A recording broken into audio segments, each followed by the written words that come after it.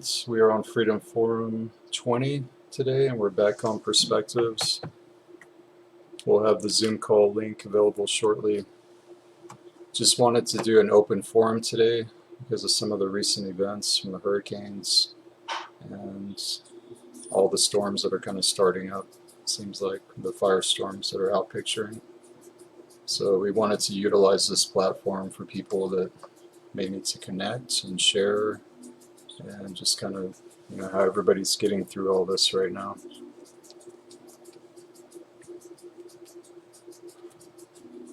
Looks like Sean is with us, Emmanuel, Ari. How are you guys doing? Sean, you reported that you're safe out there. I think you were close by some of the affected areas.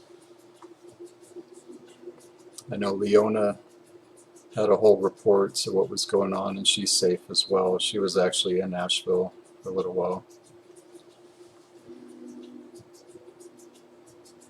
So we want to reserve this today just for people that need to share and maybe an update on things. We also have a story to share from Florida, the KSer that was right in the middle of some of the worst of it, and she was doing the Illuminaire and was protected, and there's actually a map showing all the tornadoes, and her little area, she had like this safe bubble on the map where she was doing the Illuminaire and protection, so it was pretty incredible. And we'll be sharing that later. So Lewis will be on shortly, and so I'll get the Zoom call link up for you guys. And we'll probably do some VARs, virtues, attitudes, responsibilities, recap and study today, as well as Beastie Banshee, if we have time for it. I'll be back in a little bit.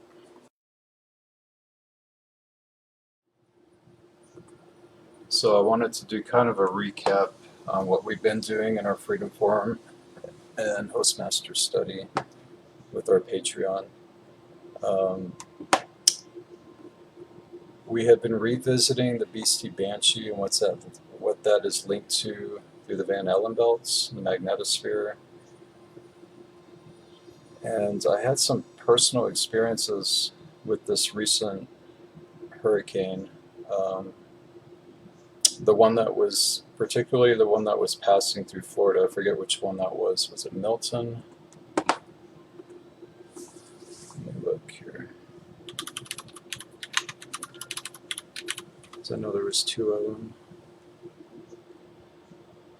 and I think there's actually another one that's kind of brewing up right now. Yeah, it looks like Milton. What was the other one? Helene. So just some experiences and also Mateo's kind of been doing a lot of research on this part of the work as well, the Beastie Banshee complex. So we've been trying to break down what that entails and just how large of a harness this thing actually is around the planet, but also in our own biofields. Hang on a second. But I had some interesting synchronicities when just doing my own support during that time of the hurricane, when it was just about to kind of pass through Florida. I forget which night that was. I have a point of rock from the location, a point of rocks, and I was kind of meditating, holding it, while also, driving, but still just doing like meditation and prayer for protection for our shield out there, and had some really synchronistic events that kind of unfolded that felt like they were linked to this subject, and possibly there was some mention of the gravitron during sliders, and I'm not sure if she's talked about it since in Katie Dale's, but that I think was linked to some of the storms or some of the hurricanes, maybe even the Gulf spill, something like that. Whenever they would activate it, there would be some horrendous activities that would take place close to the Gruel out there. And I was kind of curious if the gravitron might have been linked to the storm as well, but the Beastie Banshee complex in particular, I was receiving signs of this possibly being an outpicture of that as well. But I just wanted to go ahead and catch people up on what that is, and just so we have some awareness of it. And this is when that information was first presented here. And hang on 1 second here. Let me get the information for this workshop. Okay, so this was the Aruba 2014 workshop, and that's Shift Masters Course 1.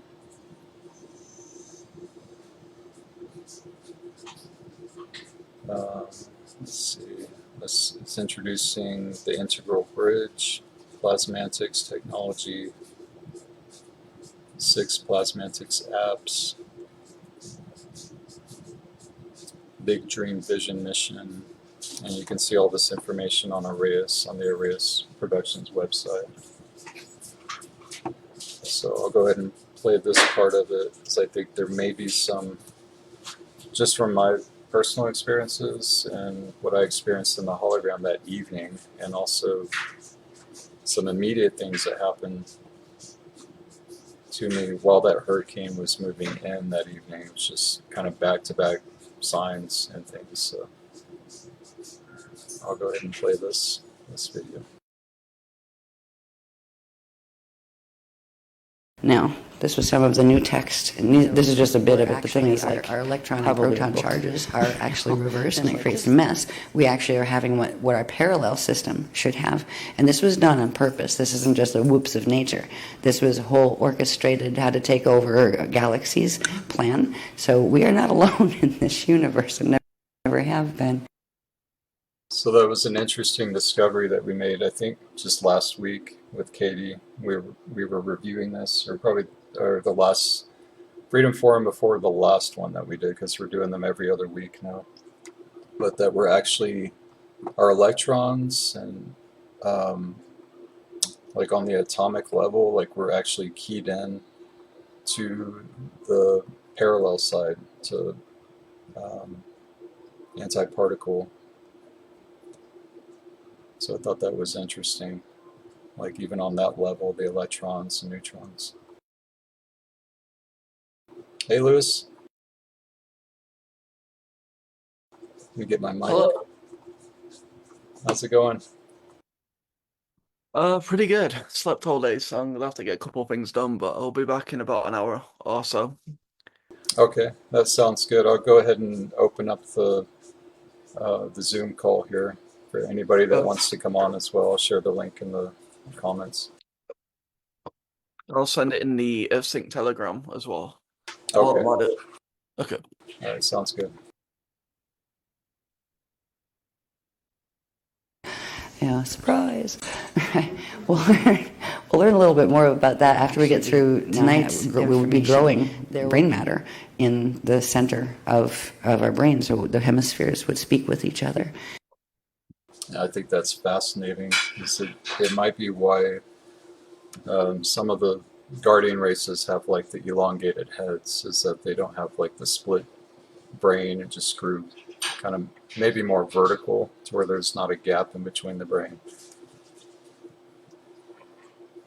Also, how this is linked to time, it's like an actual time lock barrier that the magnetosphere and the Van Allen belts are kind of holding in place, that's linked in with the BEASTIE Banshee complex. Just really fascinating study, how it affects literally our physical body and anatomy, our brains, causes the gap, the inorganic gap in between our brains, where there's supposed to be just like one brain.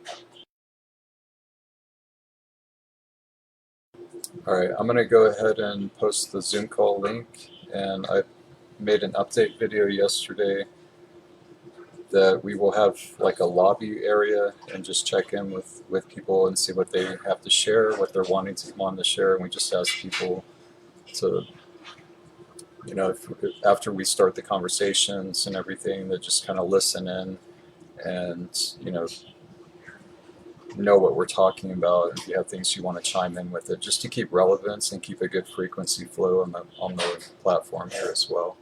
So we ask that you just listen to a few minutes of it, make sure you're kind of caught up in the conversation, what we're discussing, and what you have to share. But I'll post the link here in the comments. And we'll begin doing that in the plasma body structure first, before it would of the planetary plasmatic marketer field, Ariana Calypsis time lock scan. So this is what I was saying also, as you're working with this in your own body and this like time lock skin and the beastie flows that are coming in from this distortion on the planetary level. It's almost like there's a repulsion field, like as you start to clear it on your own in your anatomy, there's like this pushback type thing that happens because it is a planetary distortion. Although there's a lot of things that are, even with current science right now, they're measuring the Van Allen belts and these flashing off and on type things that are happening, which could possibly be recalibrations, positive ones. She said the coronosphere is supposed to be in the place of where the magnetosphere is at, in the Van Allen belt. So there could be like some things happening for that to start the process. You know, obviously it would be a lengthy process. We have 900 years for all this to outpicture, but we've had a lot of expedited like time leaps as well through this process. So I have to see how everything goes, but it's interesting that science is detecting changes and these anomalies in these locations as well. So basically, we've got the deepest level getting them on host. It's behind, right? So it would hold that fix long enough for the fail-safe to come through, so it could completely clear that fix. And I just want to share again, I posted the Zoom call link in the comments, so anybody that's wanting to jump on, or if you want to leave comments in the thread here of the live stream, just saying what you'd like to talk about before you come on, that would be good also, and then we can just move into the conversation. Anybody wanting to share, it's an open forum, but we're just doing some Beastie Banshee study right now, and we'll probably go into the bars, vices, and vulnerabilities chart as well, disrupting the circuit. And now we're at that stage, so it's been coming to warn of death, right? So they're the wailing banshees. And this is where I had my synchronicities. It's kind of weird. I do deliveries, and I had a couple drop-offs back to back that were just really unusual drop-offs that I'd never get, and they were with elderly women that were kind of bitter and just like aggressive. And like I said, this never happens to where they're kind of standing out there waiting. And this is while the hurricane was going on, while I was meditating with the point of rocks stone from that location, connecting to the Krystic elementals out there, and just trying to amplify and hold a, intend a safe space for our shield out there. And these deliveries, it was, the first one was, first of all, it was a barking dog, and this dog came out just really aggressively, and the lady was standing there kind of aggressively telling me I needed to go in her house. And she was like, no, you can't leave those here, you have to come inside. And of course, as delivery drivers, we're not allowed to go into people's houses.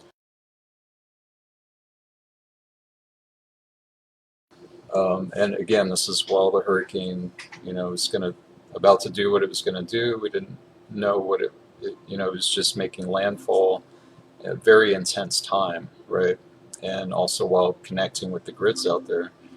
And this is giving me the notion that this may have been some kind of outpicturing of it. Well, the second one got even weirder. There was a description to knock loudly on the door. I had left all the groceries at the front door. The ladies inside, again, like an elderly lady that started yelling for me to come inside. She was like, oh no, you come in. And I kind of, at that point, I was a little bit like shocked, like what's going on amidst all this with the hurricane and meditating. And it was just really, really unusual. And I got in my car and she's standing at the door still kind of yelling. So just my own personal hologram talking. These are my own filters and everything. But I've been studying the Beastie Banshee, all this information. We've been ongoing studying this in Freedom Forum. I just thought it may have been some kind of outpicturing of it, of this complex or something, just kind of, because these storms, these hurricanes definitely have a different element to them, a different feel to them. What a lot of people are saying in these regions. I know Asheville, I did a little bit of research on it. They actually did have a huge flood, not quite to that capacity, but it was about 100 years ago. But it's not known to have regular flooding like that, and they were completely off guard. It's like 300 miles inland, and a lot of people obviously were not prepared for this level of downfall and flooding that happens. And then we have, it is hurricane season, and there's going to be more coming as well.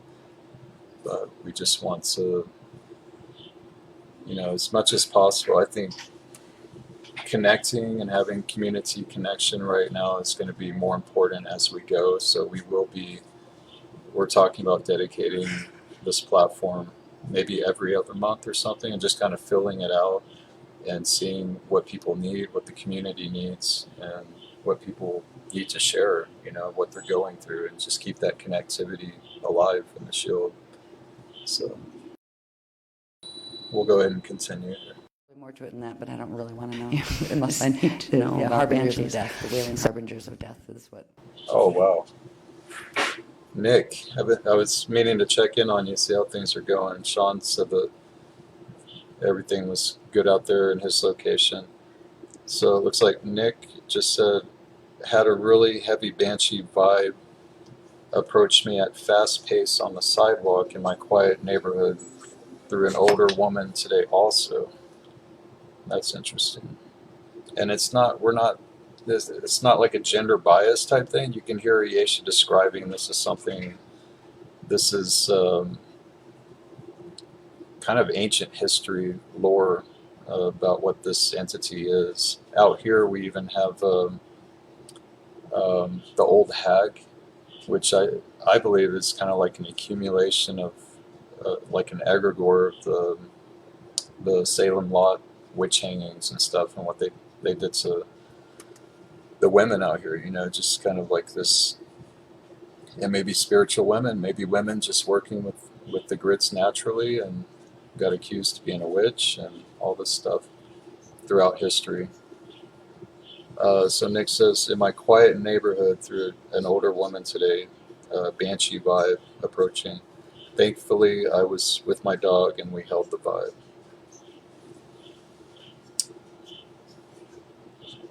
Yeah, so I would imagine it's, to me, it just feels like it's flaring up or something. And again, I don't know what's going on with the gravitron out there that's by the Gruel out in the ocean, but that used to kick up storms as well. Maybe they're trying to activate that again. I'm not sure. But just trying to piece all this together with my own experiences as well. So, as a result of the planetary Tanaki algorithm and its corresponding inorganic severe distortions of the planetary plasmatic marketer fields, the biological structure and consciousness orientation. And just for context, I'll rewind it where she's given the description of the banshee again.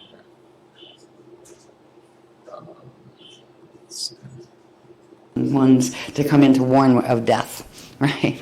So they're the wailing.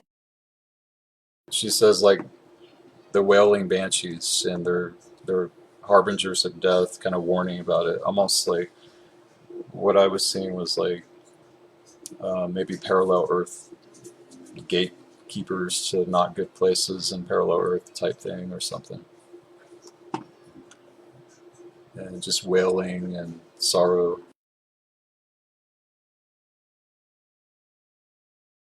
In brevity, they're always held within the core plasma body center of the physical body, which is called the Astriana sac.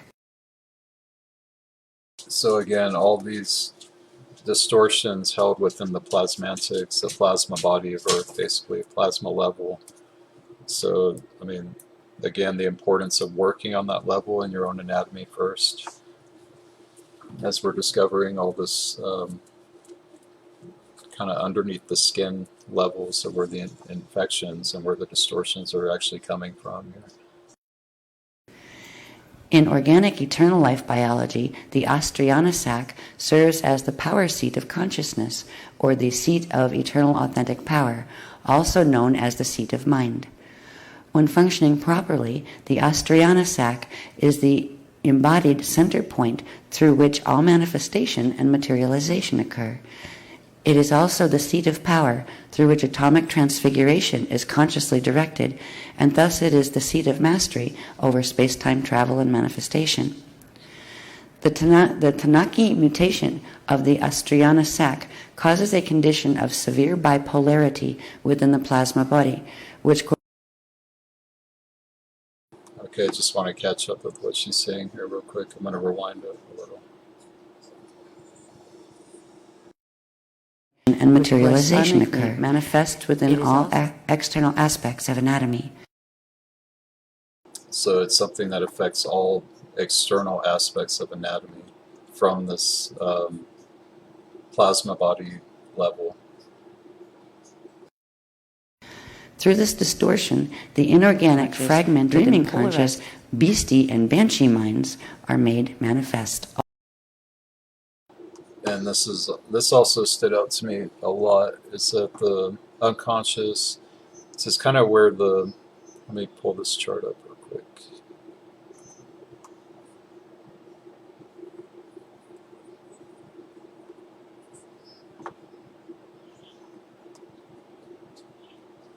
Okay, this is where I'm seeing a correlation to this chart. Disrupting the circuit, basically disrupting the VV game, the victim-victimizer game, is what this chart can be utilized for, and this is something we have up on every stream that we do. We bring this up just to revisit it and keep it fresh in our minds and in our daily activities. Okay, so if you see up here, you see the ADs, the RCs, and the VNTs, and there's another row of quality, disciplines, contemplations, victories, but then underneath those, you'll see unconscious, subconscious, conscious, dream conscious, and then eternal authentic, which I think will, not sure when she said we'll be receiving those, but that's another column there that's going to be filled in the future.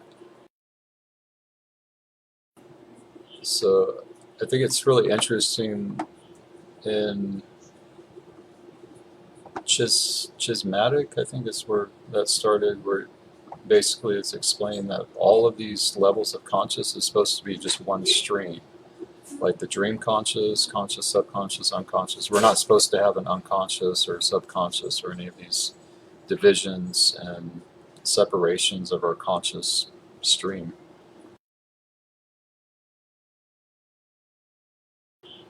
So to break it down here, gives you kind of an idea of what we're up against, you know, to kind of be separated, to have our conscious separated in these different facets here.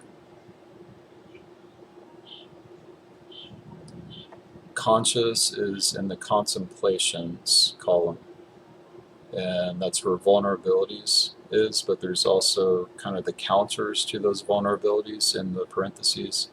So ineffectuality is going to have self-actualization that will counter that.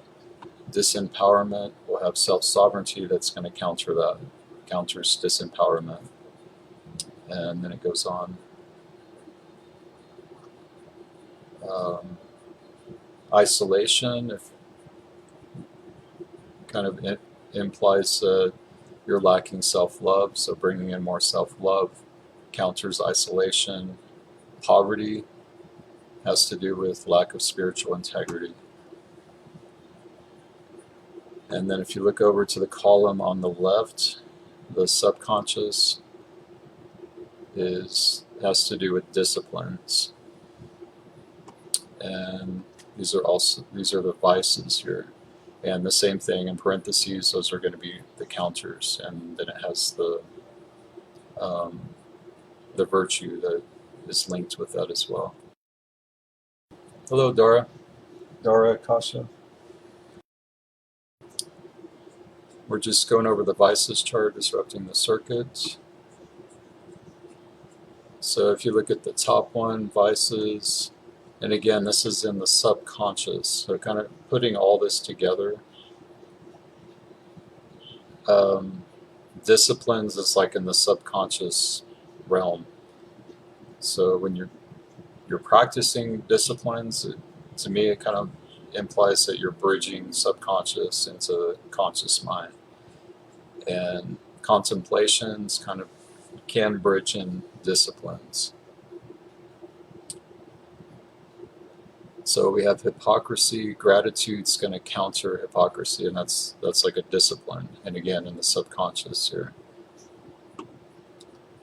If we move over to the last column, over to the right, and dream conscious, those are the noble traits. And that's in the dream conscious realm. So we have potency, self-empowerment, humility, perpetuity, communion, abundance, expression, competency, harmony, endearment, zeal, independence, wisdom, courage, and vitality. Those are all in the dream conscious column.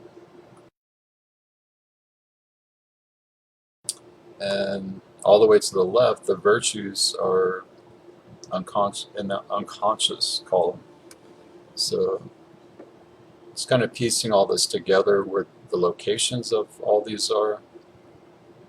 It's really interesting to look at that, like which realm that they have to do with here, if I'm interpreting this correctly. And I'm open to having feedback and other people's experiences, how they're seeing the chart, just kind of describing what is showing in the columns here.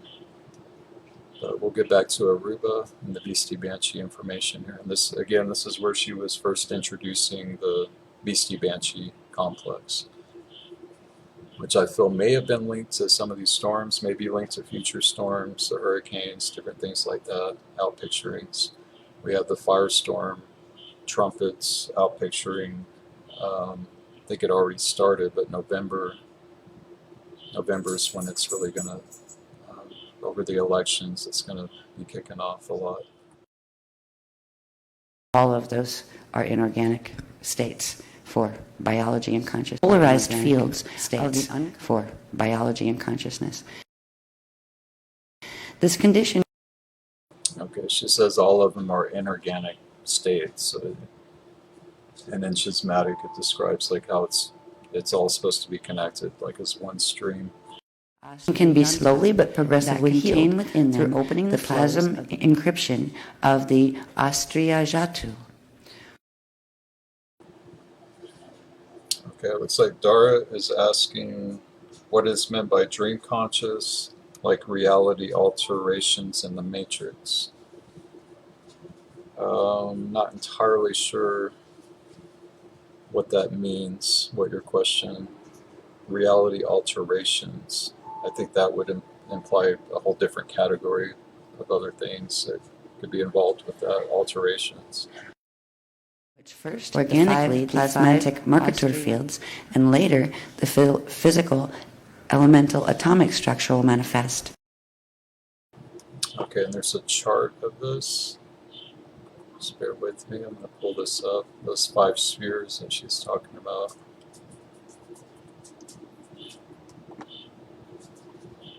Try to shrink it down a little bit. Okay, it's basically the cathedral code that's around this.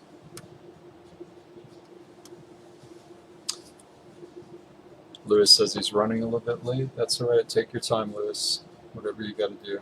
It's kind of an open forum. I'm just doing some study on Beastie Banshee a little bit. So again, this is time waves. This has to do with time waves. It has to do with your brain waves. All these things connected to your own physical anatomy.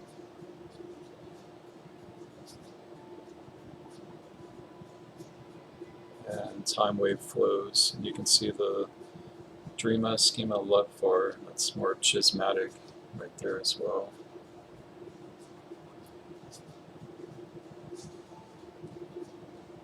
And that's showing the harness. Okay, but I believe this is the 5 spheres that she's talking about. I'm going to rewind it again. Our biological anatomy, identity, function from the internal creation.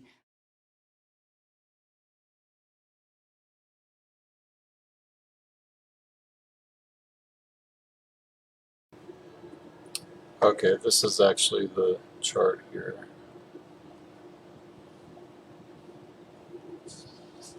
Tile Torta complex. So it's showing the seat of mind, power center, the Drima seal, Ariana seal, Aswija seal, Ludvar seal. And that's what this whole complex is, this entire sphere here. Schema seal, the different locations of the chakras, looks like.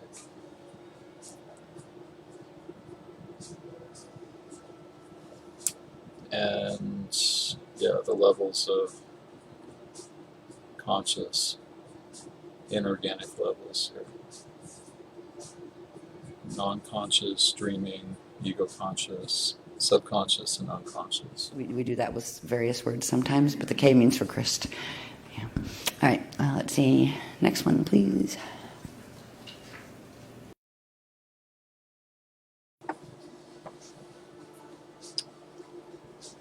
Welcome, Mildred. Aaron is with us. Who else? Daphne. This might have been some people that just dropped in. I don't know if you're still with us. Elizama.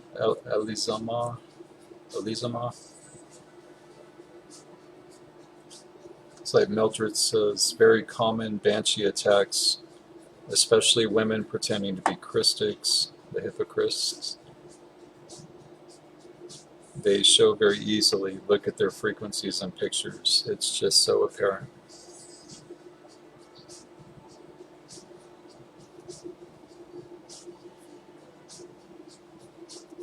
Yep, there's a lot of things being transmitted right now. A lot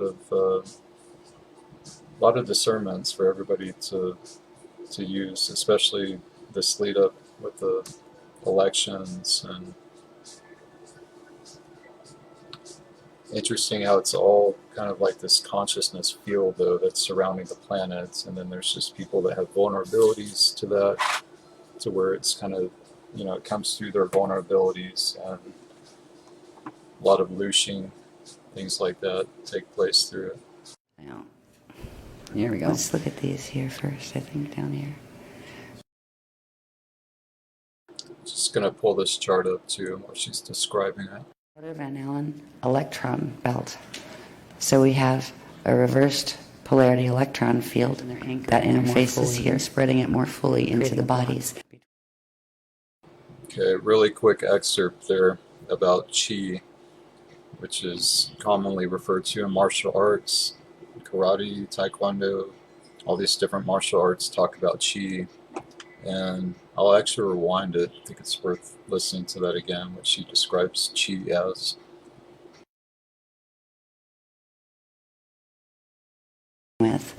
And that's not really advisable, as they were designed to do. All right.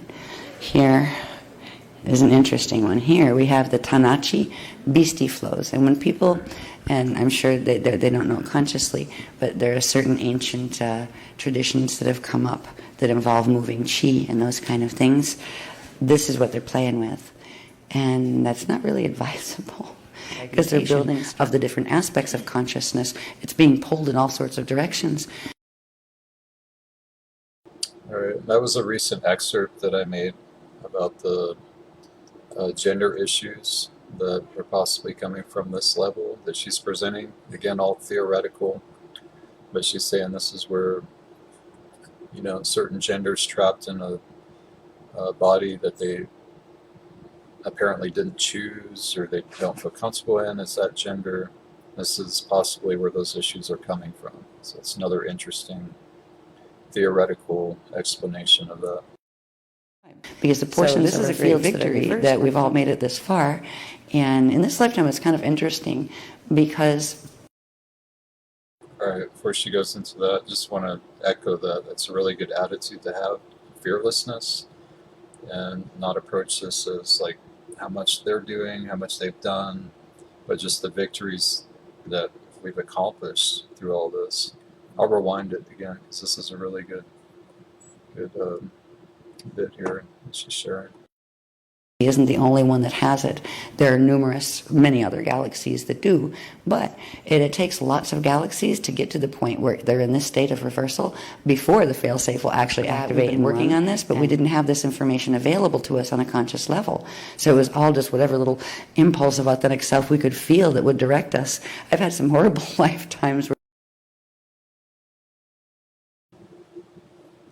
And just another note here.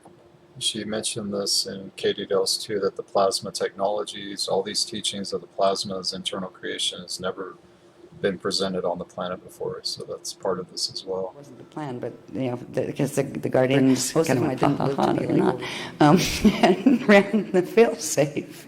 So it's very telling about the strategy here of Krystics, like allowing themselves to get captured so that the failsafe could activate. It's just really interesting there. The people who have reasons can get up to the point where they can fully anchor the frequencies that we're anchoring. Okay, and while she has this chart up here, I'm going to pull it up from the manual. 1 second.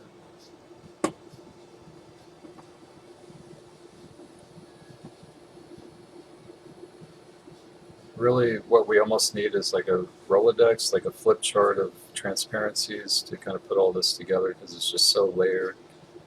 But you'll see, so even to the right where it says Dreama, dreaming mind, muscle memory matrix, skin and tissue. So that's like a conscious field that's linked in with your actual physical body, that level of your physical body. Schema, conscious mind, bone memory matrix, outer fascia. So what we did a while back with, let me go back to this chart.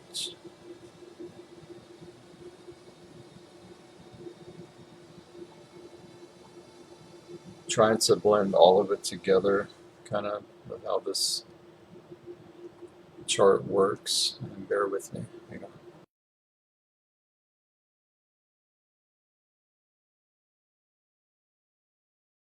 So what I did was put the plasma codes, the actual codes that correspond to the levels of our anatomy, which I have these up in my room. I've had them up for probably since like 2016 or something. I had them printed out.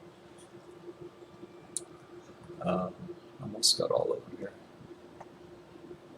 So these all have to do with the subconscious column of the disciplines, and these are the actual codes, the Ledfar codes that are associated with that level. So I was thinking this would be a good meditation as well, like when we're meditating on the disciplines, the counters to those vices, like once you've identified what the vice is, to bring in these plasma codes as well, along with the counters, like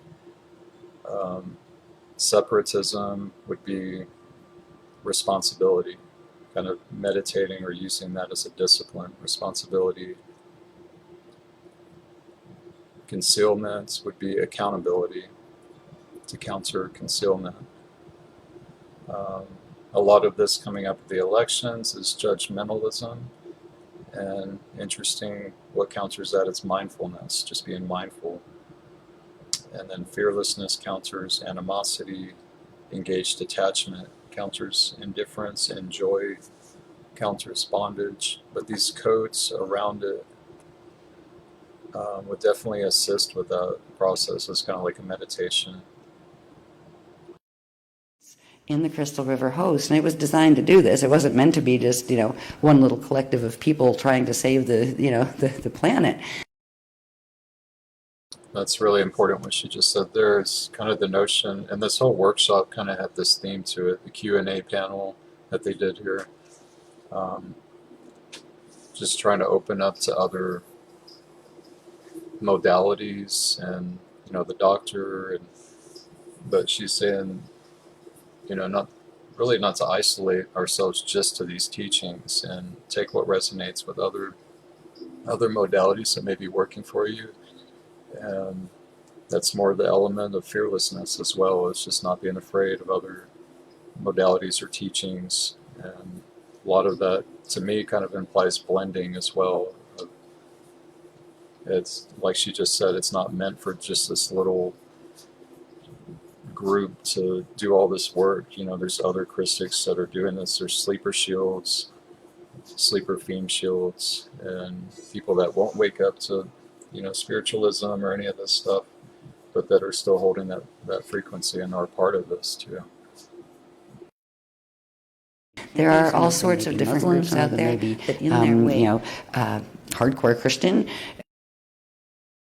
It's really big statements here. So yeah, to kind of move out of the separatism or isolation effect that this group can tend to have, and kind of create like this cultish environments around KS.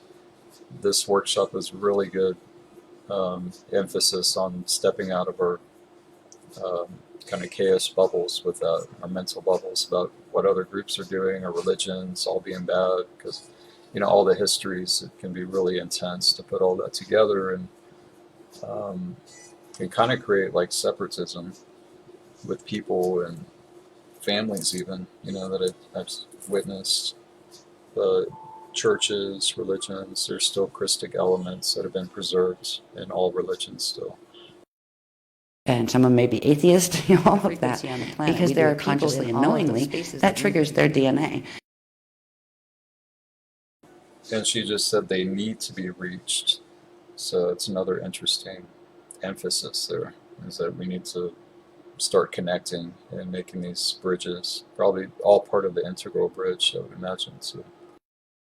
And it triggers their ability to broadcast to their people in the way that their people need to be reached. So we're going to see it's progressively a harmonization with our frequencies and our philosophies with the world out there. And that doesn't mean forcing our philosophies on the world out there.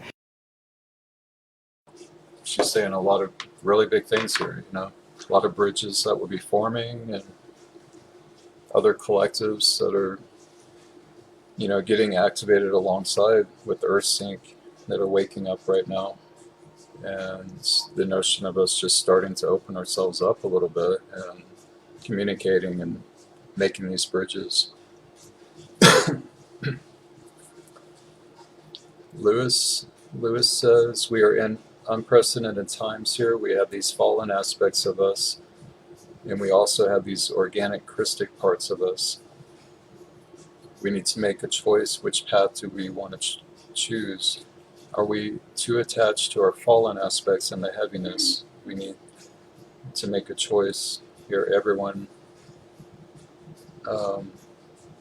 is Krystic. Everyone has these aspects of ourselves, even if it's the most fallen of beings, with 1% Krystic left.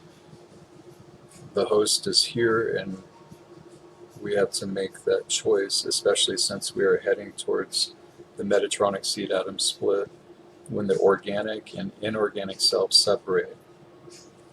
It's time to ask that question, what path do you want to be on here? And it's very true. So we have till May 2025, just a few months, coming into spring of May 2025, and that's the Metatronic seed atom snap off. And then of course the outpicturing after that, I would imagine, the 8-year octant outpicturing to see what actually, kind of happens. Looks like Marinella is with us. Marinella Cobley, welcome. Whatever we can give them in the language they can most use. In the language that they can most use. Yeah, that's a really good point. How are we explaining these teachings to people that have in absorbing and integrating histories and kind of the initial shock of the histories, do we still have fear? Are we still are we transmitting fear in how we're portraying things? It's really something to look at. I personally try to take the approach of just having as much of a neutral expression when sharing it, because even most of these factions came in with the intention, with Krystic intention, to try to help, and they just got convoluted along the way. That's most of them. And if you dig deep enough, you're probably going to find that. Even with the Anunnaki, the Anu fell out of the Elohim. Elohim fell out of the Elohai, which is a founder race. So it all kind of began with these founder races just wanting to help and kind of jumping in to assist however they could. There's a lot of Syrians. The Syrian Council really, really wanted to help, and they're pretty close to home here. And there's a lot of Syrian hybridization that they've assisted with as well. Syrian Zeta, Syrian Anunnaki, Syrian Draco. So all of them kind of come from that place when you dig far enough back and really look at it. So it's kind of, which part of history are you focusing on? What part of the trauma are you still kind of phase locked in is really important when you're looking at like sharing this with other people. What is your emphasis on? So they can get the frequency. So that's where, as you pass the past from which you came from. Okay, this is a really interesting chart here too. I'm going to pull this up. Alright, so basically showing the Mobius moving forward to the past. And this is just showing this is the brain right here. So that's the two hemispheres.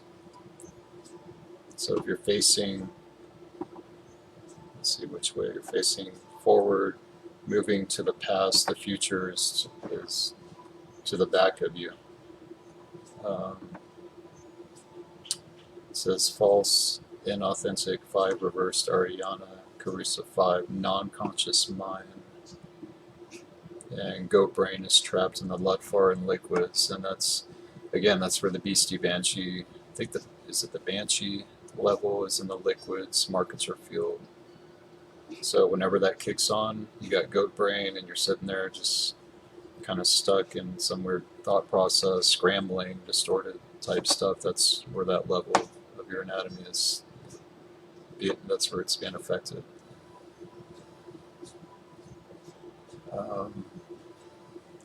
Reverse trapped plasm, inorganic Tana Chi, chaotic beastie mind, C-split from your plasma body.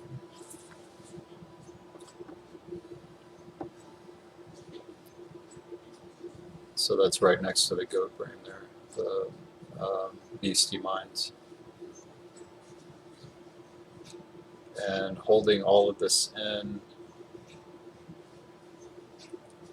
is the harness, the magnetic field harness, which is the magnetosphere. And that's what's encasing the planet, basically. So this is like what we carry from the planetary distortion. But she's about to go into this in a lot more detail. Physical, spiritual, light body, etc. So this would be the level of distortion that's kind of blocking manifestation, like authentic manifestation and demanifestation, she says as well. So we have techniques given throughout the work about manifestation, but this is going to take it next level into the plasma level where it's, the deeper encrypted level of distortions where it's coming through into the external level. So all the techniques, different things, I would imagine would still be beneficial from that level as long as you're working with healing this, under the skin surface where the infection is. It's the analogy I keep seeing. once this is functioning properly and supposed to be open flow connected, where you don't have a polarization between heart and parts. That's a pretty big distortion there. So she's saying on the P lotus area chakra and the root chakra and the heart, there's a major blockage there. So I think that's, yeah, pretty apparent these days what's happened with that. And that's where you get into sacred sexuality, something that is almost distasteful. So there's a whole series on this, Sacred Sexuality. It's a 3-part series, really lengthy. There was not a manual to it, but it's just really deep, extensive teachings about the tachyons, which is before the particae, I believe, another level. And it also, I think that's where it goes deeper into chakras as well, but just all of anatomy. And yeah, it's a really in-depth series, 3-part series. We have a group, Sacred Sexuality group, that has the entire series up. So if anybody's interested in that, it's on Facebook as well. And that's a shame, because it really is still, even with the mutations, it can be a beautiful closer way of sharing. All right, before she goes into this, I'm going to take a quick 5-minute break here. And I think Lewis will be coming on shortly as well. We have some things to share, recent Dreamtime experiences. And again, this is an open forum for people that want to join in and share just how life is going through the storms, hurricanes, everything. Lead up to the elections, a lot of polarity increase stuff happening right now. So we will keep that open. And the Zoom link is in the comments here. But I'll be back in a few minutes. All right, I'm back, and we're just doing the Beastie Banshee study on Aruba. So I'll go ahead and get this back on.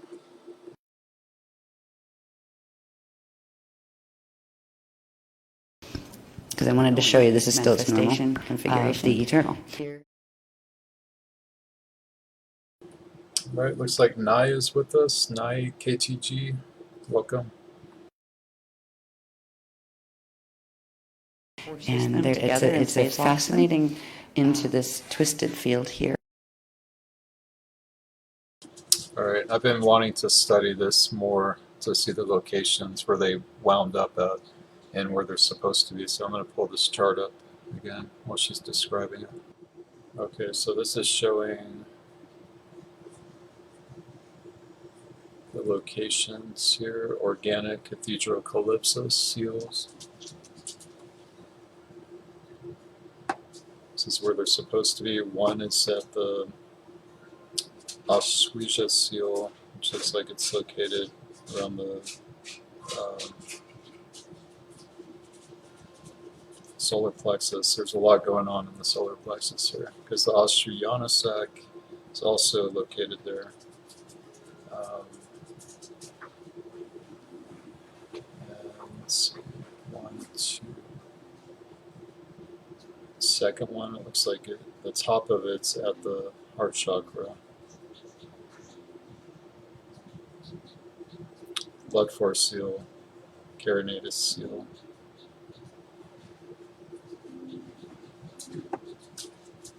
Third one is down here at the root chakra, schema seal, carusa 3, carinatus seal, ego minds. But these are the 5, what did she say, consensual? Forget the word, but the 5, kind of like a 5-in-1 sphere. Where they're supposed to be located. Yeah, the 4th one is the Carusa 4 Dream Mind, Dream Seal, and that one is at the front of the body facing forward. And the 5th one is Ariana Seal, Carusa, Eternal Authentic Mind, and that's at the back. Okay, we'll continue. The same thing is occurring at the center, the small reversal sac with the center. Okay, and the chart that we just saw was the organic structure of it, and the chart that she has up now is the locations that they've been moved to, and the distortions of them. So 1 and 2, I think that's 1 on the right. Let me see. Yeah, 1 is unconscious mind. Those got moved down to the root chakra. Perinatus seal, not the carinatus, perinatus seal. It's a new one for me. That is the second one that got altered down to the root chakra as well. And we have 3 that got flipped up. Let me see if I can pull this up so we can look at the organic locations and do like a side-by-side. Okay. Yeah, because I've been wanting to study this for a while. We just kind of started this in Freedom Forum.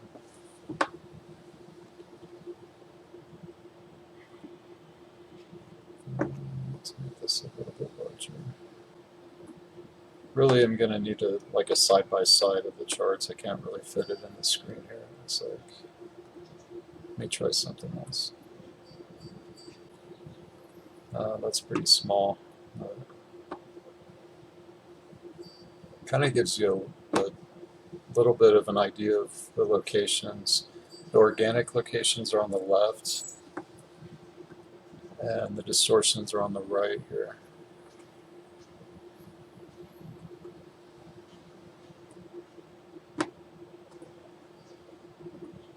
Where they phase locked 4 and 3. Oh, Lewis, it looks like the Zoom call just expired. It said 40 minutes. So you have to open up another one, and we'll replace the link in the chat in case anybody tries to join using that one. We need another Zoom call link. But it's only the first layer of it. That begins to flip. Then we end up with a beastie field in here. Okay, this is where she's actually going into the fields. This is really dense material. It's just overlaid many layers. So the rings themselves, like around the anatomy too, are also flipped. So it's kind of like needing the transparencies, the Rolodex transparencies, to kind of see where everything's at.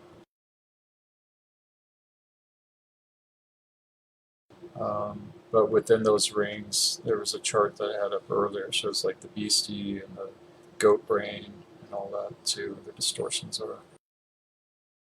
Electrostatic field that blocks the flow between the levels of consciousness. So literally kind of fighting with yourself. It's a piece of us. There was an excerpt. Actually, I want to go to this right now. Is there something kind of bridging together something here? I just posted this on my wall. It's called Miasm Becomes Possession. And so let me pull this up. Because I think all this is kind of linked together. Because she just said it's a piece of us, the beastie banshee. Hello, Nye. If anybody has anything to add or experiences with this, you're welcome to chime in as well. But I just caught this where she's saying the beastie banshee is us. It's just, which makes sense. It's fragmented consciousness. It kind of got trapped from the Van Allen belts, magnetosphere, all this, like the harness stuff. It's kind of fractured consciousness. I'm going to pull this excerpt up. Okay, and I just posted this yesterday because it came up in conversation 2 times yesterday. One of them is a consultation with somebody that's having possession-like symptoms, and another one was about egregores consciousness and how sometimes what can appear as possession can really just be miasm that's kind of accumulated into almost like an egregore taken on persona, and we want to keep it like separated when it's something kind of in our template that's needing to be integrated. You know, whether it's like a past life or ancestral karma type stuff. Just, I mean, it's endless, the variables, how it accumulates, where it's from. But this is the excerpt, I believe, from Sliders 10. Let me check. Yes, it is Sliders 10. Presents the perspective of absolute accountability when using the word attack or referring to anything coming from outside your own template, which is pretty much the path of impeccability that has been presented to us. Let me see. Oh, this is actually talking about the harness as well, so I was correct. There's a bridge here. I'll just read it. The reverse spin of the EHYI radiation fragment generates an inorganic electromagnetic barrier around the Aya spark. Aya, I believe, is from Sliders 8, Cosmea level, within the silver sea crystal of the day cell. This inorganic EM, which I'm pretty sure EM stands for electromagnetic, maybe linked to the magnetosphere. Inorganic electromagnetic harness is called the cloak of Aya. The cloak of Aya prevents the organic processes inherent to opening of the six-point path of Aya, dream stream flows within the silver sea crystal. Again, this is all Sliders 10 information, so we would need a lot more context to really put all this together. Day cell and blastocyst. The spin of the eye begins to draw into the day cell and growing blastocyst cell cluster quanta of encryption distorted recycled energy consciousness fragments from the local T density elemental base force accreting around the eye and inorganic field of encryption distorted elemental identity fragments. So it's getting into elemental identity. That's linked into what I was saying earlier about how how it can appear to take on something that looks like possession, but it's your own elemental identity fragments, which solidify via unnatural spasmodic contraction of the day cell into the bottom carbon crystal. Very dense information here. Encasing the EI within the center of the day cell. All cells that emerge within the growing cell cluster following, and this is fetal integration charts that she had up with this, I believe, following the 6th day points of capture of the EI will progressively carry the encryption distortions held within the recycled energies of the Vabatsan carbon crystal, and will progressively carry the 666 mutation as it progressively unfolds within the biology through the catalyst of the EI. All right, it's a really short excerpt, so I'm going to go ahead and play it. Following the 6th day point of capture of the eye will progressively carry the encryption distortions held within the recycled energies of the Vabattam carbon crystal, and will progressively carry the 666 mutation as it progressively unfolds within the biology through the catalyst of the eye. And this is where we're getting our current life karma. That is where that karma mess from this particular life is coming from. And it also draws in, it reaches forward and backward in time and draws the other karmic things to you that normally you... Forward and backwards through time. So there was already information given on this that Aruba's pointing out with more extensive charts about the forward and backward through time, Mobius. I think she's talked about this for before Sliders even. I think there was mention of this as well.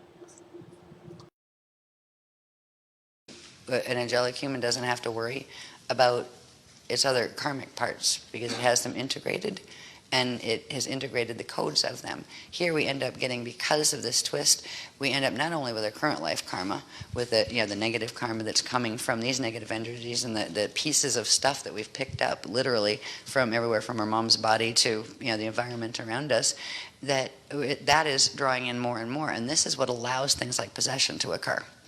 That is the only thing. Like angelic humans, full angelic humans, do not get possessed because they have no vulnerability to it. Our race became able because of this elemental force that doesn't belong there in the first place, our own chi turning into gi. That leaves openings for other things of similar vibration to attach to, or similar encryption. And those things attach, say from the elemental field, then you have more and more ones from the larger and larger elemental field. And you end up with entities and things like that are from the negative encryption worlds, the ones who have chosen to take the paths of fall, being able to access your field.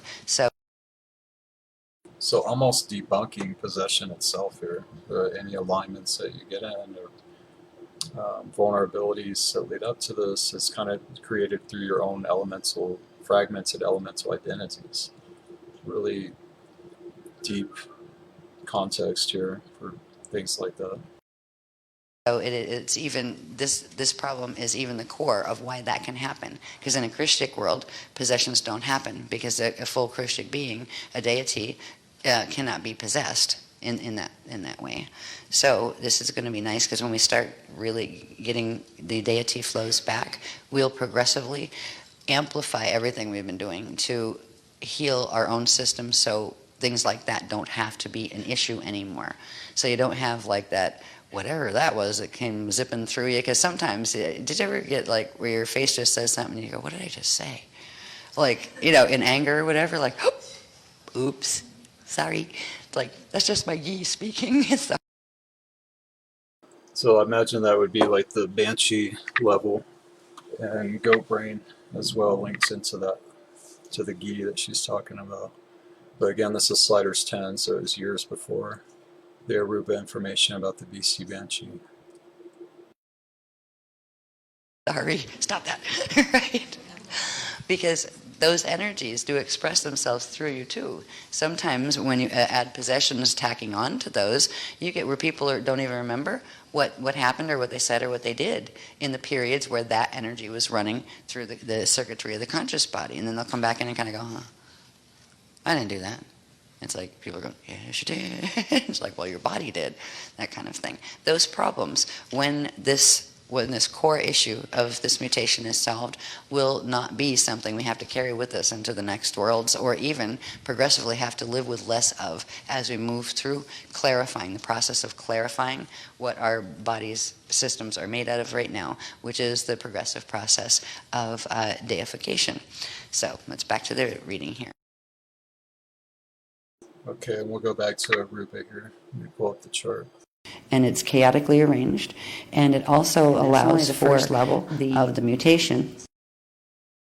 All right, and again, the chart on the left is the organic structure, and the one that she has up right now that she's explaining is the distortions that happen. And we'll look at where that goes on level 1 ourselves in the next diagram or two.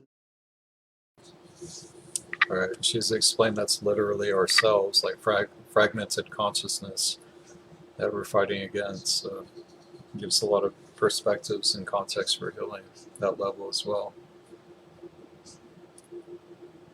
Just for people that are following Hostmasters, there was an update that Elaisa is safe, and Elaisa and company all made it through the hurricane safely. Elaisa is focusing on sequencing information to present it this week. Let me see when I think this was just given today. Checking in with her tomorrow afternoon for an update. Next update will be tomorrow, Wednesday, October 16th, 8 p.m. So just for people that are following along with everything, and also that she's safe and everything, she made it through safely. It's one of the me, myself, and I parts. It's the part the freeloader. Right. She mentioned the subconscious field is where the fragmented consciousness is coming from that location. And then the unconscious is the freeloader. So we've got like a double whammy here. That it's actually a freeloading field, that people, part of it, were born as full-on fatality, part of your own twisted plasma body. That's a big statement there as well. Even if you're fatally born, you can heal. That's the level of host that's here. Kind of echoing what Lewis said earlier about even the most fallen beings, 1% Krystic left, there's still, where there's life. Now the ability for them to make conscious choices to do that, to leave themselves up to it, maybe don't know what that would look like, what series of events would have to unfold for them to actually be able to reach the host. But maybe it's something kind of residual. It's happening with Earth Saints where it's healing the template, introducing those frequencies back to them and kind of enabling them to help make better decisions to heal themselves as well. I don't know all the dynamics to that, but it's interesting. A lot of potential that's available nonetheless. Because anybody can heal through this, be able to trust, and that's why we hope that they instincts more. Saying we carry each other, we are. Hey Lewis, just letting you know the Zoom call timed out. It said like 40 minutes, so you need to make another Zoom call. And there's a certain point where you get this feeling of your eternal authentic self. We talked about this on the large macrocosmic. Okay, so she's about to go into the charts of what this chart on the left is in our anatomy. It's called the integral bridge. Let me read that. The organic seat of mind, mastery, and manifestation. The organic ostrionosac, 5 ostrianta cells, and the tila cathorta complex, the 5 organic cathedral calypsis seals of eternal authentic identity. So basically she's about to lay out the encryption of this chart of where the organic locations of those seals and the spheres around our plasma anatomy are located, where they're supposed to be. And she just went over the distortions of what's happened to them. Scope of where these frequencies are coming in from. And now you can look at this as needs to be transmitted from the other side. Here could be. Okay, just real quick. Looks like Ariana is with us. Welcome, Ariana. And I'm going to post the new Zoom call link here for people that want to join. And looks like we'll have Tommy on with us later. And I think Mildred's going to join us as well. And then Lewis will be on in I think maybe a half an hour or so. So I'll post the link to the Zoom call now in the comments. In order to push open, to allow these to open up the vertical center point, and that will begin the opening. I don't know. It was unbelievable. This, like my friend who's a monk, like one of his students offered him like this giant bottle of rum, and then he was supposed to like offer it to the protectors, kind of like the wrathful protector. But then he's like, "Oh, Middle Rape birthday? Okay, we're having this rum." That was crazy. Tommy. A crazy situation. Oh, hey, Chris. Hey, sorry, I had you on the audio here on the stream. I hope that's okay. Oh yeah, totally fine. Okay, how's it going? Oh, good, yeah. How about you?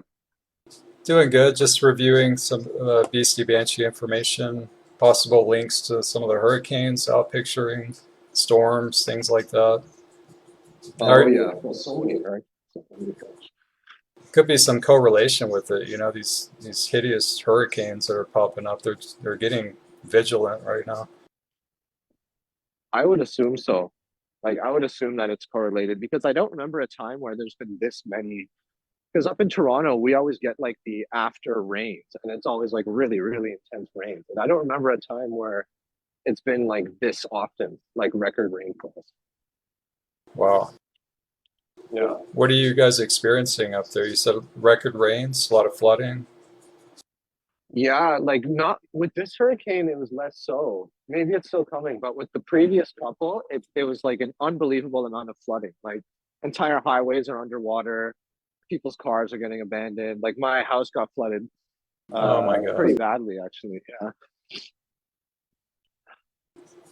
Wow. So nothing on record with it. It's just like unprecedented.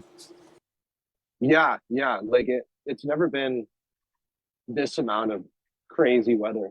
So I'm sure it has to be related. So Yeah, it's the same with Asheville. I was doing a little research on it. They had a big flood like 100 years ago, but it wasn't proportional to the one that they just had, and no warning or anything. It was right. pretty incredible. You following that story? How bad it is out there? Tennessee, um, North Carolina. Yeah, yeah. I heard it's really bad. It's just these earth changes are unbelievable. Like Yeah, you can feel it. The elementals are just like raging right now, almost. A yeah, lot of outpicturing. totally. But then there's also like auroras like every other night Yeah, now. yeah, kind of blended in the mix here. We have light shows. And I guess those are activations also, as you mentioned in the last KDDL3, the green ones were some kind of activation. I need to revisit it and see. Did you follow that? Yeah, yeah, yeah. They were like that big one in May where everyone was kind of worried about it being like a harp light show or whatever. They Yeah. basically said like no, that was because of the activations. And I think that was a really comforting moment, honestly, because like around those like light shows, the community was getting so paranoid, I think. Yeah. So when she said that, it was like, oh, and I was thinking about this too. Like, if, okay, let's say some major activation did come and people started, seeing all sorts of wild things, would we really be like, especially at this point, knowing what we know about various agendas? Like, I would probably be skeptical until she literally said, no, this is like something with the Krystic agenda. Well, I mean, you can pretty much guarantee any organic activations coming through, they're going to try to tap into. So maybe it was both. Maybe they were trying to harness something or ride alongside with it.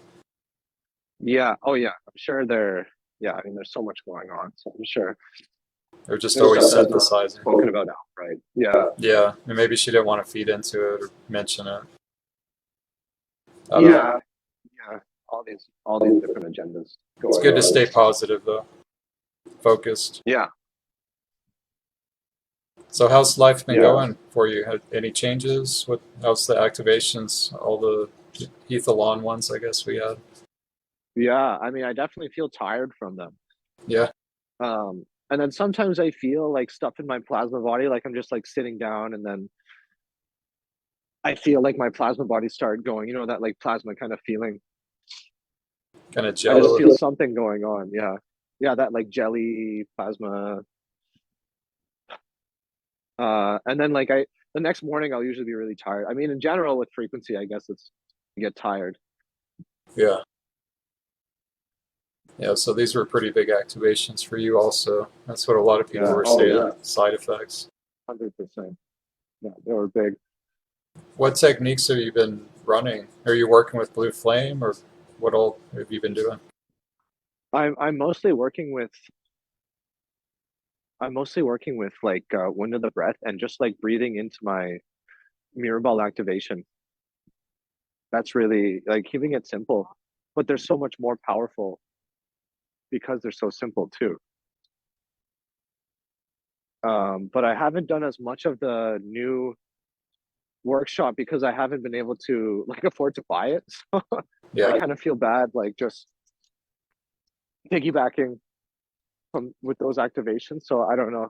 I noticed too when like I would watch a KDDL stream from like someone's stream, it was a lot less powerful than when I used it off of my like purchased copy. I don't know if that's just psychological or Yeah, true. Yeah, I've been hearing that from people also. Like, if you can afford to, obviously do it. Like Yeah, people who, this one is pricey. And yeah, I kind of was wondering if, I didn't know for sure, but I was wondering if it was going to be the same as KDDL3, where it would just be prolonged. Like these waves are so long, the waves of information. yeah, So I know it often gets rescheduled and things like that. So I figured that I would buy it like eventually in like a couple months and then just catch up with whatever yeah, I missed. I mean, I still make the intention to keep up with those activations, obviously from the mirror ball at the end of KDDL 3. I yeah, think was like a good way to kind of like tap in. yeah. So I just like make the intention to keep up with the activations, even if it's on a subharmonic level. Right. Well, people that are keyed in are going to pick it up either way. She was just talking about this in Aruba. Like, there's the K8 factor is spread out all over the planet, and it's not about this little tiny KS group of people doing this stuff. Like, we've got to start networking and speaking their language and connecting with those people that are doing this work as well. And it doesn't have to all be Right. KS lingo. You know, we just start to learn to talk their language and just all kind of blend together. Right. Yeah. Well, that's what. Yeah, I really like that about the Aruba workshop. Yeah, It really me seemed too. like there was a lot of momentum, like at that time. Uh-huh. And I'm kind of doing that now. I'm kind of taking that to heart, and like, With Buddhism, I see that. Like, you're bridging yeah, communities there. bridging them. And then at my center, like I'll lead the meditation sometimes. So I just bring this like, it's obviously not KS scientific language that I'm using, but like maybe the concepts, or this talks about emptiness, but let's really see what they're talking about. You know what I mean? Yeah, that's a big one. Yeah. Just zoning out. Yeah. Um, yeah, it's been really good, and I feel some people that I meet are like kind of these like auspicious like K+8 connections. Um, I definitely feel that they're around me, and they're just not like literally doing the KS work. Right. Yeah. Or themes or whatever. Yeah. It's getting to where you can kind of, I mean, it's oscillation rates with people. You can kind of feel where it drops and rises and where people are at with things these days. Yeah. Yeah, totally. Like, do you see that? Like that people that are in your life, but they're not necessarily like doing hardcore KS, but they're themes, or they have some kind of resonance with the templates. Yeah, I do. I mean, just people, random people you may meet, you may just pick up something that's at a like a reciprocal back and forth exchange with frequency, and you're just like pinging off each other, and it's good to see it. You know, people that are earth sinking and maybe Christian or construction worker or whatever. You know, just it's kind of a strategy for it to be spread out everywhere, and it's beautiful how it's all kind of unfolding right now. It doesn't have to be totally. hardcore spiritual people or anything like that. Yeah. I went to my friend's like very Catholic wedding, and at the church where they actually like had their wedding ceremony, I felt like a very Krystic vibe. Like obviously, I'm seeing the distortion. It's like second nature to see the distortions now. I'm like, oh yeah, this group's doing that. That's just from all the KS training. But I'm starting to pick up on like the Krystic remnants of those frequencies. And it was very interesting being in this Catholic church. Like my family's not Catholic or anything. I never really went to Catholic churches, but I definitely felt like a strong like aspiration from these people. Like his family was very, very Catholic. Like they were getting on like on their knees, like the pew has like that knee rest thing, and I was just, they're very, very like devotional towards Yeshua, I suppose, Jesus. And I feel through that they get some kind of like Christic energy. I just felt in the room like a very God-like, God source-like energy, Right. which was really nice. Yeah. Yeah. Something preserved that's still there. Yeah. Yeah. That's kind of where I'm at right now, especially like not being able to afford the new workshop just quite yet. I'm kind of just really like I feel that my template has been accreted enough to comfortably, and like also my like philosophical view, I guess, like the view that you get from the Chris material is also super important, I think. The like the maturity and okay, you're not going to get all like wrapped up in some paradigm because like at this point you can't go back. You can't like unlearn the stuff you learned. So I feel True. confident into like going into other paradigms and using that kind of like plasma code language that Yesha was talking about in Aruba. Yeah, so you've studied Aruba? You're pretty familiar with it? I've got it streaming right now. Oh yeah, yeah. I really like Aruba. Have you worked Because with I these? wanted to, You worked yeah, with the the field seals? clearing. All the, like the Yeah, locations, how they're misplaced and everything, and it shows the 5 concentric seals around the body. Yeah. That's right. Yeah. I'm just now starting that study. Mateo was kind of breaking it down for us on one of the Freedom Forums, how they got distorted, the locations, the past, future thing. So I've got the chart up while she's talking, and with the organic structure of it, with where they're supposed to be located, and she's kind of presenting how they got mutated and twisted all around the place. It's pretty hideous what's been done. Also, the conscious levels, the dream fields. We're not supposed to have a subconscious, unconscious, dream. All this like fractured consciousness that turns into beasties, and it's your own quantum that turns against you. It's hideous. It looks like possession, but it's like you're just fighting with yourself in extreme cases. Yeah, totally. And then that, Goat brain. how do you really know if you're going through that? Then how do you know Yeah. if you're possessed or if you're like just kind of like freaking out because of all these misplaced seals? Yep. Yeah. But I really like that's such a tangible like clearing, energy clearing feeling from that workshop. Like the techniques in there for that, like the one where you unplug. You have to like visualize like a glass kind of like plane within you, and then you unplug from the front and from the back. Oh wow. Oh yeah, all the plugs, the inlet outlets. Yeah. Yeah, like the outlet stuff. Was that August or was that Aruba? We might have done that. I think that was Aruba. Yeah, they kind of blend together the information. But I always like getting to where it was first presented, and we just started off the podcast with when she first mentions the Beastie and Banshee and describes the history of the lore of what banshees are. They're like female in gender, and they're kind of harbingers of death, like wailing, and like this old lady kind of wailing and stuff. And I was sharing a story when we first started the podcast, and actually, who was it that chimed in? I think Nick. Oh, hang on a second. Is that you? Somebody's calling.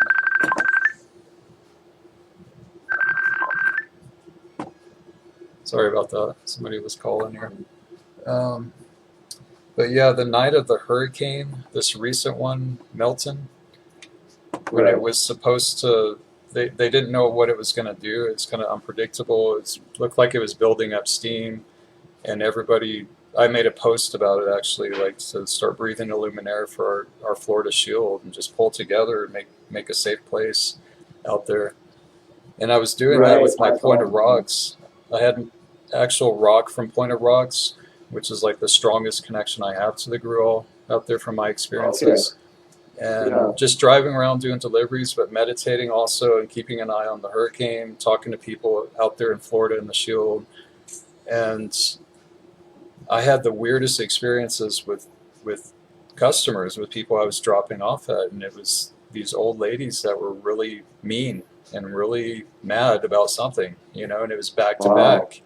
And I was connecting with the Krystic elementals out there, and it felt like almost interfacing the hurricane and feeling it. And it just led me to think about this. Is this like a literal outpicturing of a Beastie Banshee type thing, from the Van Allen belts and stuff? Because I'd never seen that before, like back to back like that. Wow, that's unbelievable. Yeah, I remember you posted that, and I tried to help as much as I could with sending a luminaire over there. But that's so interesting that you're seeing that. And it's an interesting line of work to be in too, because you can really talk to people, like ground level people. Yeah. Just seeing all the dynamics, how it unfolds. It did start to slow down And actually, there's I'm gonna pull up Nick's comment real quick because he had an experience also with something. While I was sharing that story earlier, um, Nick was saying that he had a really heavy banshee vibe approach him at fast pace on the sidewalk in his quiet neighborhood through an older woman today. Thankfully, I was with my dog and we held the vibe. So maybe other people have been experiencing that as well, because it seems like, it's going to travel through vulnerabilities, and it's like it is gender based, like through history and all this.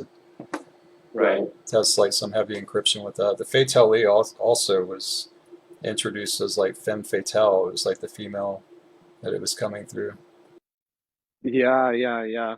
Or at least the female energy. I did actually Yeah. experience that, like at my meditation center, where someone had been gone from that community apparently for like 15 years, and then they just randomly came back, tried to do like a hostile takeover of it's like a volunteer board, right? So they tried to do a hostile takeover of the board. Total and it was really weird because on the surface she would say things that were fine, like, oh, we want to get programs happening, we want to do this, but it's just she had no regard for free will choice. It's just all these, she was not, when you analyze how she was acting, it was not based on the virtues at all. It was almost like every single one of her actions was like the vices, I guess, like the 15 vices. Right. And then she kind of just like spun out of control and left. But yeah, that's what they usually do. That's what I witnessed too. too. That was that energy. When I'm like, her coming in, I'm like, oh my gosh, like. Yeah, and it's not like trying to make a slant against genders or anything, because it works both ways, and there's vulnerabilities obviously in both genders, or all genders, I guess. But it's something that's kind of standing out, and just to hear her describe the history of it too, of when she first presented this material. It's like the wailing banshees, harbingers of death type thing. Yeah. No, it makes sense, and obviously there's like fatally men that perhaps are like have more female energy or more. Totally, yeah. Vulnerabilities to it. Maybe more vulnerabilities to it than women. Some women. Yeah. Totally. Yeah. Totally. And at this point, it's like the whole shields have been sort of succumbs to that. So yeah, reverse feminine type thing. They can travel through either gender that's embodied. Yeah. Yeah, that's a wild planet that we're living on right now, with all these changes. All these good things are happening, but all these bad things are happening. So we have to expect this. Out picturing. It's a good way to sum it up. Yeah, a lot of bad things, but a lot of good things amidst it at the same time. Almost like interweaving. It's probably telling of the frequencies, the activations, how they're holding right now. Yeah. Well, I mean, when you think about it from a certain perspective, like if you're doing something like you're doing mirror ball breathing or something, right? Like you're really getting your mirror ball activation going. Anything that's bad that's coming to attack you from a certain level is just going to bounce right back and kind of like destroy itself. Right. So perhaps that's like what's happening here. Like on this planet, all of a sudden, all this like purely divine frequency came in, and then energies are just ricocheting off each other. Yeah, as they amp it up, it's like it's self-defeating for them.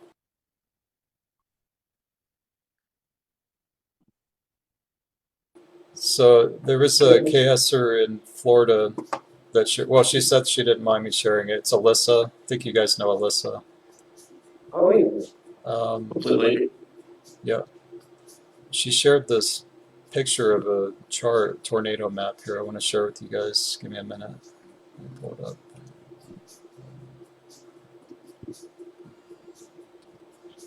How's it going, Lewis?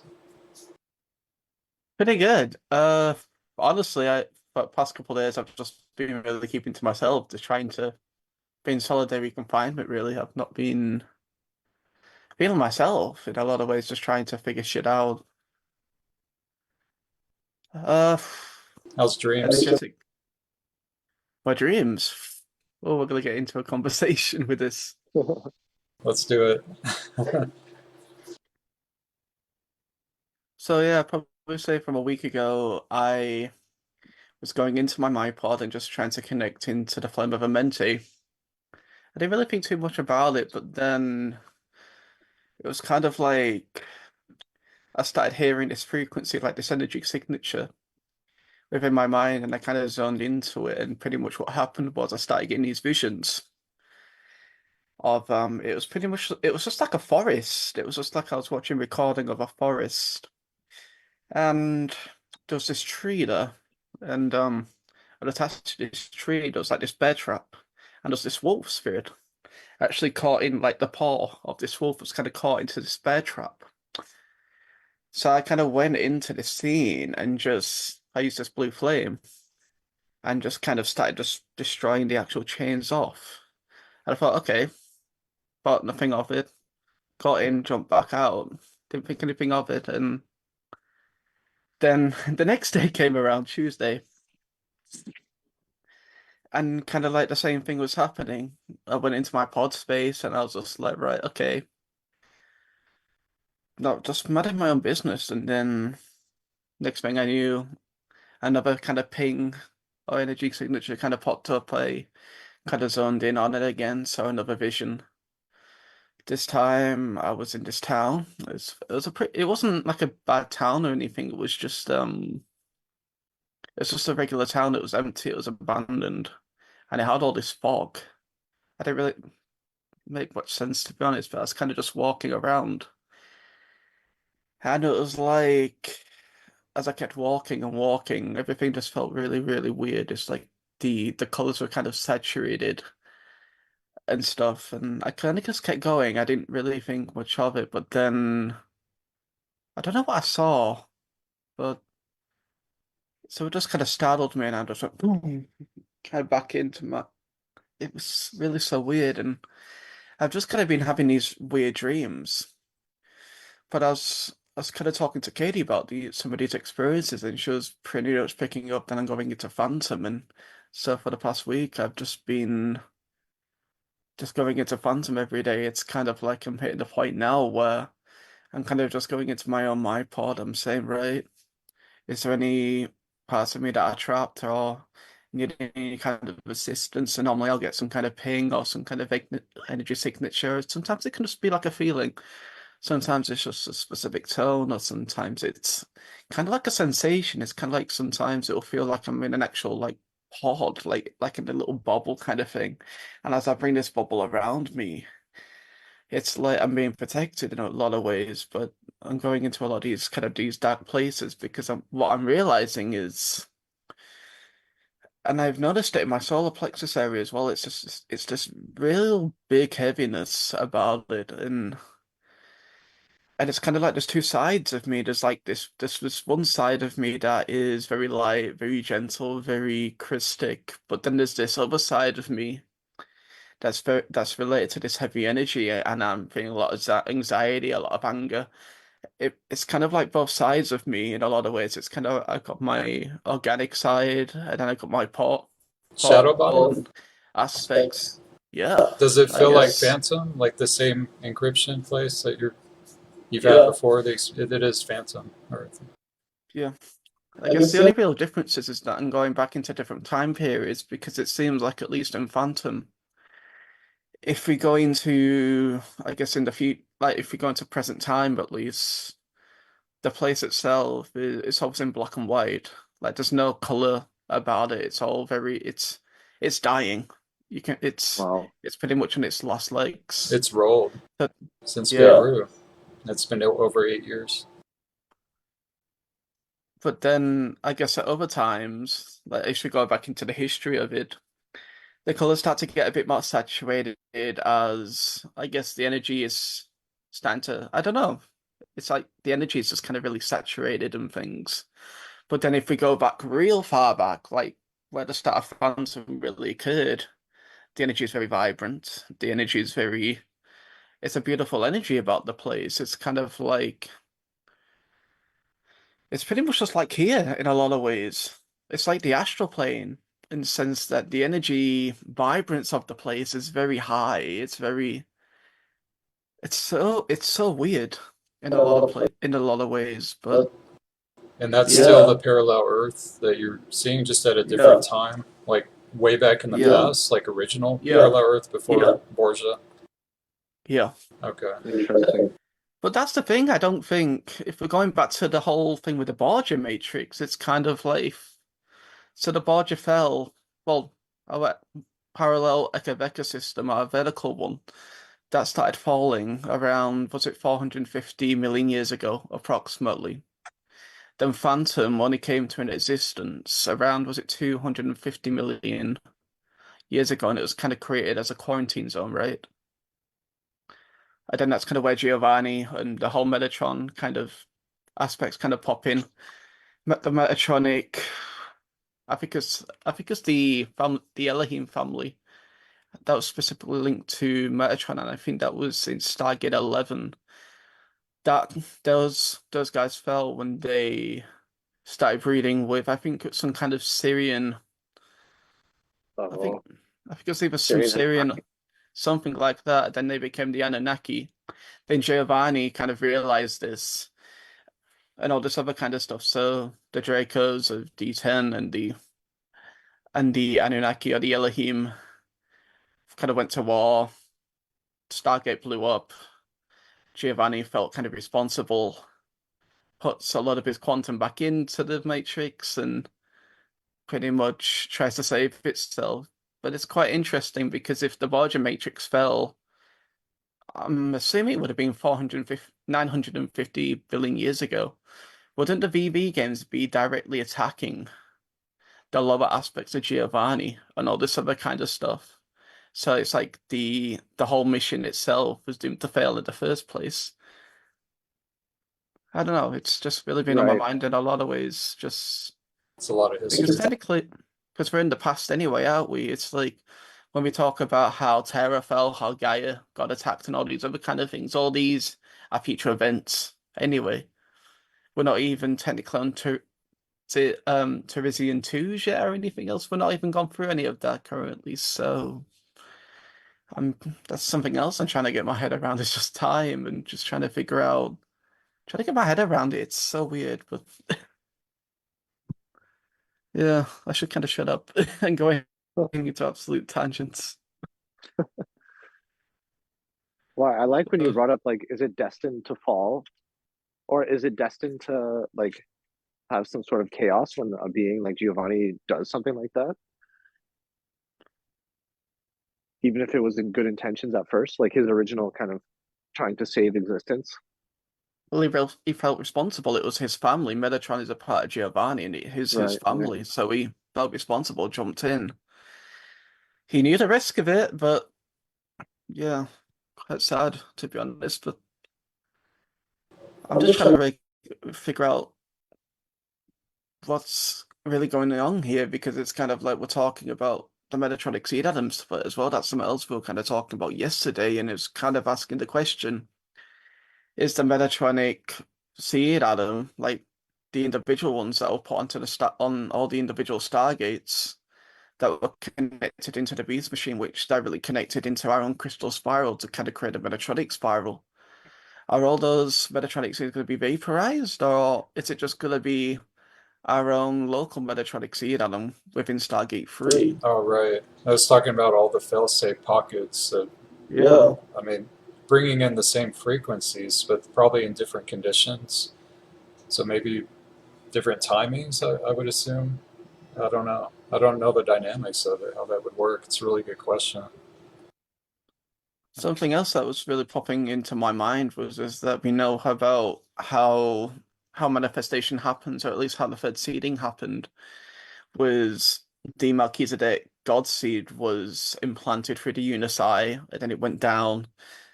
It went through the Unis. Well, it came out the Unisci, went into create the actual Melchizedek God seed, which was then implanted inside the Unisci matrix, which then downstepped into the primal sound fields, into primal light, and then into our own ecosystem, all that other kind of stuff. But what I was kind of thinking with that was much like we have a Melchizedek God seed that everything birthed out of, is through a Metatronic God seed that the whole Metatronic program itself also birthed out of, which was implanted within the Metatronic eye just before it was handed over to, I think it was who was it handed over to? I think it might have been the Anunnaki, but it was some race in Phantom that it was kind of handed over to, that Giovanni handed it over to, and then that's kind of when it became the actual beast machine that we know today, where it started inorganically eating away at us and at living systems.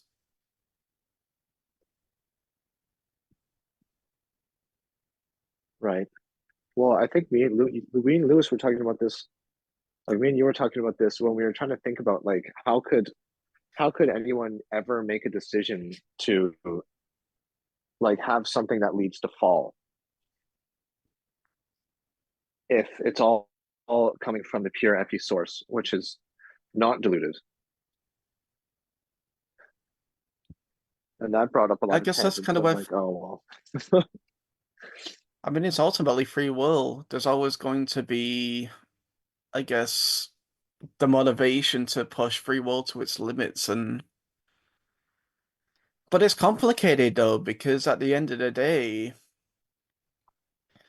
could you say that the original Elohim that was in Stargate 11, did they know what they were doing? Could they feel their connection to its own collective, the Elohai, with the higher levels, and ultimately to each other? Or could they not feel that? Because the Aisha always says things are always quite complicated in terms of we don't really tend to feel that connection to each other and everyone and the wider universe at whole until we go into 12D. That's when things start to really make sense. So maybe Right. that's some kind of the burden that the Elohim did have. Maybe they didn't feel their connection to God's source. But I mean, And they I'm were not just too doing the sure. best they could. Well, at They that didn't, point, then it opens the door for delusion. If you yeah, or maybe it was just the point of we want to become our own lords of this universe, and I don't know. I'd like to ask one though. I'm not gonna lie. I'd like to know. I'd like to understand the perspective of why they do why they did what they did. Because once we understand why they did it, we can start to make sure that we don't make the same decisions, make the same decisions again and again and again, and we can start to find a bit compassion. Because that's what it all comes right. down to. Everything is built off love. Everything, the foundation is built off love. And that's ultimately what the universe is. It's created itself out of love.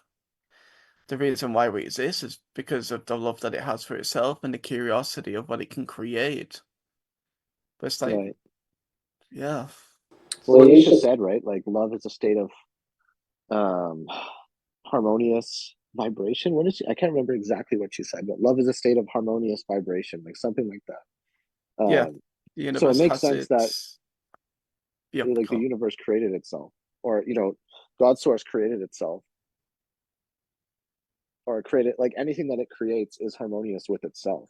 Listen, this is when like we were talking about how could something that's created by God's source ever fall, like ever make a decision that would lead it to falling.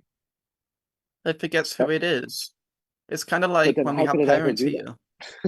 Kind of like we have parents here. It's like we create kids out of love and we want the best for our kids. It's that kind of relationship. It's like we give the kids everything that they need to survive, but on at the end of the day, they're on their own, and they have the choice on what path they want to create. Yeah, I guess. just time. But then time is also weird. But then, I think the most interesting part of that conversation we had was when we were talking about, well, actually, if you think about like all the negative cause and effect that is caused by beings who are like just on regular fall, like not even Christ fall, just like regular fall, fatally or something, right? All the negative consequences that are being created because of their actions. Eventually, they fully fall into space dust return. And that's the most compassionate thing possible, because then that's like a clean slate. All that negative energy that they're harboring right into the end is completely destroyed. And now it's pure consciousness again. Yeah. So in that, from that perspective, even fall is like a compassionate thing. Oh, certainly. It's also the memory matrix where they can birth back through collectives that remember the Krystic parts of them. She's talked about, just kind of grazed the surface on some of that, which is fascinating. Interesting. That's after a full space test return. Yeah, they can pull back in through memory, through what was remembered and, sacred Krystic, the original Krystic parts of them, I guess, can birth back through. I look at fall as like, at least locally with the Borgia, it has to do with the Age of Sorrows, because they went into this great sorrow to where they turned like mad scientists about it and created polarity and 666 and all the rest. But the root of it was based on that sorrow, and that's the age that we're moving out of right now. It's like victories and triumphs. We're kind of moving out of this whole age. Feels like we're deeply encrypted with that, though, that initial fall point from the Borgia. Yeah. That's a good way. At the same time, though, it seems like it was all about good intention. They wanted to create a matrix or a vector system in terms of where no being ever had to fall again. I guess that's kind of what the good intention was, but at the same time, I guess they knew what they had to do. I'm assuming they knew that they would have to cut themselves off if they did want to create a matrix like that. In a Where they controlled don't have to environment. play with the laws. Yeah. Like they quarantined themselves. They didn't try to purposely go after other Vecas or anything like that. They used their own families. Right. But at the Right. same In an time, attempt to though, just survive. but at the time, though, what was stopping them just from petitioning with the Anos or whoever else, just to say like, right, we want to make another, we want to create another system, and it's going to be a control system where free will doesn't exist, and we just want to observe this. What's stopping them from doing that? Why did they have to go? It's kind of like, I'm assuming the Borgia system was also a free will system, much like ours was. I'm assuming. For them to explore that far, yeah. It doesn't. It just seems like it would have been a much safer option if they created a matrix or a quarantine matrix where free will didn't apply and they could just do what they needed to do. But right. And what would that even be like? Like living in a non-free will matrix? Like, what does that even mean from a day-to-day level of beings there? There's guardian matrices that are like that, as she's explained also, that are just devoted, just standing in God presence. They've chosen to not have free will and just be in service. Those are the ones helping us out right now. Right. what do these beings? How do they get back out? Like, is there a system for them to get back out, or are they kind of in there permanently? Like, how would that even work? Because I'm assuming it'd be something similar to the net. It'd be similar to the net, wouldn't it? Yeah. I mean, it'd be an interesting experience. It'd kind of be like what we're doing now, living under the net, depending on, because there's still a lot of people out there that are kind of like AIs in a way. They don't seem to acknowledge the world around them, and they're kind of brainwashed into thinking, well, this, or the latest, I don't know, mainstream topic or something. So it'd certainly be an interesting experience. I mean, as far as back as I remember, at least, I don't remember ever kind of being in that state of zombie. Like, I've always kind of thought very differently. I never really went with the status quo, so I don't particularly understand what it would be like to be in this zombified state of a net. Do you feel like you're Fiendborn, like came in from the future and just didn't have all this heavy history from here? She's described that also, I think, in Peru, where the fiends came from. Honestly, I've not really been paying attention to it. I don't think it really matters.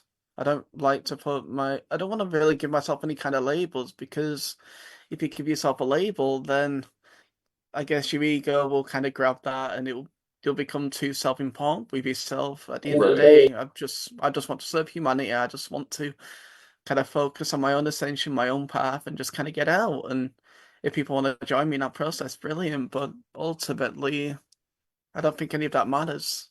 But I really, your perspective on history and what else happened here would be entirely different if you were from the future, right?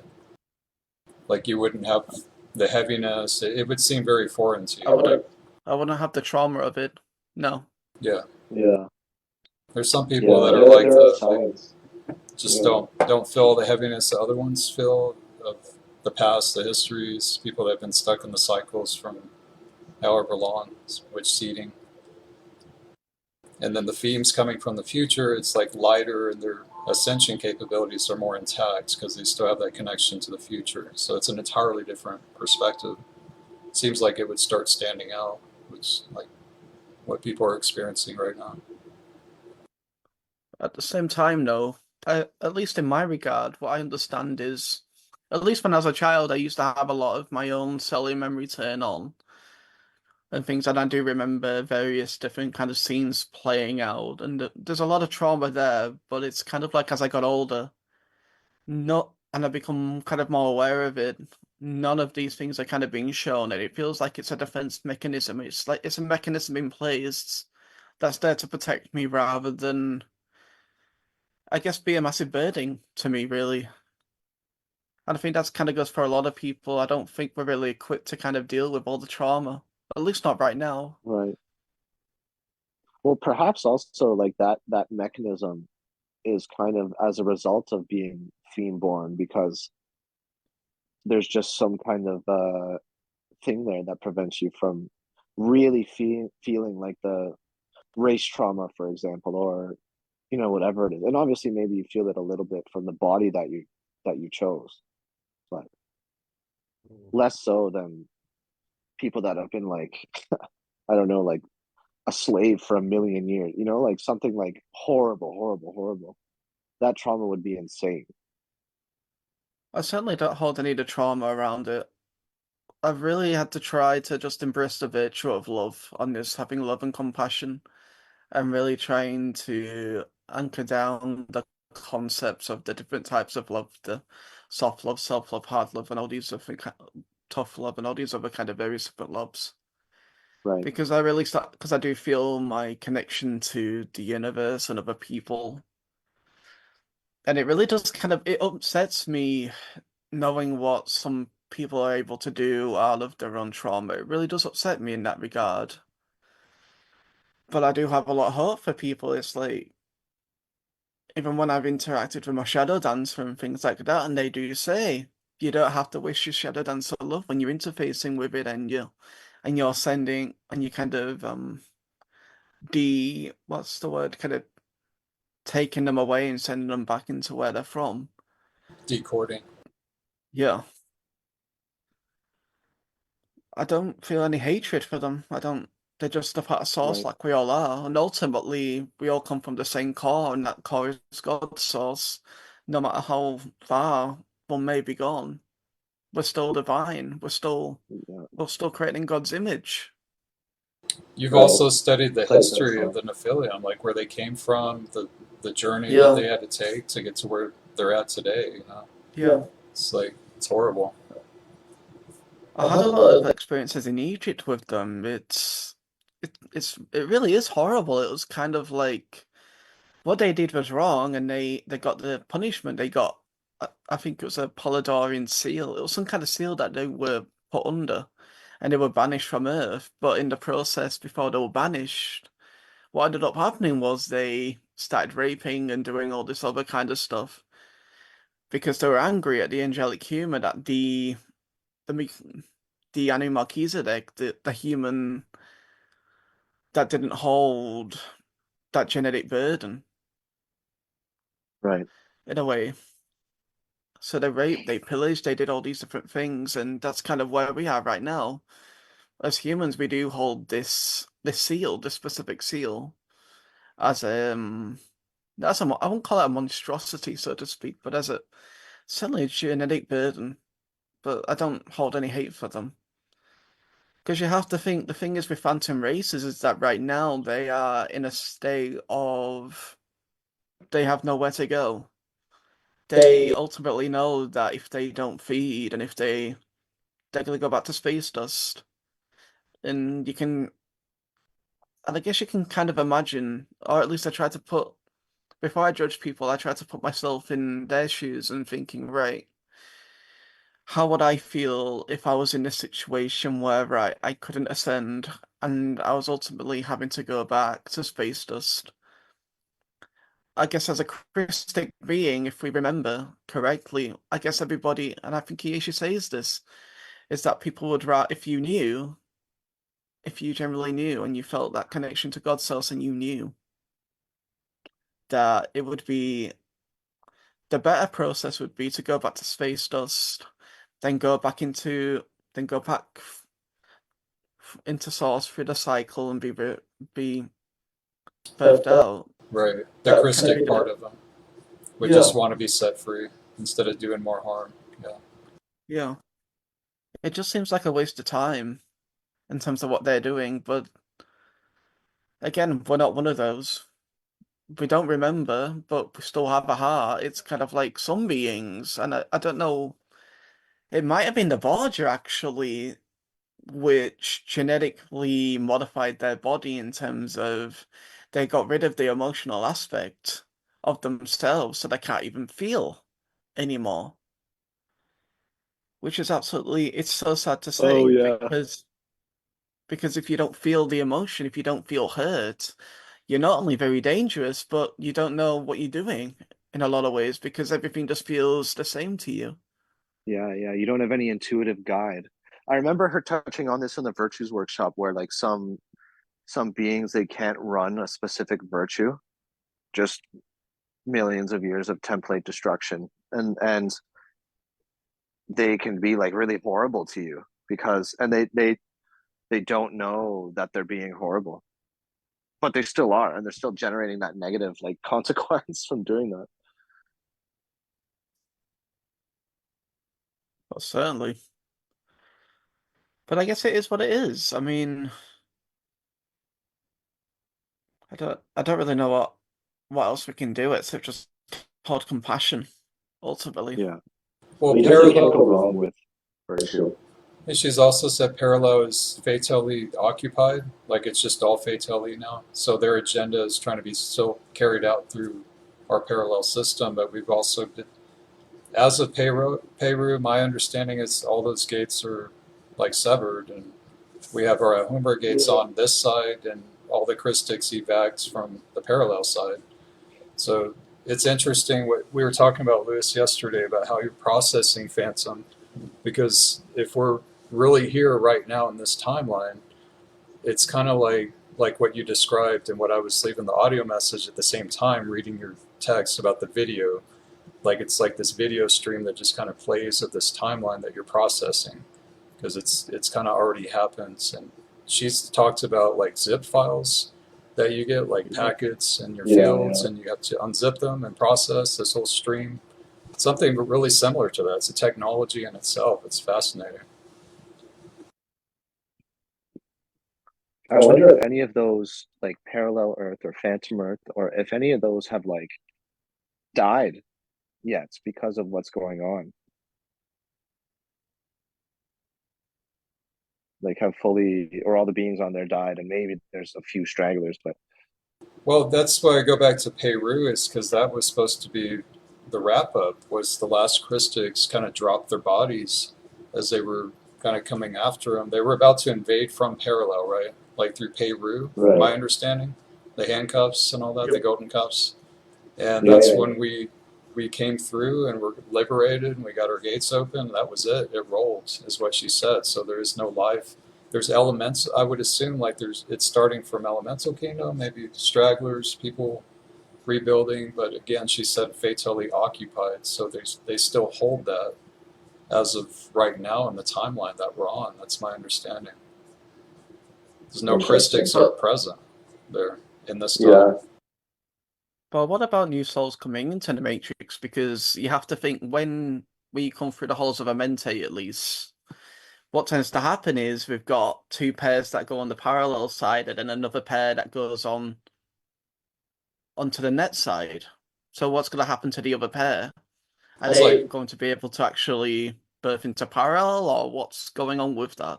Just kind of hosted thing? directly here, kind of like the Aurora platforms. So being hosted with the transposition passage, maybe. It's all being held up through density 1. So maybe it's Yeah. rerouted. I keep thinking rerouted because all the, Well, she said 3 and 1, like the 3 paths are going to merge into 1. So they're all coming through our cathedrals. So all the gates, all of our old gates are being kind of supported by the cathedrals. So maybe the same Right. dynamic with parallel, like it's kind of being hosted here or something. yeah. A And lot like of the souls questions. that die, especially if you have an incarnation here, right? Isn't that how it's supposed to be? Like if you have an incarnation in the failsafe, you're kind of like hosting all your little bits that are out there, maybe in not so great places. They can kind of all be hosted home too. Via that thing. And I only say that because I had some dream where I died in the dream, and it was like the earth, everyone knew that the earth was going to stop being able to support life, and they knew like the day it was going to happen and everything. And then everyone was like nihilistic on that planet, so they're all having like wild parties. And then I remember like dying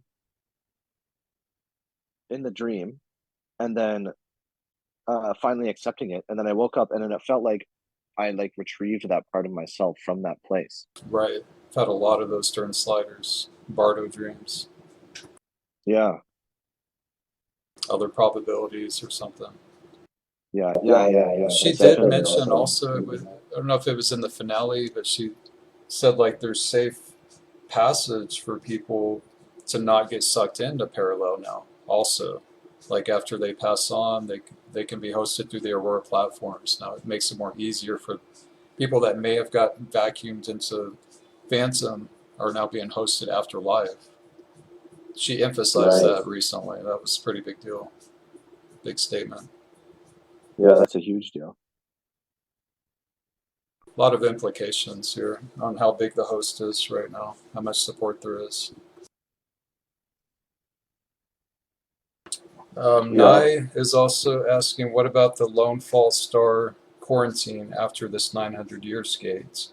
Who will be here? That's my reoccurring question, because she's brought that up herself, like life after the gates close too. What's going to happen? She said maybe they'll find the plates, maybe they'll figure it out. So she's implied that there's still going to be some stragglers, people that are going to be caught in between, not being able to go through the gates and still here. So maybe other Krystic reclamations happening too. Let's see. Yeah.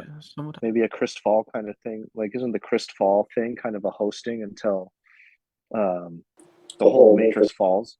Well, even Jupiter's like the Christ Fall path. Now, Jupiter, Uranus, those are like Illuminati fall paths that aren't going to Right. experience the Sun Bardo. I think be like a safer type of fall situation.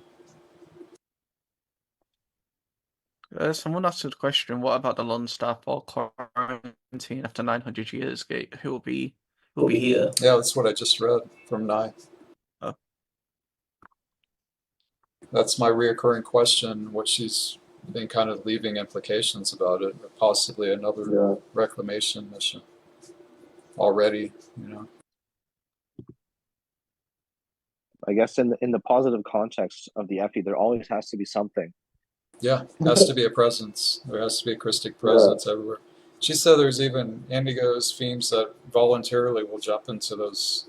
Well, I guess that's what we did, right? This is where we're at. But she said even after all this, they're going to want to go back and just take nosedives into these places and hold a presence, Yeah, I Renegades. remember her saying during during the workshop where there was that where you go into like the Christ Star core atom.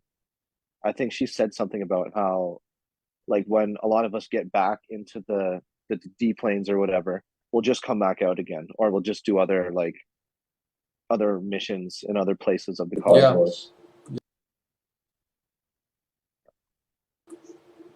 Question is though, are the Guardians going to let Phantom die? Because what I understand, at least with Beastidrak originally, at least before it got invaded by the Phantom races, is that it was just kind of in limbo, just kind of in quarantine, slowly healing.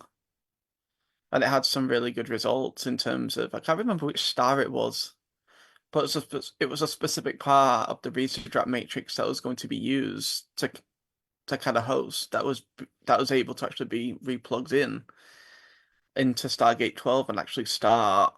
Well, not I think it's in Primal Light Fields that was going to be.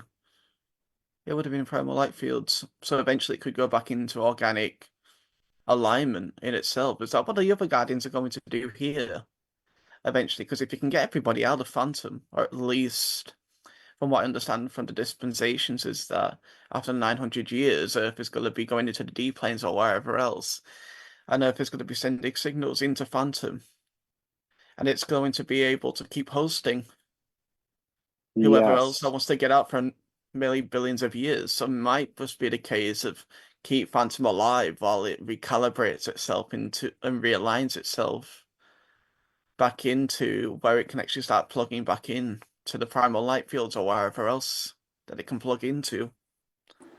And go back. I seem to remember that too, where it's not like this 900 years is a specific part of it, but it's not that the failsafe is only on for 900 years. Because it's also Orion, isn't it? Also like on Orion, the failsafe. Maybe I'm wrong. Some other part of the galactic star, galactic Kathara grid, like It's Triangulum. What's the other one? Triangulum, and then Andromeda, Triangulum. She did mention Orion somewhere too. I remember that too. Montauk. Yeah, and I think it's like lower in the Kathara grid, right? Like Earth 309's 1 or something. Maybe I'm wrong. It's one of the locations on the gate, Kathara grid gate. It might be Montauk because she talks intangible structures of the soul, and I know this is about over 20 years ago at this point, but in the technique, reclaiming the God Seed, you're able to actually, I think you teleport into, I think it's Montauk in Orion. And you teleport and you go through the gate there. And then you kind of, and you go into, it's this, for me, it was, the whole place was just kind of white. And then all these little orbs just kind of popped in. That were like my soul family that were outside of the Matrix, so I kind of just popped back in. So it seems like there is a route there, where if you are able to go through the gate there, you might just be able to get out the Matrix completely. I don't know how that would work right now though, because a lot of stuff has happened since then. Yeah, even Sirius B is reopened now. Sirius B and some other passages on the Hostmaster she's showing by 2033. It's pretty epic times right now. Is it safe though for Sirius B to be open, considering you've still got? I think it's some kind of robotic. I think it's some kind of robotic race on Sirius A, and then you've got the freaking Anunnaki dolphins. Yeah, they're surrounded. They're like an outpost, a guardian outpost, but they've been holding this whole time. I don't think they're going anywhere. Looks like Nice has another question. Phantom carries 2/3 the shadow body. We have to bring that shadow body back to us so that we can get out. Wondering, what is this solution that is applied now? That's exactly why we went over Peru. That was my question. Okay, what happens to our shadow body? And our experiences, like what Lewis is sharing, is like kind of like a video type thing of the times before we got out, maybe, in these really intense times.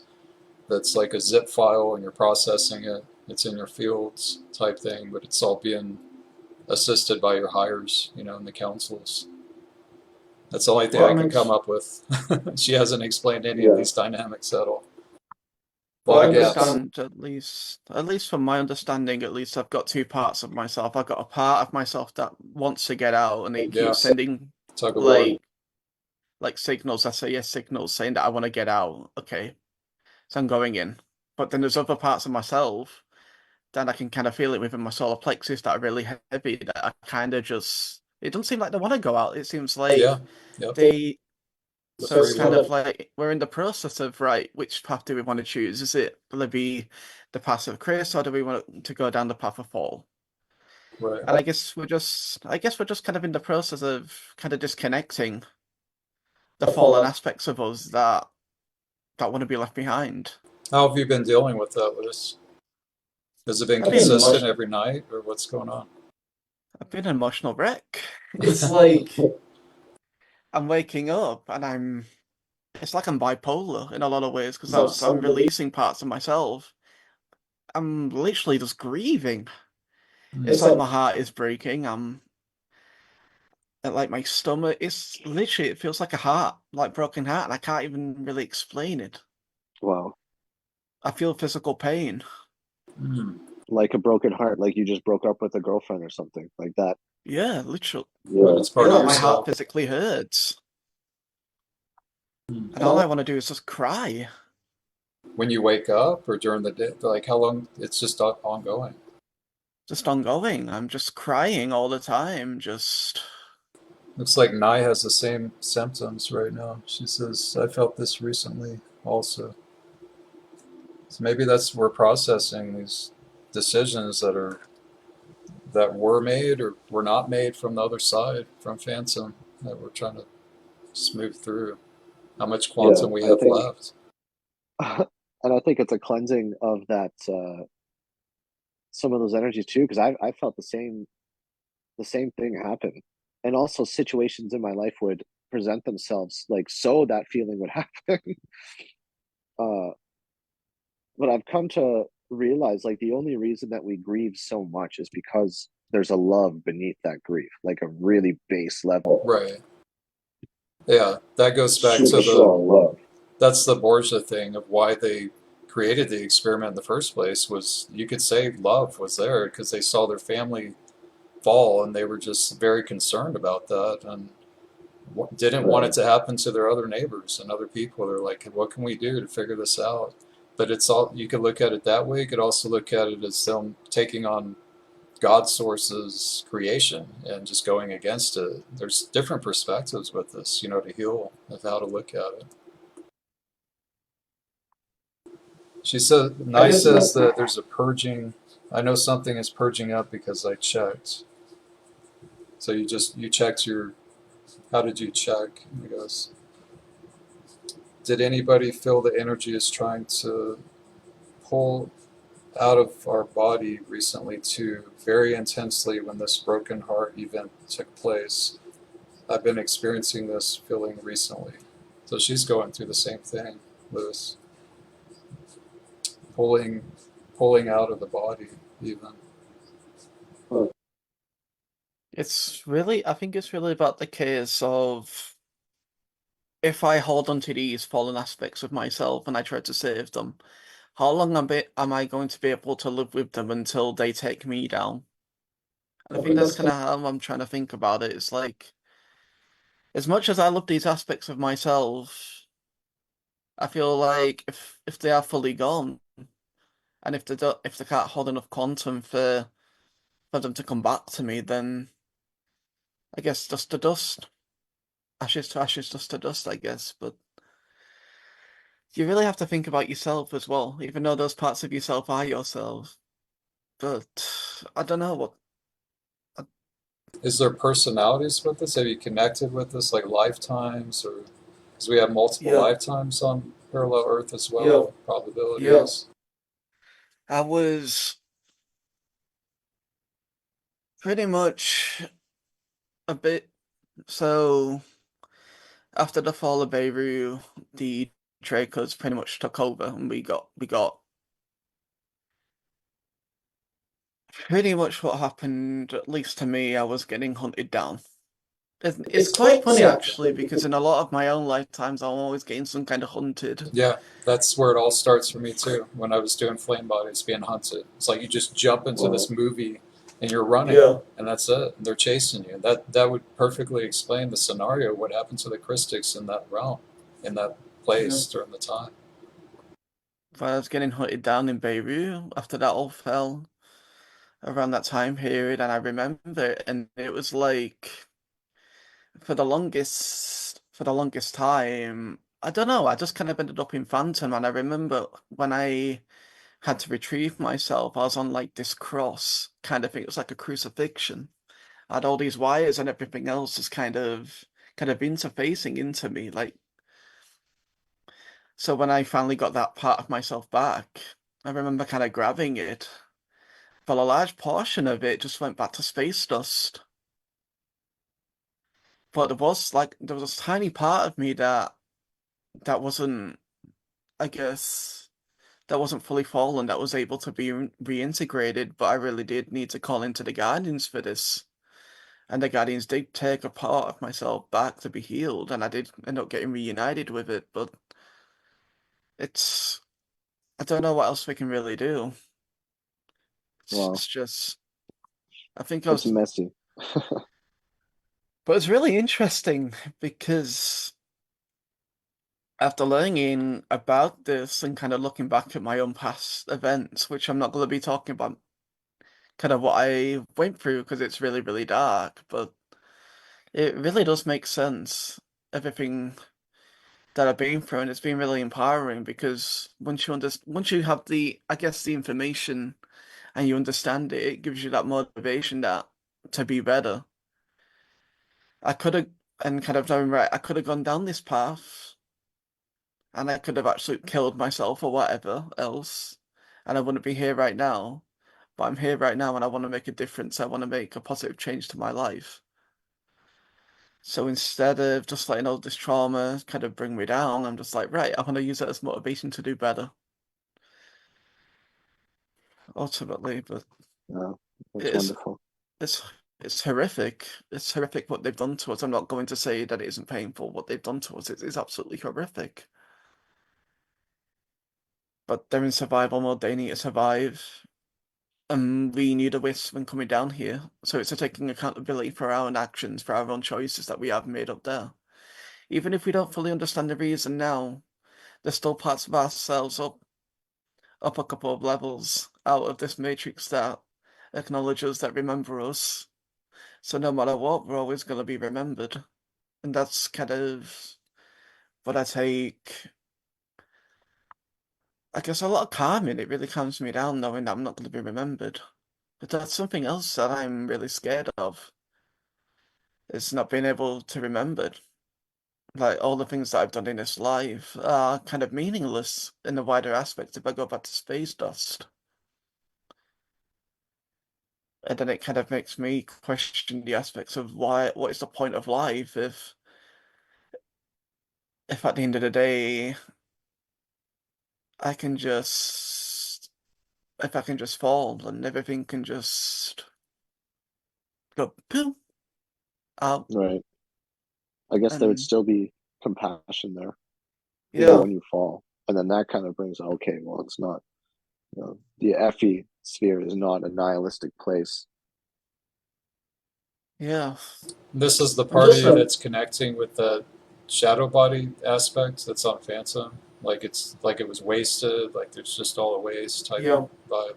Yeah. yeah. You're able to discern that, the difference, like what you're processing? Because you sound really Um connected with it right now. yeah, it's I'm very much bipolar. I've really just I've had to kind of just sit down with it and just be like, right, I need to let you go. And the thing is with energy is that if we hold on to it, it'll keep staying and staying and staying. Because normally, I guess energy itself is just you're supposed to feel it, and your energy body, your emotional body is supposed to be like, right, this is what I'm feeling, this is what I'm translating, and it's supposed to just go like it's supposed to just flow out effortlessly. But because of who we are as indigos as well, we came in to save this matrix. And there's a deep love for humanity, this humans and this whole matrix, and it's really difficult because just you come in with this attitude of I want to save the world, but and you Can't want to say save everyone and everything. can't say So that. having to like let go of these, let go of yourself, it's really difficult. So you're being faced with Right. like the decision of when to let go and how long you're holding on to this part of yourself. That's like, I'm really having just to be like, right, I'm just having to sit down with myself and be like, right, I need to feel this. I'm protected. I call my guardian team in. I call in my floating Buddha team. I call all my soul collective in. I'm just being like, right, I need you to help me with this because I feel like I'm breaking apart, and it's like I don't want to let go, but I know I had to let go because the path I'm choosing is the path of Chris, and I ultimately know that um I'm gonna be okay, and it's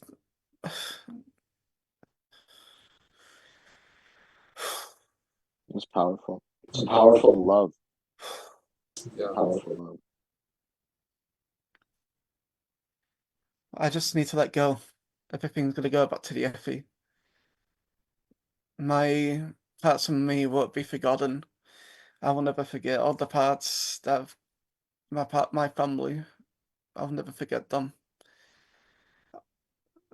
Yeah, it's just it's hard because I guess with KS I came in wanting to save myself when the reality is it's kind of like I just knew there's parts of myself that I can't save, and these parts of myself that I can't save have become such a big burden to me that you just have to let go. You can't do nothing else.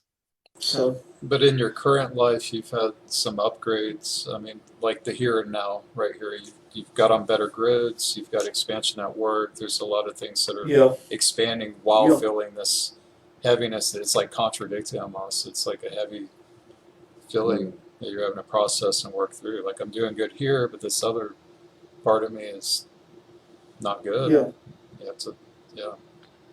it's just I've got a lot of memories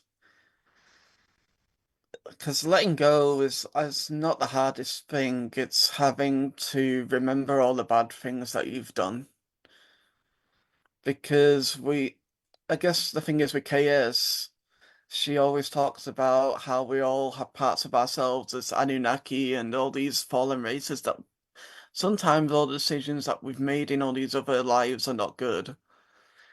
Then having to go to Phantom and kind of relive all these experiences again and kind of realize some of the bad things that you have done in this life.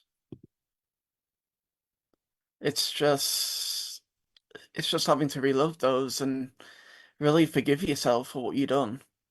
Mm-hmm. And I think that's the hardest part of it. Self love. It's It's huge. yeah.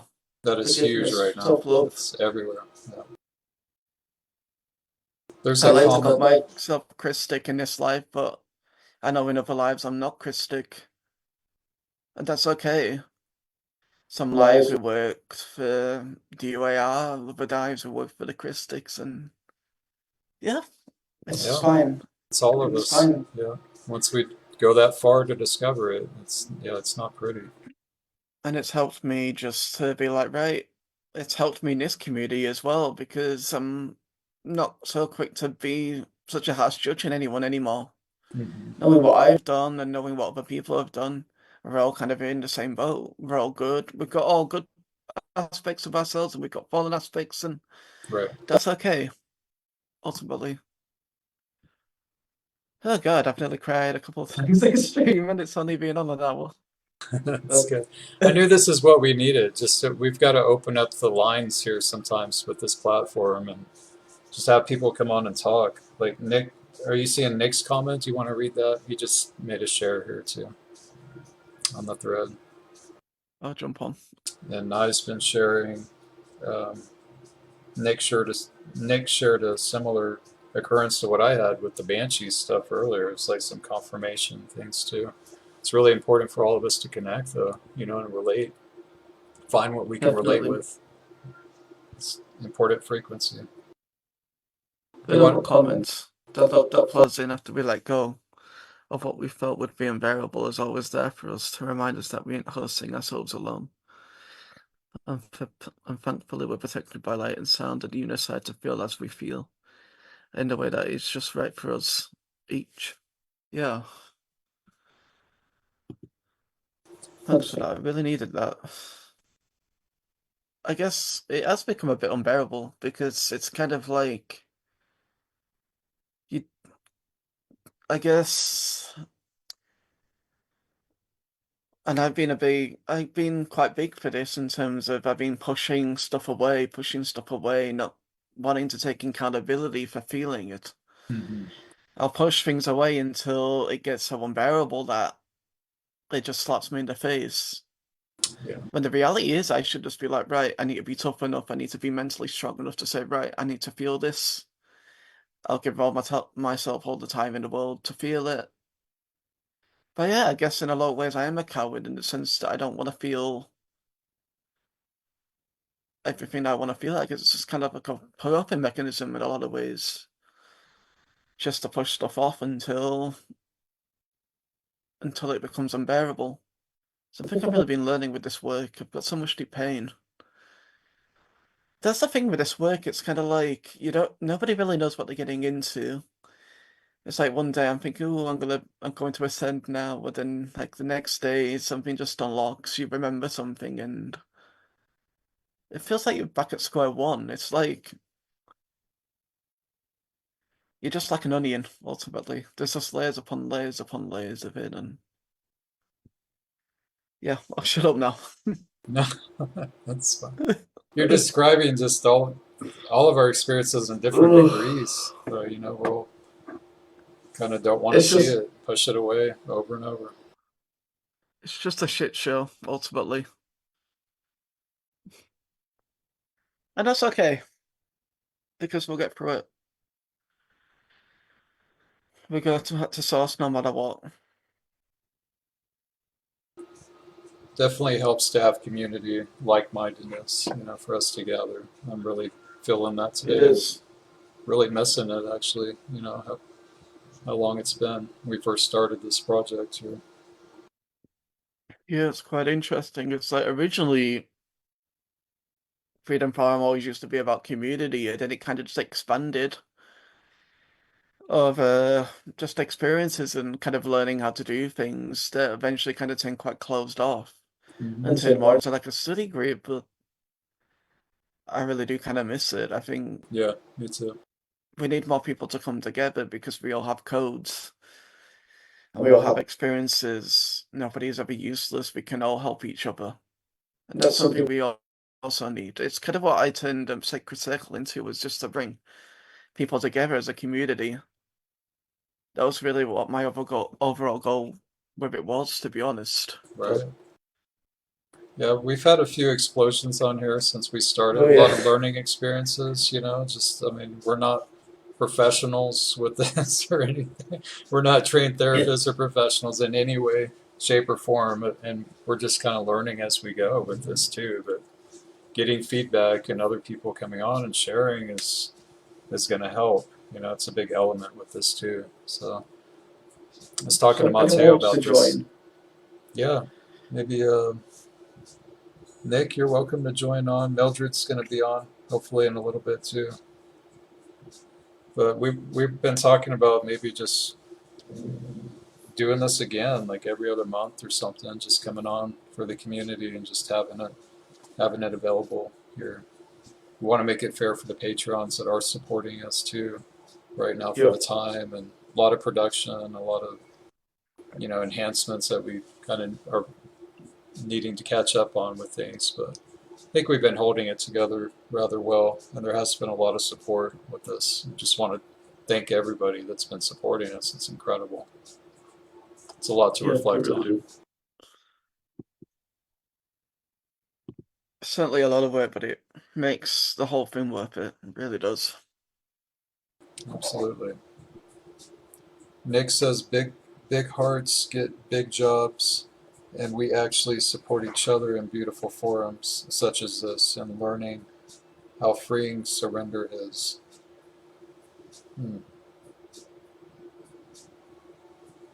Yeah, surrender. That's been a theme lately too.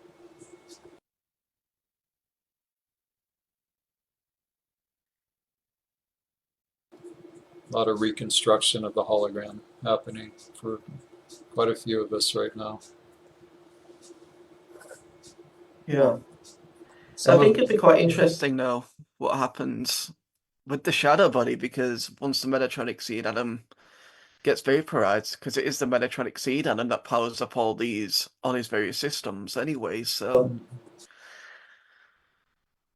will it even have any energy left? Well, I'm assuming it will, because of all the trumpets and things. It would have probably siphoned off quite a bit of energy, but eventually the systems are going to be coming down.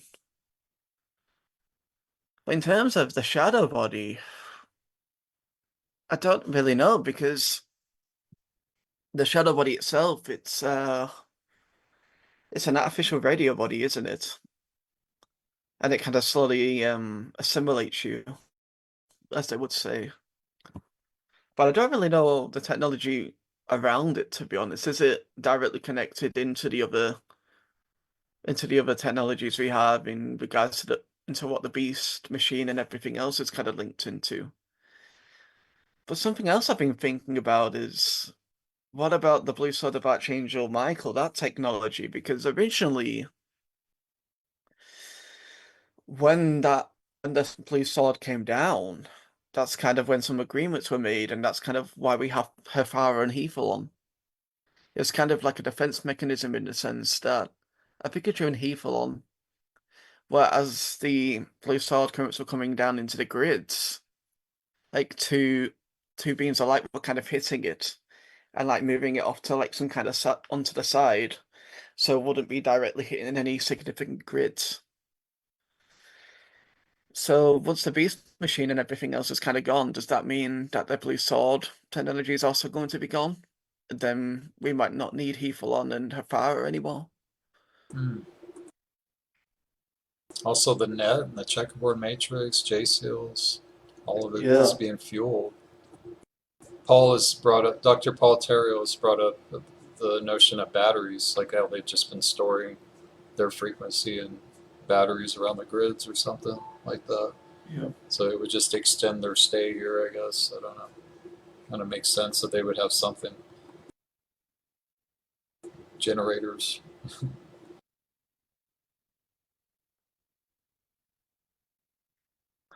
I mean, guess we'll find out. It's going to be some interesting years, especially after the last trumpet Yeah. out pictures, which I think is going to be like 2035. It's honestly hard to believe the dynamics happening right now. Like, it's just a part of me. It's not fathoming all of it, catching up with it. The seed atom finally snapping off. And, yeah. Oh yeah. Honestly, since being in chaos for so long, it doesn't feel like I'm even on Earth anymore in a lot of ways. Not to say I'm not grounded, but it's kind of like my other aspects of myself are in other places. It's like I've been working up in like future locations. It's kind of like the whole experience I had with you in the in like this beach house. Like reoccurring dream synchronicities we keep having. Yeah. So the whole story with that goes is I remember, so it was just kind of, I was in a dream and I remember just kind of walking down this hallway, and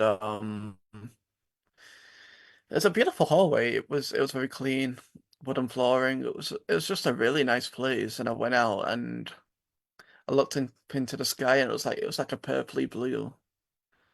It was like aurora. That's kind of what it looked like. But I was kind of on a beach.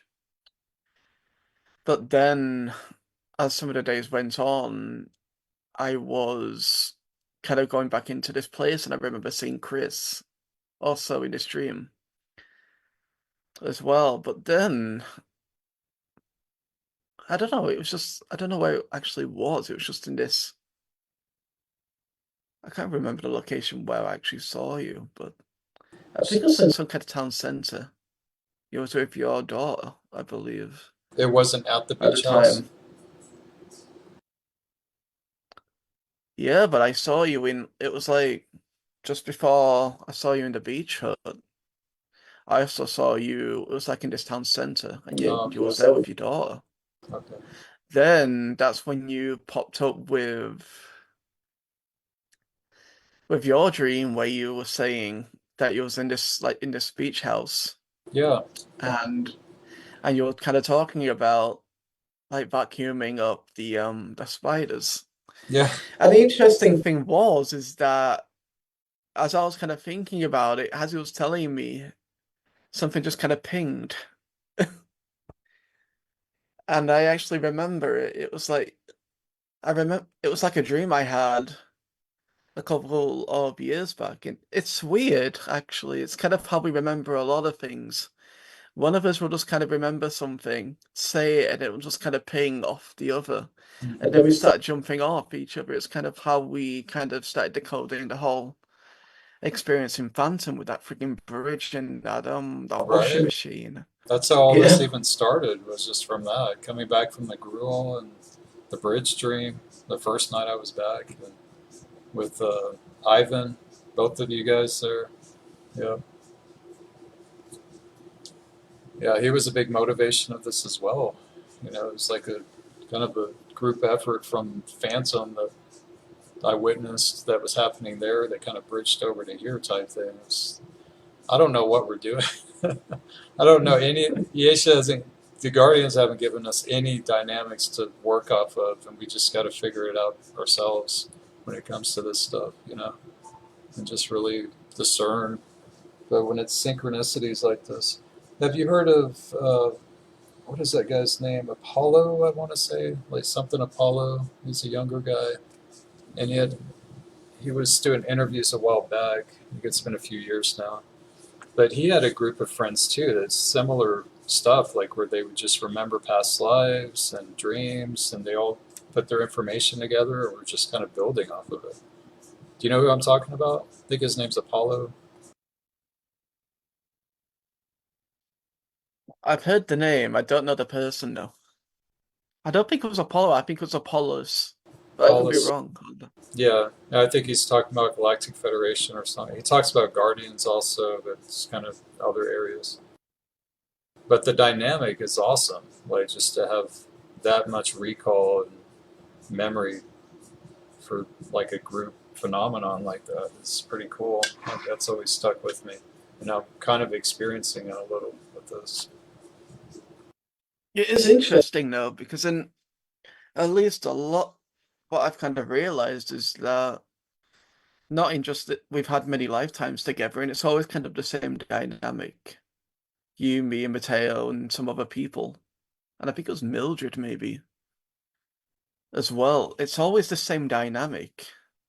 We always come together in all the same lives, Hmm. which I think is quite interesting.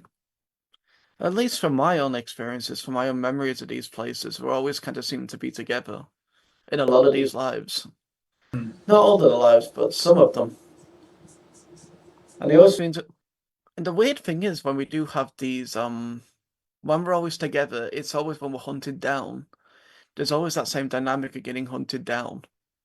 Right. But I guess in this life, I guess you've certainly experienced it in this life in terms of being hunted down, Mm-hmm. I think. Especially in Phantom. Same with me. It's like my younger years. Terra. I was getting, yeah, it was weird because the parallel parts came in just before 2012. So it was around 2010, 2011 time. Then everything just stopped. But even from like the ages of 2, 3 years old, I was getting kind of abducted by aliens, and I think I never saw who they actually were. It was like it was always fuzzy and pixelated. But it was always kind of like I'd have the experience and I'd have the dream once. Then every time I had the dream, maybe 5, 10 seconds of the dream was kind of added on. Mm. And it went on for years and years and years because I wasn't having the same dream every single night. But it was quite frequently. And the same thing kind of happened. It was like then I started getting my experiences in Phantom. I was always getting like hunted down. It was always by these mobs, actually. It's like they always used to hire these mobs. And I actually think that's kind of how I saved you. I think it was me and Ivan that came and saved you. Mm-hmm. But it was like around the same dynamic where Mob of people like ganging up on me out there. It's crazy. yeah, yeah. It's like people were just kind of like hired guns. Well, not hired guns, but because of the dynamic that was out there, people didn't have food, people didn't have anything, Yeah, people were rations. mutated, and yeah. Yeah, So people just kind of in pure survival mode there. So if you have someone that's offering you food, for example, and you're saying, right, I need you to kill this guy, yeah, you're not going to really think of a second thought, are you, if you're in the survival? yeah, And that's kind of what happened. It was like I was getting hunted down in various situations, and then me and Ivan came in just before you were going to be hunted down. yeah. It was It intense. was, And the bridge, yeah, all these people that had, I mean, there was very clearly some new opportunity being presented to people amidst that also with this bridge and the washing machine. It was my subconscious like translating this stuff, but it was a washing machine right in the middle of the bridge and people were going through it and getting clean clothes. So that's like, to me, that's just your DNA upgrading. You're cleaning something out and you're able to cross this bridge.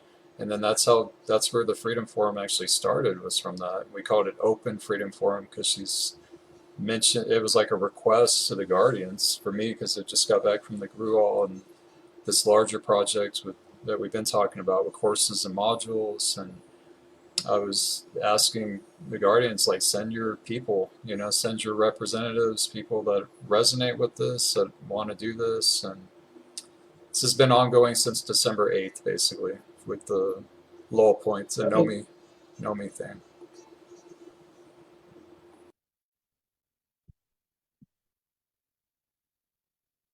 well, we got an update from Aisha as well. She is safe. Yeah, just saw that. Yeah. It seems like we might be getting another update tomorrow, but I don't Tomorrow. know. Okay. Fun times ahead. But to be honest, I don't think Ghostmasters, in terms of timing, is probably the right timing. So many astrological Yeah. things have been going off. I don't think things are going to be. I don't think that things are going to be steady until maybe December, January time. That's just my own feeling with it. But Yeah, there's more hurricanes on the way, it looks like, kind of brewing. oh yeah,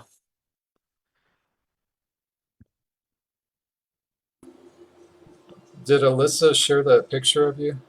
Or with you, sorry. The tornado map? uh, I'm going to pull that up right now. And I don't think she did. I could be wrong though. Okay. Yeah, it's fascinating. What, let me see. So this is a map of all the tornadoes that they just experienced out there. I've got it up on the stream here, Liz. I'm going to zoom in to where she's located. And you can see how there's like a pocket right there that she's in. Yeah. That blue dot is where she's located there. And she said I could share this here, so I'm going to read this. Her kind of describing what was going on.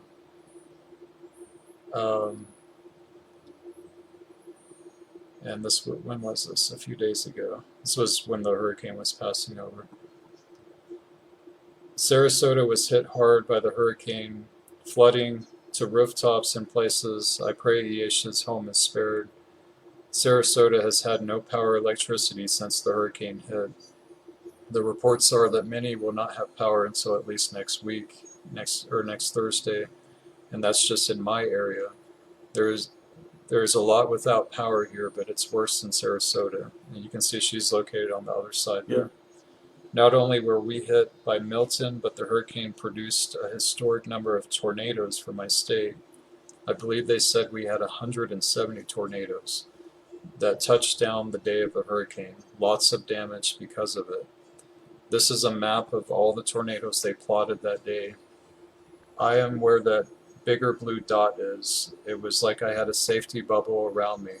I did wind of breath technique, receiving the love bubble technique, and I was playing songs and energy cleansing and balancing music.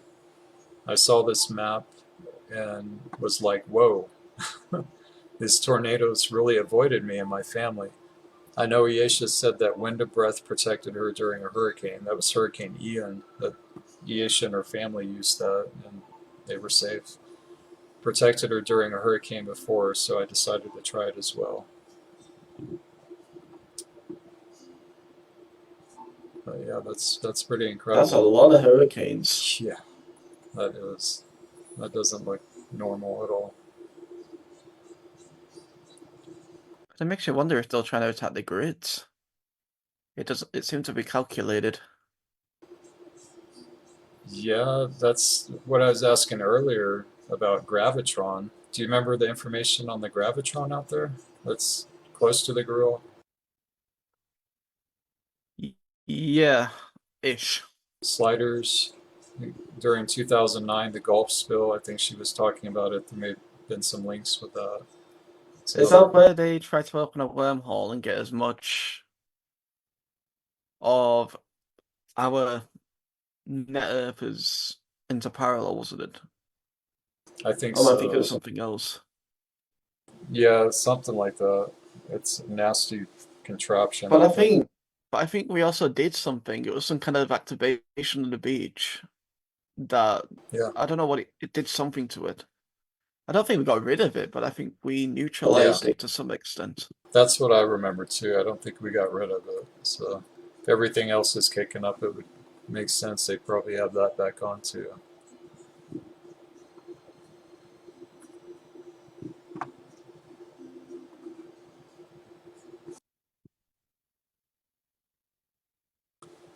So I guess we'll see if Mildred is going to hop on. Really been nudged to revisit this BEASTIE Banshee information. It's interesting. Have you studied this chart here? Oh wait, let me pull this up. With the spheres around the plasma body. Yeah, but it's been a couple of years since. And kind of like the same, I'm in the same boat as you guys in a lot of ways. We're kind of just going back over old workshops. Because when I originally went into the work, I didn't really understand it. Yeah, it's a lot of So us. it's kind of like coming back in. I still don't understand it, but Yeah, I'm at least grabbing a couple of pieces here and there.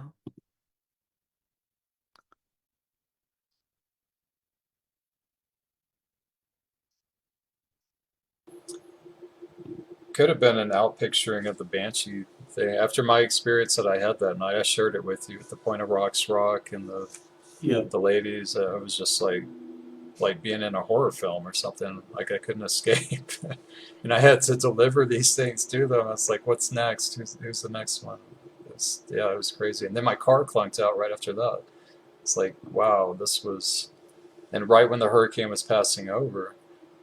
So it, from my perspective, my experience, it looks like maybe it was something, either gravitron or maybe all of the above or something. Maybe these storms are kind of outpicturings of the distortions from the Van Allen belts and the magnetosphere and the BEASTIE Banshee complex thing. Because they're not normal. This doesn't happen in Krystic planets. We don't have these tornadoes and all this crazy stuff. It's probably linked in with it somewhere. Yeah, that's kind of what I've been thinking. It's kind of like, because we understand how things manifest in terms of the crystal body, it's like everything that we experience. If we give our manifestation, the crystal enough energy, it kind of pops and goes into the DNA, and through the DNA, it kind of gets reflected back to us. Now, what I've been kind of thinking is, in terms of these collective miasms that we have here, is there any way we could actually, for example, if there is like, I don't know, some kind of gravitron or something, are we bound to that miasm? Or are we able to actually go down into our crystal body and actually start eliminating these crystals, even just on an individual level? So then maybe it might not outpicture to us on a personal level. Yeah, that's interesting.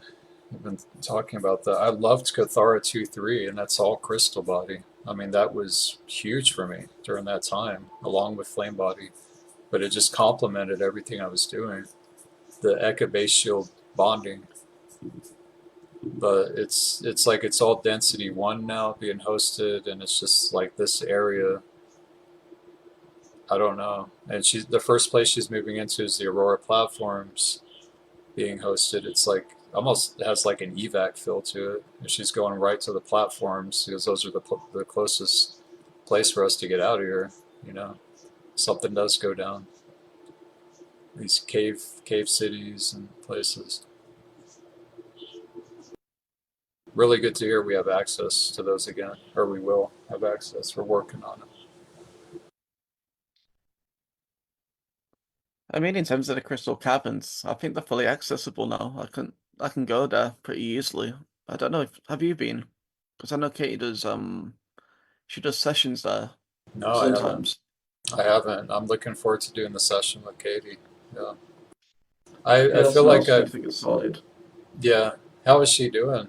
That you checked in with her? The power's back on. She seems to be doing really good. Yeah, she got her power back on. I think it was last Saturday, I think. So it was quite it was earlier than expected because I think she was supposed to be getting it Wednesday, but Okay, she got it back pretty early. So good. yeah, it's Yeah, quite nice just to see her and catch up and whatnot. But yeah, we do need to get that session sorted out at some point. yeah. Maybe it's something we might want to make free. For example, Mhm. while she's doing the journey, we might just want to stream it to perspectives for everyone to access. Right. That's what I. Yep. That sounds good. Yeah, it feels good to revisit this again, the group, and just have everybody asking questions. Nye actually commented about the Gravitron. Cosmos is always watching workshop. Aisha said Gravitron will be overloaded on October 2012 Payroot workshop. So maybe that's when it got taken out, I guess. Did you ever hear anything about it? Because I don't remember hearing anything about it when we did I don't either. That flew past me. She's asking what it looks like when you go to the Crystal platform, Crystal Cities. If you want to share. Well, with me, I go on to Urea Earth and the Crystal Cities themselves. It's like there's little tribes of human. I don't think they're humans, but they're just little tribes there. And you've got these big, like these giant, like amethysts, they're absolutely giant crystals. And really, it's She said they're Blue Lotus beings, like families that are that she was working with. Last I heard, they're coming from that place, Eartha 3. that's interesting. But with the crystal caverns, it's so when I go in, I normally have some kind of guide with me because within the crystal caverns, the place is like a maze. And there's all these different kind of avenues that you can kind of go down in there. But it's just, it's kind of like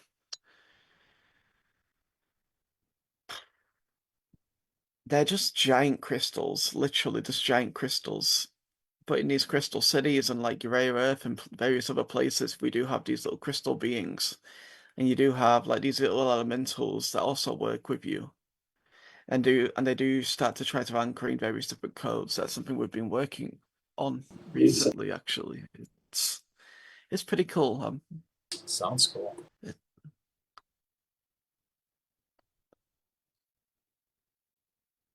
Yeah, Katie's been doing this for a while, so it's yeah.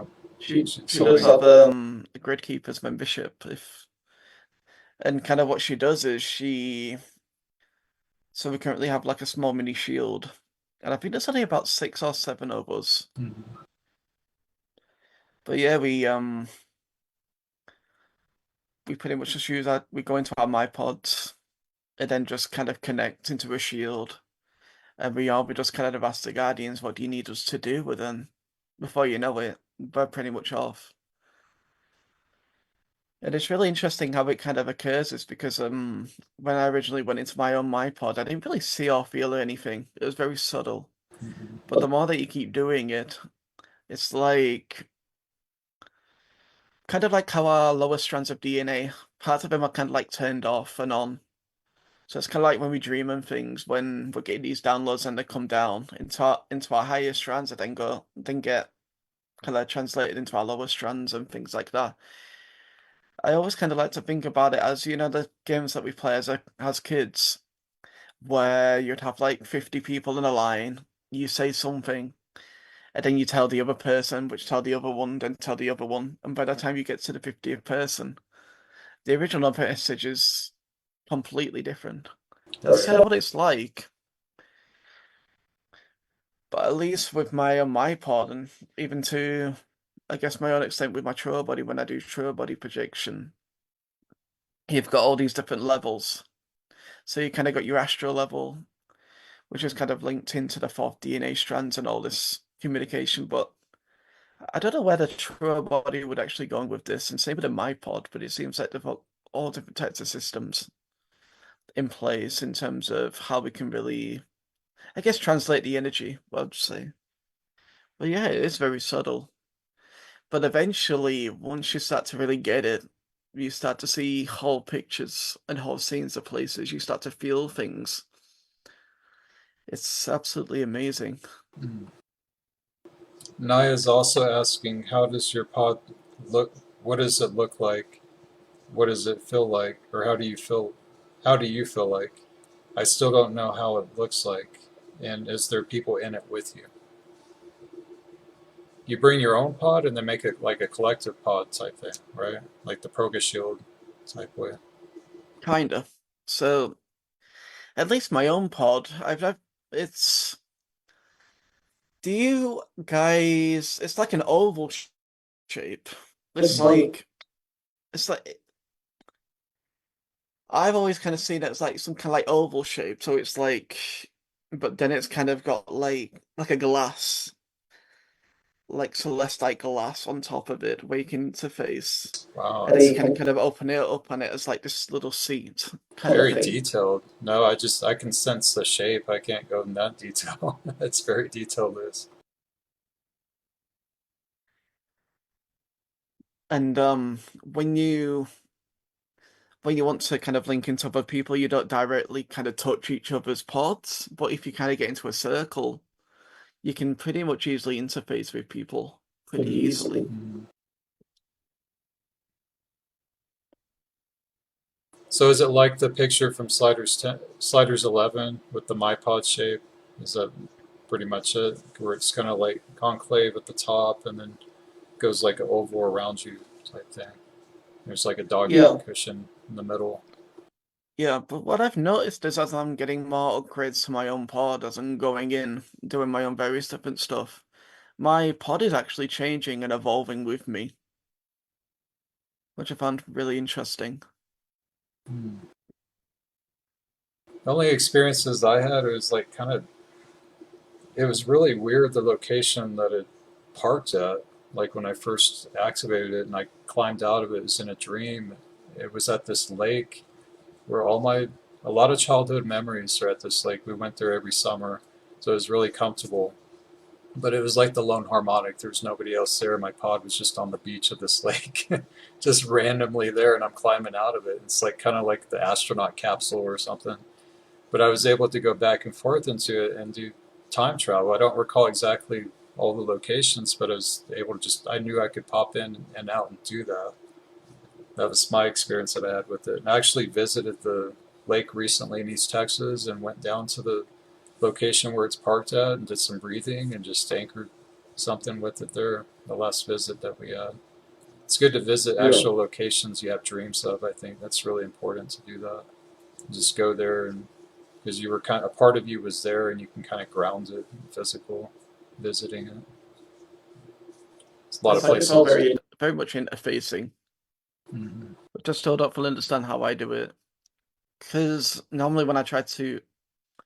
I think I told you my process of how I kind of get in. If there is any parts of myself that I kind of either lost or kind of trapped, I do go into pod first. I call in my soul collective in. I call in the Guardian's protection. I call in the floating buddies to kind of help navigate me there. That's important to remember. Your pod space. Katie's always emphasizing that. Go to your pod. Go to your pod. Like I forgot it is in Sliders 11, way back there somewhere, but it's really important to go there.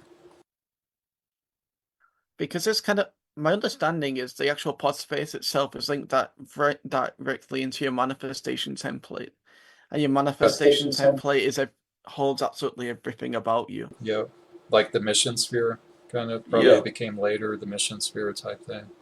Yeah. You'd have to ask Katie. I don't know too much. This is kind of her bread and butter in that aspect. Check out all the comments here, Lewis. Mildred and I's asking questions, commenting. Maybe I can respond to them. Yep. I don't even have the stream up.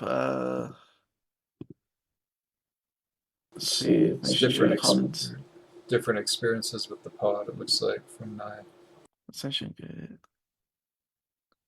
Let's have a look.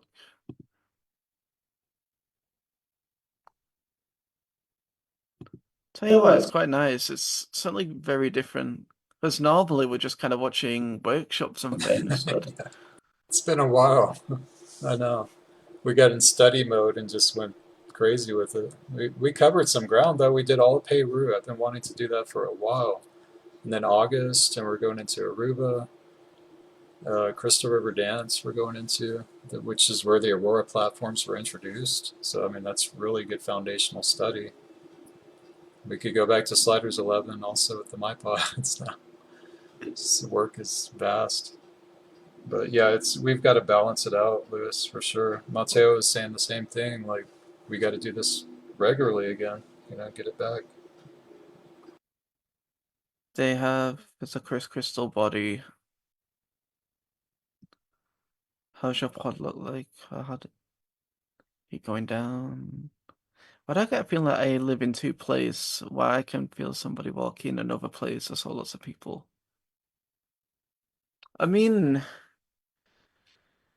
Top of a I mean, temple. we are in various different places, aren't we? We learned about in Sliders that we do have the 12 probability cells that are kind of locked away currently, but then as we kind of unlock them, that's kind of when it has like a breeding effect, and we use the Flame of Cosmico to actually start kind of cleansing all that karma. But depending on the level soul that we come in with, I guess you can really have millions of lives. They're all kind of just working together simultaneously. But yeah, I don't think I've ever experienced that. Having kind of feel like I'm in two places at once.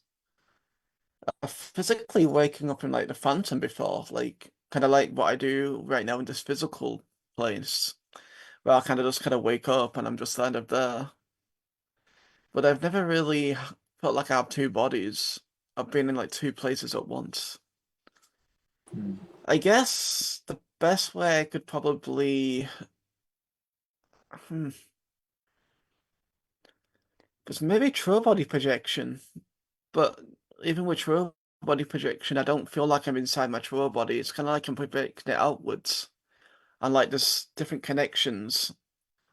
It's like with my true body, it's like my senses are very heightened. It's not the same as my physical, but I'm not physically in my true body.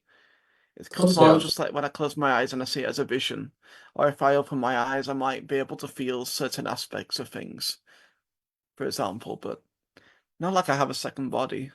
Yeah. But yeah, I do find that really interesting. That takes quite a bit of work to get to that level, I would think, like to fill two bodies. That's the goal, right? Because she's always like kind of pausing, say, okay, wiggle your toe, wiggle your foot, and then try to feel the difference, between your true hands and your physical hand. Just go back and forth. So that the more you do that, the more circuitry that you're kind of enabling and opening up with the bodies. So that's really, maybe some people have more ability to do that. I certainly haven't. Yeah, I haven't gotten to that place either. When I was doing Elaisa pools, I think that was probably the closest. It was like really deep at night, going really deep into it. And then it was just the frequency I was breathing during the day. I could feel the conduits open, but I didn't have any cognition of like two bodies, feeling the two bodies, actually. I could kind of see it, but can't actually feel it. I've only ever felt, I guess I don't know which body it was. It might be my truer body, but it always kind of felt I was I was just kind of sleeping in bed. I was just relaxing, and it felt like my entire body was just kind of like underwater. Hmm. That's the Elaisa pulse. It's Yeah, like the it just plasma had. bodies. Is that what it was? It just had a very liquid feel to it. Very wet, actually. I don't know why. It sinks to the bottom, right? And you do this breathing, and it gradually boop, just like floats up. She said you could levitate if you work with it. Do a floating Buddha thing. Mildred likes the luminary body. That's what we were revisiting also. She was nudging me to look at that. I think that was Sliders 9. I had the experiences with that too in my palms. My palm chakras were just like tingling during that luminary activation. Luminary. It's where you're throwing plasma balls around the room, and you turn off the lights so you can see like Aruba, basically, like the Aruba palm activations, but it was a different level of plasma. Was the luminary body that was like Sliders? I think Sliders Sliders 9. 9. Yeah, Yeah. we're just looking at it. Yeah, there's some Oh, it's on the activations. list. Some of them stick with different people more. They're like more tangible for people, maybe because just their circuitry is more receptive. They're open to that level. Their anatomy more. It's all kinds of variables to this. I guess it's kind of like anything. It's like astral projection. I can astral project every night if I wanted, but it's kind of like, at least with me with astral projection, because I understand the sensations. And if I can kind of feel the sensations and I focus on the sensations, I can kind of just grow the sensations, and before I know it, I'm just kind of out. I'm assuming the same school would apply with any other body. But yeah, it's kind of like what you're talking about, the circuitry. Once you kind of finally get that strong circuitry in place where you can actually feel it, then I guess things would be much easier. But it's just having that trust of what you're doing, that you're doing something right, because I guess in a lot of ways with KS, I was always kind of worried about, am I doing this right? Yeah, that takes a It's lot. it's like this when I first went to Sliders, because I didn't know what the fire chambers were and all this other kind of stuff for the manifestation seed. I was like, I intend to do this, but I don't know what I'm doing, kind of thing. I mean, the technique worked because I manifested my apartment. I was just kind of like, that's really a good story, actually. I didn't really know what I was doing with Sliders 1. All I really knew was that I wanted the apartment. And as I was doing the manifestation seed, it was pretty much just think of 3 different feelings that you would feel like, that are like 3 different qualities that you would want to put into your apartment. And I kind of picked them. And I visualized myself in this direct apartment. And I remember saying, right, I want a PS5 in this apartment. And pretty much the day that I was moving, my friend sent me a PS5 as a housewarming gift. I saw the picture when it arrived. You got a PS5? Wow, that's a homecoming present there. I didn't even Homewarming. ask, it just appeared. Those things are expensive. Yeah, that's good manifestation. That's Sliders 1 too, right? We were gonna do that. Yeah. Yeah, Sliders 1. Completely And flew they over do- my head. I didn't even remember that technique. Yeah. And then they do it in Sliders 2 as well. I think it's at the beginning. Yeah. All of And those sliders. it's used for a ledger technique. But then Sliders 2 is an absolute barrage of techniques. Mm-hmm. Yep. Got an actual manual with it too. 70 pages. Yeah. All techniques. I bought it and I've been making them into binders. Yeah. Yeah. It'd be nice to do those again, re-record them and everything, or just get them recorded. So it's just they're just on video, or they had CDs, I guess, technique CDs. Yeah. I'd recommend anyone to do that. I think the best way to work with any kind of technique is just to kind of record it yourself. Totally. And That's the most effective. Yeah.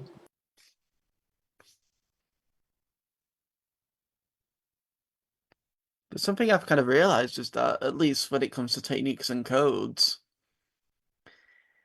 it's got they are like people. That's what techniques and codes are. It's kind of like how we have our own energetic connections to people. We also have our own energetic relationship and connection to these codes and to these techniques as well. Because I was connecting with, I think it was like I think it was solar wave code number 3 yesterday when I was doing the vertical code inductions. You were saying like you had a connection there. As I was kind of breathing it into my heart of theme, I just breathed it out.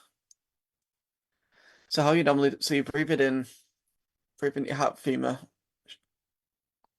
let it charge, shoot it out to the code, let the plasma take the encryption of the code, then you breathe it back in. And then you just kind of let it sit there. And as it was kind of sitting there, I was hearing all this like humming. It was like this female voice and it was just kind of like humming. And I never heard anything like that in my life. It was kind of amazing. It was just like a nice little tune, like how we have instruments and they have like different chords. That's kind of what it sounded like, but it was very pronounced. As it was kind of working its way through my heart of a femur and going into the places it needed to go through my sexual vertical column. But then so the second part is when you've got the code inside the heart of the femur, you breathe it in to the heart of the femur, turn it into a little plasma ball, and then you go and you're supposed to think in the middle of the code and have it all around you. As I put the code all around me, I smelled like this lilac, like this flowery smell from it. And I thought I was going absolutely crazy. But yeah, it's same with Flame Body, actually. And the Mahadra code, it's like when I'm going to sleep on the night, it's like I don't know, it has a bubble around me from this. Because I don't know if you could see I've got the Mahadra code behind me. But I remember the first night that I had it, and I was kind of connecting with it as I was going to sleep. I kind of felt like this cord just kind of going in this kind of direction. From I think it was my Azari. And it kind of turned into this bubble. And it was very like it was a very protective bubble. And it felt very homely because I've not kind of felt a bubble like that in a while. And if anything, I think it was kind of what caused I think it was KS that kind of caused the bubble to kind of really pop for me because um so after 2012, like I had this final experience where I was at a future house that I would move to when I was about 15, 16 years old. And for some reason, everybody was kind of just outside looking up. And I was kind of looking at myself in like a third person perspective, but something was going on in the sky. And this was happening like 2009, 2010 time. And I don't remember what happened, but I remember being very scared of it and just kind of running over the fencing into the field. Now, after that final experience, everything kind of just shut down. I used to be able to astral project, I used to be able to lucid dream, and everything else. After that experience, everything just kind of stopped. It was kind of like I was in my own little bubble, almost. Then I kind of rediscovered astral projection through a YouTube channel called Spirit Science. It's very new agey, very all about sacred geometry, Metatron's cube, and all these other. I think it's dodecahedrons and all this other kind of stuff. But it's kind of like as soon as I rediscovered astral projection and kind of realized how good I was at astral projection, that's kind of when the abduction started again, and it was kind of like something just kind of like a bubble just kind of got popped, and they could kind of see me again because that's kind of when the abduction started, and yeah, it was pretty interesting actually. How long ago was that when it pops? It was, I think it was 6 months after I started astral projection, which I think was around 2014, 2015 time. Okay, 10 years ago. And you had always been able to astral project before this, or did you just do like train yourself, or was it natural since you were younger? I've always been able to do it. I Like had the same thing. Yeah. my first memory was literally my mum kind of putting me into the cot, kind of stroking my hair, and then kind of the next thing I know, I was kind of just flying out the window and down the street. Holy cow! And that experience has always kind of stuck with me. It just took off. You're like, nope, I don't need to be in this body. Yeah, I had this similar spirit, Lewis. Like I was just traveling all over the place, but I was a little bit older. My memories are probably around maybe as young as 6 or something, 7, but all through up to my teens. It was just like hopping out the window and like exploring my room and the ceiling and the texture and just like very, very vivid detail. I would look forward to it. I'd just be like, I'm ready for bed. Gonna get out of here. Go fly. And we're still joining. Aye. Mildred just message. Oh, is she on? And then shots. Yeah, there's some comments. Can we still join in? Yeah, I'll send. Yeah, come on in. Let's see. Participants invite. I'm gonna put the link inside the comments. Yeah, Mildred has had some slider experiences, it sounds like, just popping through portals in Manhattan and in her country where she was at. Just a lot of experiences. Maybe she can share some of that too. She's been at the workshop. Interesting. Yeah, it's fascinating. Well, it's in the comments if anyone wants to join. Yeah. It's open forum right now. We're just talking. Yeah. Talking about flying in our astral bodies. Oh God, I remember. Actually, reminds me of when I got back into astral projection. It was kind of like having to learn how to walk again because I remember getting out, and it was kind of like I was really dizzy, and I remember flying through the floor because I used to be on the second floor, and I fell through the floorboards. Oh man, which was just a weird experience, flying yeah. and just going into the living room. Cool. Yeah. But yeah, it was kind of bringing back some memories of that because I would play with the window and sometimes I'd be too dense or something. I'd tap it and I would try to like oscillate at the right density, like to pass through or something. Weird stuff. I wish I could do it now with like the plasma bodies and have that much of a cognition of it, you know? That's when I was younger though.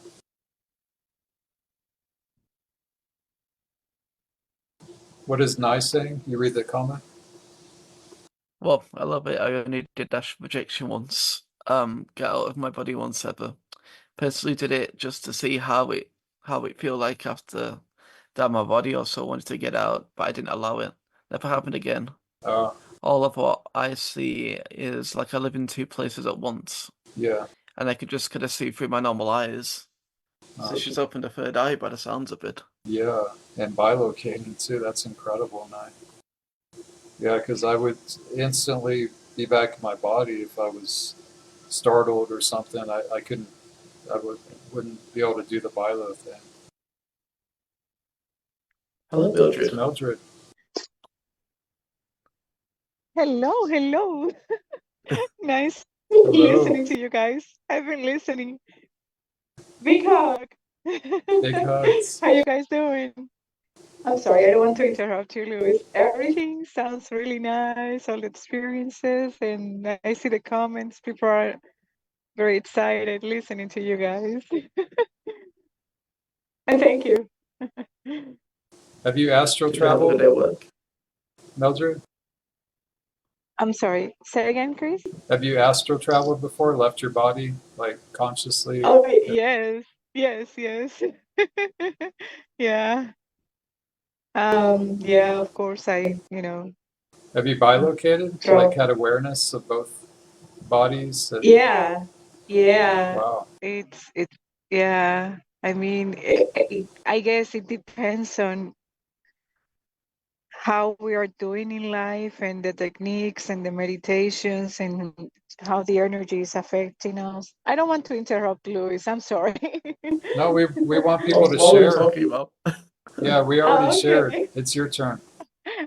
Oh, okay. Thank So you. what was it when you were a Actually, child, or how long ago? Recent? oh yeah. I mean, when I was very little, I was born in Dominican Republic, and I used to have so many interesting experiences there. I think I shared this before.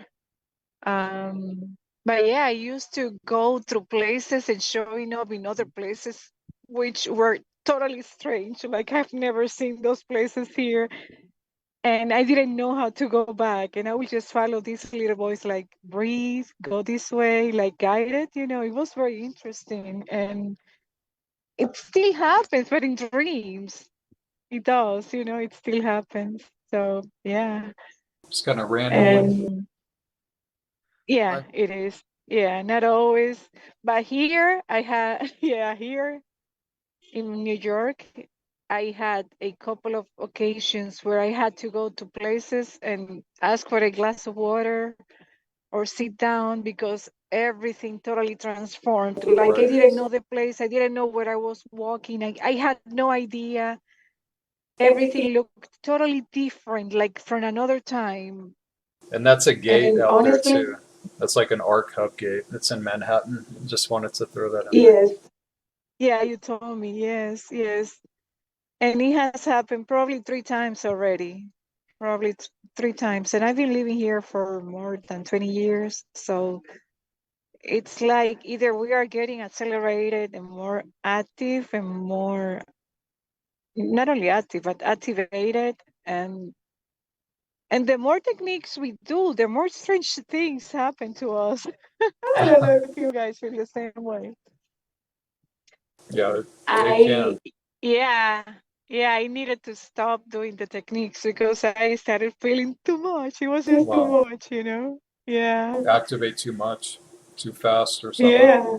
That's pretty common. And hmm one thing is to go into activations and techniques, and another thing is uh, the reaction we're going to have and the outcome of doing all those techniques and where you are, the place where we live at, the energy of the places. So I don't recommend doing too much if you live in a kind of chaotic place. And this place is not easy to handle. It's not easy. New York. Manhattan, the very much center of the city. So How are the grids there right yeah. now? New York. I feel a lot of cleansing happening today. That's what I've been feeling here, but it didn't feel good. It felt totally Metatronic, totally zombie place, like a funeral. It didn't feel good. It's just a little bit windy tonight, like the wind is cleansing the city, but it doesn't feel too good. It's like something doesn't want to go. It's not a Krystic place. I don't mean to sound negative, but it's just not Krystic at all. It's just very much money focused and very egoic, like very much Political. I can, yeah, political. Oh yes, that's incredible. That's what is happening here right It's now. picking Everybody's up just right talking now. about this. Yeah, it feels heavy here. It's not a place where we, as Christics, doing techniques and trying to be our best, doing our best. We don't want to be here. No, it's not a place to be at. No, I don't recommend this place right now. Well, there Imagine was. if we're feeling the energies at beautiful places where you are, Chris, Colorado Springs, and you still feel some kind of strange energies. Imagine how it feels in these kind of cities, here, probably London and other places, just too much. It's all the broadcasts politically because there's so much that's like weighing on this election right now that's linked off planet with agendas. Yeah. So it's almost. I was talking to was it like 2 nights ago about almost like a magnifying glass type feel of accountants or assessors or something, just kind of surveying and seeing how much loose, how much they're going to be able to pull off type thing. Yeah. Just that kind of vibe, like looming over like over the election, just looming over, and just like what's happening here? You know, what are we going to be able to do? Type vibe. Yes, Even with it's the very weather, much like that. because Yeah. we haven't had rain for a Here, while. There's like big clouds that part, and they didn't feel like good clouds. It just felt like heavy type energy. oh, okay, yeah. It hasn't rained here yet.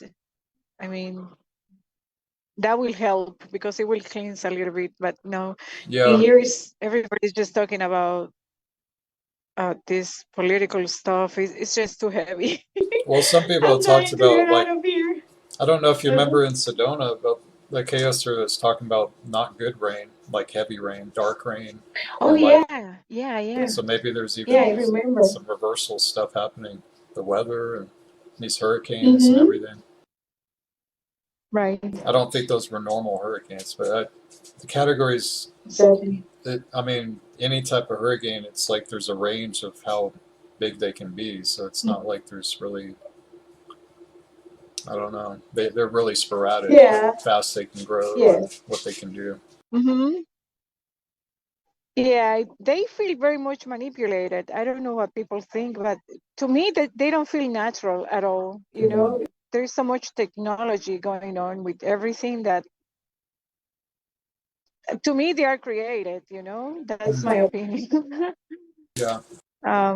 Yeah, Or but no, I mean, right now it's the moment for all of us to get together and create this beautiful and shining and strong shield. And no matter where we are, we need it, and the planet needs it right now. It's just the need. It's too big. It's a call. The call is out there for all of us to do something right now. I'm here. I don't want to be here, but I know there is a reason why I'm still here. So it doesn't matter where we are. We need to do the work. And I actually take this opportunity to remind people that we have a beautiful and great potential to do this. And maybe this is a big opportunity for all of us. We don't know what's going on behind the veils, you know? yeah. It's just amazing. Yeah. Give love without looking at people's faces, and you know, it's the time. It's not in the future. It needs to be done right now. Yeah. But it takes a lot of inner strength also to keep going. So yeah, this is the battlefield.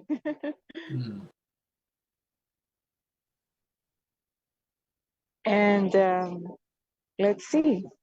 Oh, and Luis, I was going to tell you or ask you, maybe you were feeling your luminary body when you feel like two bodies at the same time. I don't know, it just came to me when I was listening to you. That's very interesting. What does it normally feel like? The luminary body feels Yeah. like your own body, but extended. It's like the two of you coming together. It's beautiful to do those techniques. We certainly need to do something like that then on the forum. I've never gone through sliders. I've never done. Mm-hmm. I mean, sliders is just weird for me in a lot of ways. I didn't I go through love sliders in sliders. orders. I just kind of jumped Oh, on okay. to number 1, then through 12, Mm-hmm. part 1 and 2, then part 3, and Right. Yeah. But I there are hopped so around many too. little tricks and like little signs and little magical doors and sliders that honestly will be interesting to go back and do those techniques. Yeah. Of course, we have to do the plasmas too, because we need to keep up with the plasma activations. But sliders are really interesting, you know? Like everybody will discover something peculiar, something special. It will be interesting to see what people feel, you know? Well, Tommy was feeling or experiencing the Bardo dreams of like connecting with parts of himself, these other lifetimes. That's exactly what I had.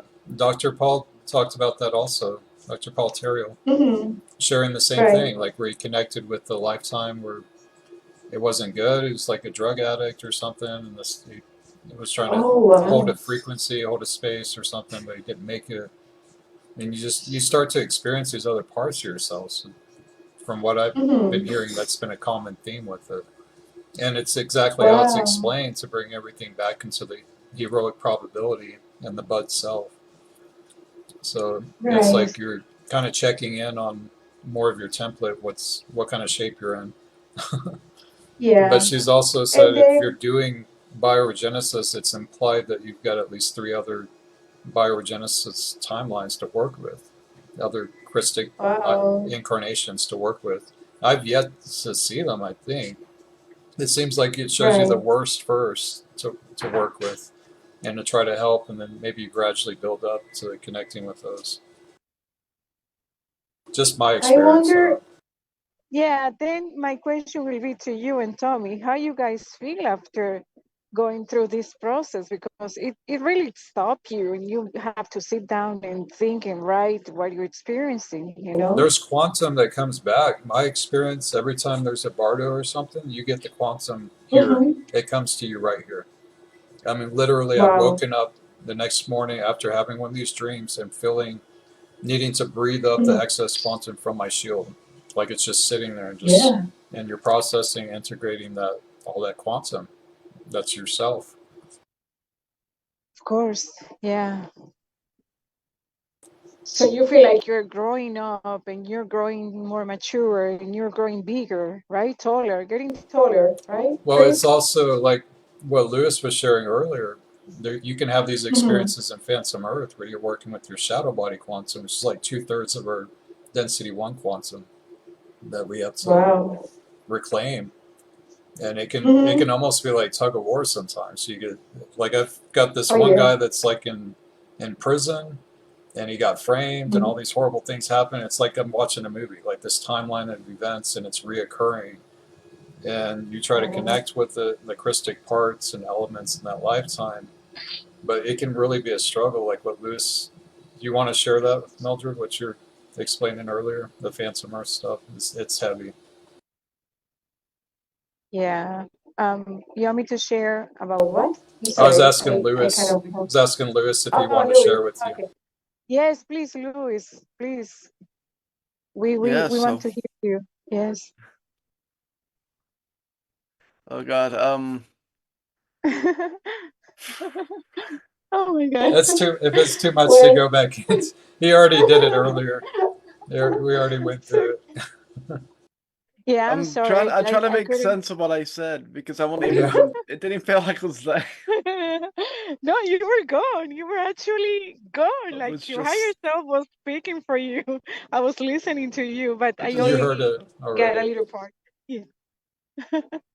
Yeah. Go ahead, Liz, please. But it's just an example, you know. You don't have to Yeah. go into it, Liz. so I guess with me when Mhm. so you know how I work with the pod space Yeah. and things. So normally I tend to go into the pod space and I just kind of feel it out and then just kind of ask my other selves, is there any kind of self or selves that kind of need rescuing or maybe feel stuck?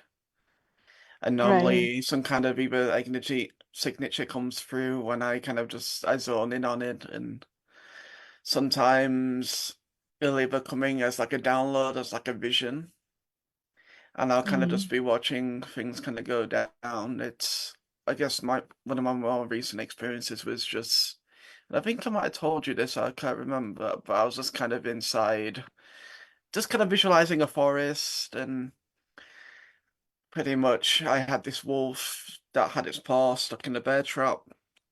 Kind of just jumped in, dissolved the bear trap, then kind of jumped back out.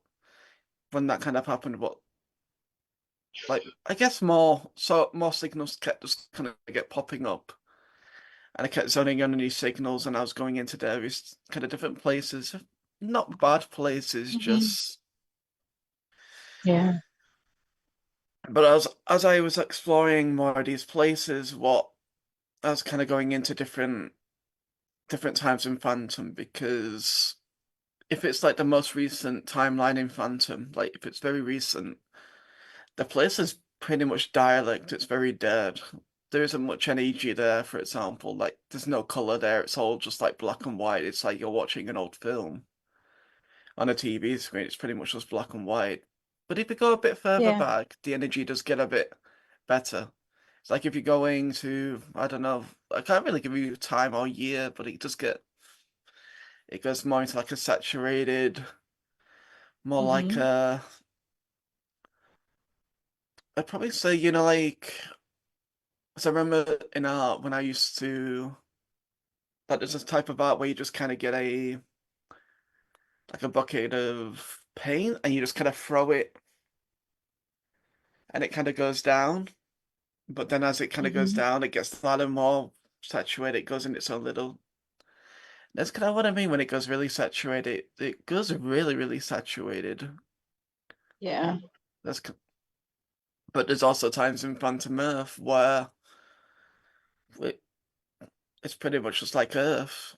Very Krystic, very warm. Absolutely beautiful place. Absolutely beautiful energy. Really, in Phantom Mirrors? Wow. Yeah. Oh, that's interesting. From a different time, like in the past or something, before it got invaded. Oh, I didn't think there will be beautiful places and beautiful energies there. I did. I thought everything was ugly and dark, you know? Furthest thing from my I mind don't. too. Wasn't always dark. No, it wasn't. Oh. But kind of what I find interesting is that when you do start the reintegration process of Mm-hmm. your other various selves, it's kind of like I've got it's the parts that I rescued, the quantum that I rescued. Some of it wants to be rescued, but others don't want to be rescued. Mm-hmm. And you're really having to process all the trauma of what those aspects of yourself experienced. And I'd be kind of having dreams of various different times if I'm getting killed or whatever kind of else, or it's like it's just it goes very, very dark. It's not a nice place to be. I feel very bipolar in a lot of ways. It's kind of like I take on the personality of the quantum. It's very hard to kind of handle. My emotions are Mm-hmm. kind of all over the place, and I feel like I just want to cry constantly. Because Oh, yeah. one minute I'll be fine, and then the next minute I'll just kind of remember something and I'll be crying again. Right. But that's very much what it's kind of been like. But I've also got Right. hit the point of just having to let go of my other Mm-hmm. selves. It's always in the solar plexus area. It's very heavy. So I can feel the energy. I can feel where my shadow is most present and what aspects I need to Mm-hmm. let go of. And it's a very deep heaviness. But there's also a Right. very deep sadness as well because I want to save out every aspect of myself, and I understand that. You know what? I can't save every aspect of myself, but as Indicos, we came into this matrix, and we're like, right, we want to save Mm-hmm. this matrix. We want to recalibrate the matrix and realign it and put it back Yeah. onto the Krystic path. We want to save all these fallen races. We want to save all our fallen selves, but we just kind of can't. Yeah. And Right.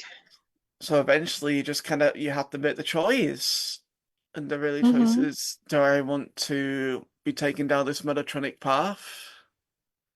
Because I guess it's kind of like what Chris was saying, that Mm-hmm. it's like a push and a pull motion. You've got two different aspects of yourself. Yeah. One wants Of to go course. to Phantom, and then the other one wants to go up and out and be Christic and whatnot. And there's a very much I once oh yes I earlier I said it was more like a burden. But I don't think that was Mm-hmm. the right word to use. Yeah. The constant battle. Yeah. Yeah. Of course. Of course. Yeah. Makes sense. Of course. So it's just loads of reintegrating, realigning, recalibrating. So Mm-hmm. I'm just really struggling with because I got loads of content coming in from various places. It's never ending for me, it seems. Right. Every night, I'm kind of going to sleep and I'm waking up, seeing these visions of having to break chains, and it's like so many parts of myself that are wanting to be freed. And I'm really kind of afraid because I know that I'm not going to be able to get all my aspects out. There's just too many of them, which makes me feel really guilty and angry and brings up all these other kind of aspects of myself of what's the point of even being here? What is the point? Because ultimately we're all just we're getting eaten. Which is a whole other aspect because it's kind of like I've got my own quantum, I've got my own energy signature, which I know is mine, but then I've also got the distorted aspects that I'm also reintegrating, which have their own special little energy signature to them, and you kind of embody both aspects. And Right. Yeah. yeah, it's like being an indigo free in a lot of ways. You've got these two aspects of yourself. You've got the nice Krystic self, and then you got this monster living within you, but it's not a monster. It's not a monster at all. It's a being that I guess I don't know if I was ever an indigo free. I might have been. I I don't know. But really, when I kind of think about it, I kind of really feel that, at least from the Nephilim aspect of things, that whatever is being constantly attacked. And when the Nephilim itself within the body is being constantly attacked, what tends to happen is it kind of acts out, it gets angry, it gets agitated, which then it starts attacking the body. And then you start feeling all the bipolar, all the anger, all the sadness, and all the pain, really. And then you're really having to try restabilize it, and then it's kind of put back into a quarantine within the body. And that's kind of how I feel right now with doing all this shadow body work. It's overwhelming. I'm an emotional wreck. I'm angry. I'm sad. I don't know how I'm gonna feel the next couple of minutes, and I'm just kind of having to just sit down and just feel everything without judgment. Ultimately, I because just energy is asked. supposed. I asked you a question, Lewis, on here Oh, too. Want to okay. check it? Sorry to interrupt.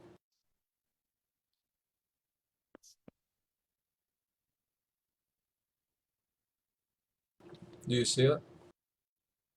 No, because off Facebook. Let me have a look. I'll go back on.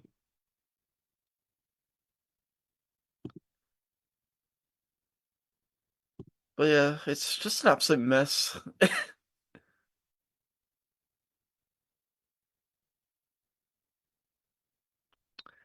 Ain't afraid you might end up in a full timeline if you see too much of it. I mean, I think I've already been through that. So as a child, I always used to wake up in Phantom, like physically wake up. So it's kind of like I'd go to sleep and I'd wake up in Phantom and I'd be in this first person perspective. I'd see all the rubble, I'd see all this town. There's underground vats that hold these monsters. Everything's very physical, everything's very real. It's kind of how I encountered Chris, actually, which is a whole other story on its own, but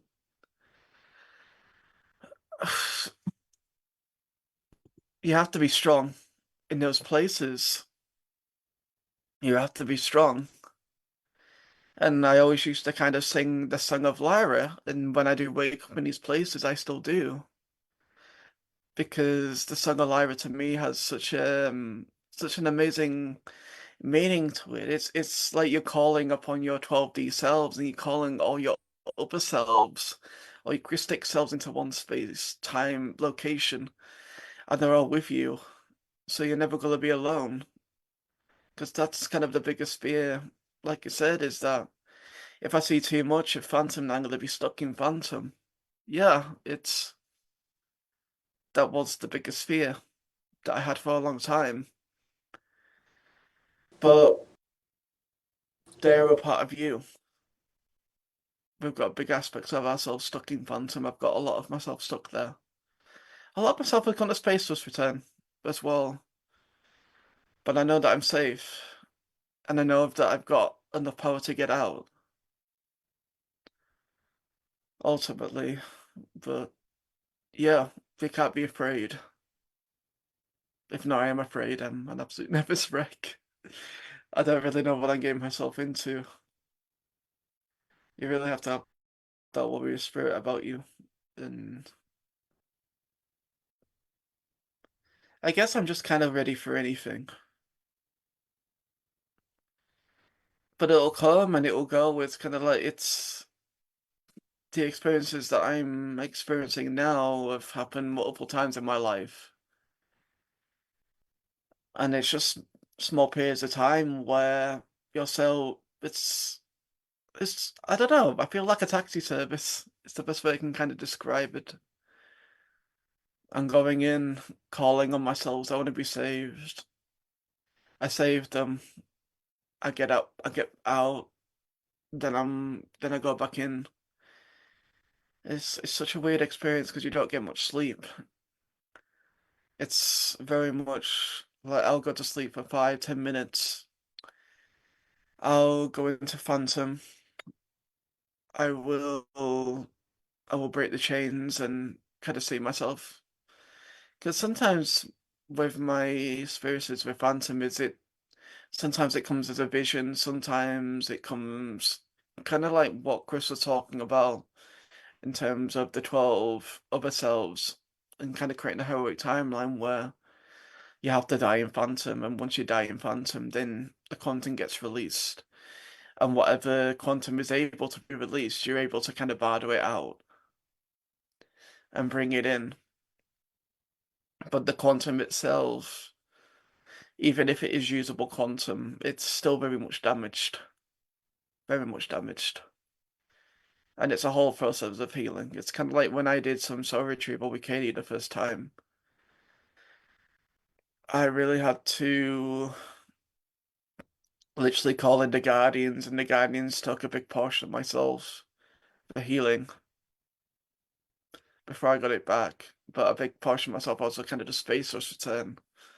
And it's what these missions are. They're just taking the parts that I can take and just discarding or bringing back to space dust the parts that I can't take back.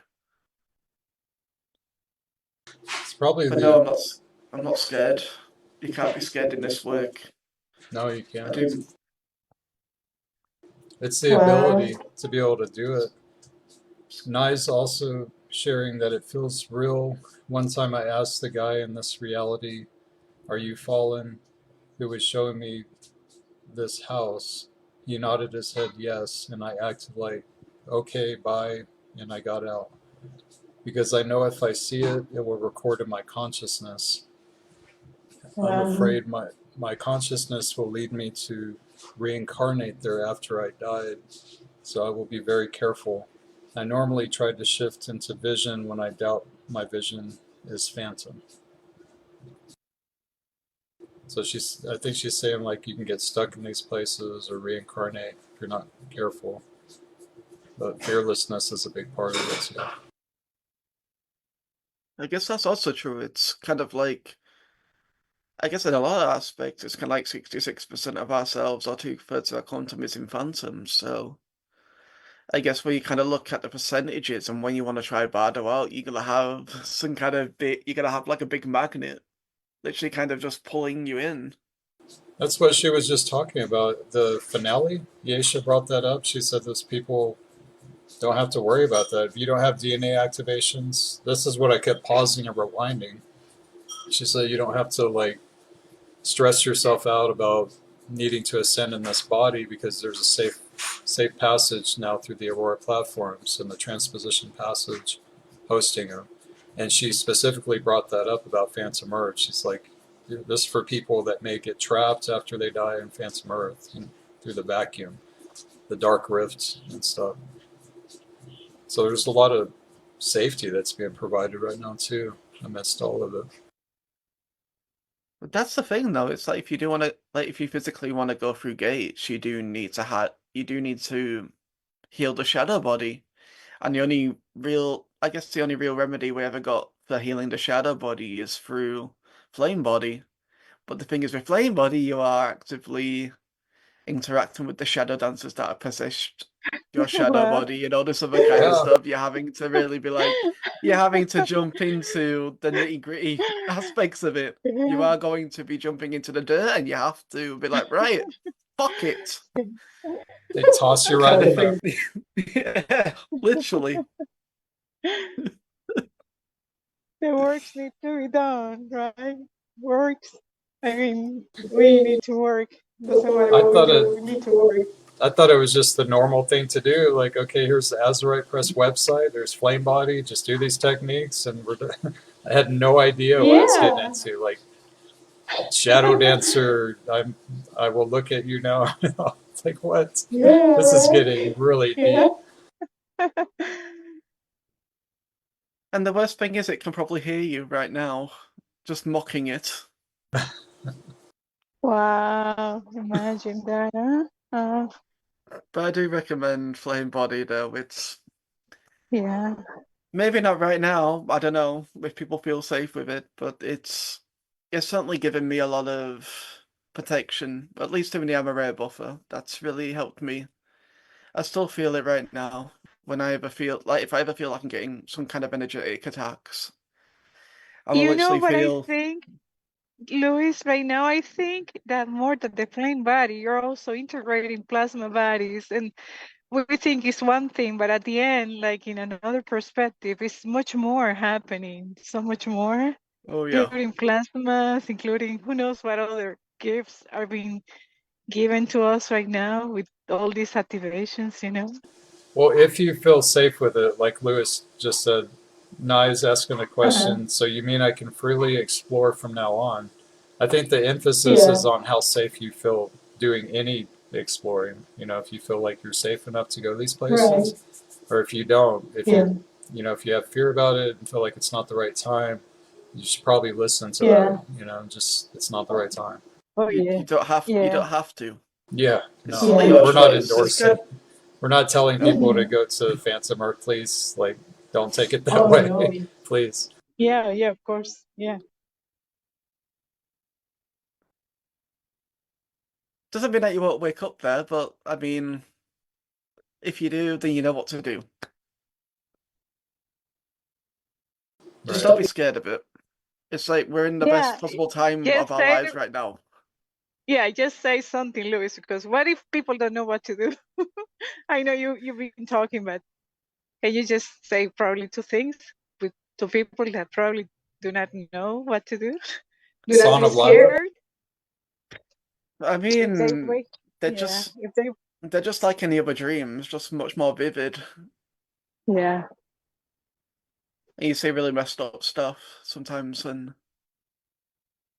yeah, it can really have a big impact on you. But we do have ourselves there, parts of ourselves there, and we do need to acknowledge it, especially if we're wanting to go through gates. It's kind of Kiesha saying, yeah, we have gates where we are able, which we only need 3 strands of activation to go through, but she doesn't mention that you do need to get rid of your shadow. Well, not get rid of it, but reintegrate it and heal it, because you won't be able to go through. Which I guess is kind of what the whole Metatronic Seed Atom's all about, because it was the Metatronic Seed Atom that literally is pretty much the building block to our shadow body and all the other various different technologies that we're talking about, G seals and the 666 Beast Machine, the Blue Sword of Michael, and all this other crap that they threw upon us. But yeah, it's going to be interesting. I don't know what's going to happen with the shadow body. I really don't know. But I guess even if you don't work with it, there's always going to be aspects of yourself that are still organic, and even after all this time, that are just going to jump back into you when the time comes. When we finally just kind of hit the cutoff date, whenever that is, which I suspect won't. They say that the Metatronic Seed is going to be vaporized, but I don't think it's going to be at least a cutoff date. I don't think it's going to be. It's like a permanent date. I think it's gonna get. I don't know. It's hard to say. I don't think it's gonna happen all at once. I think it's gonna be very gradual. 8 years too to kind of see it Yeah. unfold. Nye said that she saw her shadow dancer and it was black, and she hasn't even done flame body yet. No techniques. I mean, you got plasmas, they're the most powerful things that we've ever worked with. I think you are protected. It's kind of like if the shadow dancer was going to possess you, it would have possessed you by now, I think, generally speaking. I don't want to sound really pessimistic either. Well, she's saying that every night I felt somebody in my room. Sometimes I feel good, sometimes I don't. I get aggressive towards the spirit when I sense it's bad energy, so I do feel scared. Actually, if I do techniques too much, my eyes just widely open, just like what Mildred was saying. Yeah. Do too much too fast.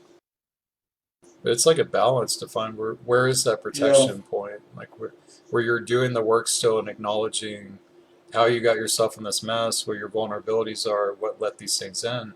The Beastie Banshee information is saying that it's us. A lot of it's just distorted quantum we're fighting against ourselves. It's our quantum still, and we're just like in this entanglement with it, where it looks and appears like this dark stuff, but it's like, you know, it's been dormant for so long, and we're trying to heal. Yeah, I don't really want to endorse Yeah. flame body. I mean, the is very much against doing light body, so I'm Yeah. like, No, we're not doing. We're not endorsing. what might work for my template might not work for anybody else's. So Yep. Yeah, that's true. Yeah.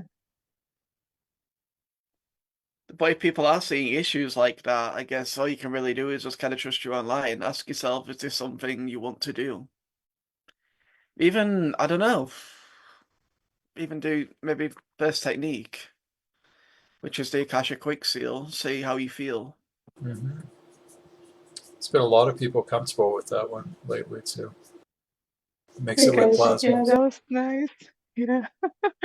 It's a beautiful Oh, technique. I actually recommend the long one, not the short one, but it's easier for people.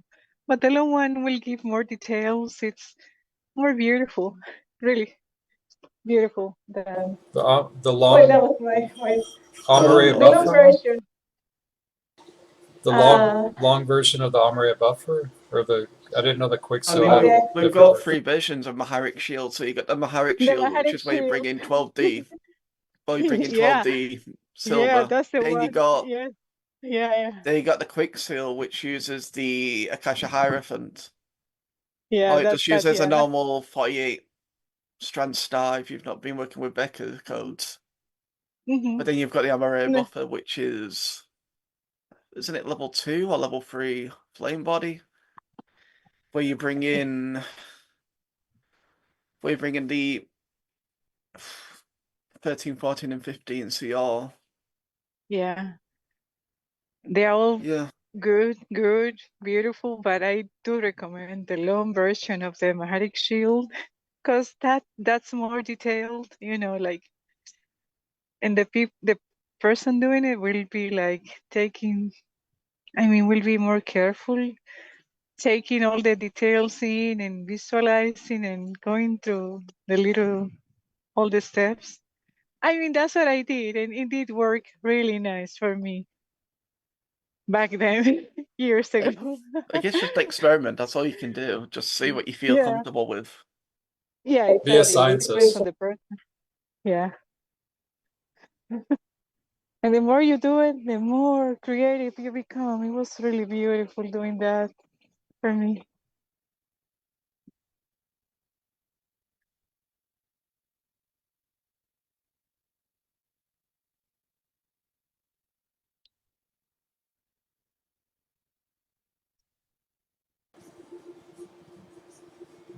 And Beastie Banshee, all of this stuff.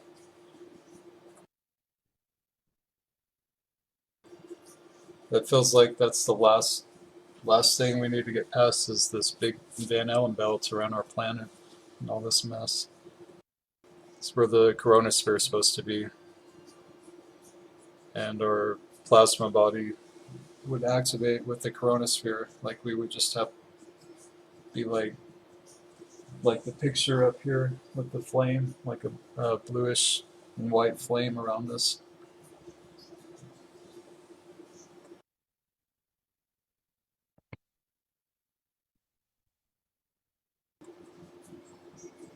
Glowing strike flame. Yeah, the picture of the plasmatic mercature fields, that poster that I saw. Okay. Yeah, it has like blue around it and then like silverish around the outer tips of the flame. And then all the layers of like the Ludfar, the bone. That's what she said it would look like with the chronosphere activated if the Van Allen belt was dismantled. Oh yeah, I know what you mean now. But we There's a don't. poster of it. Yeah. Mhm.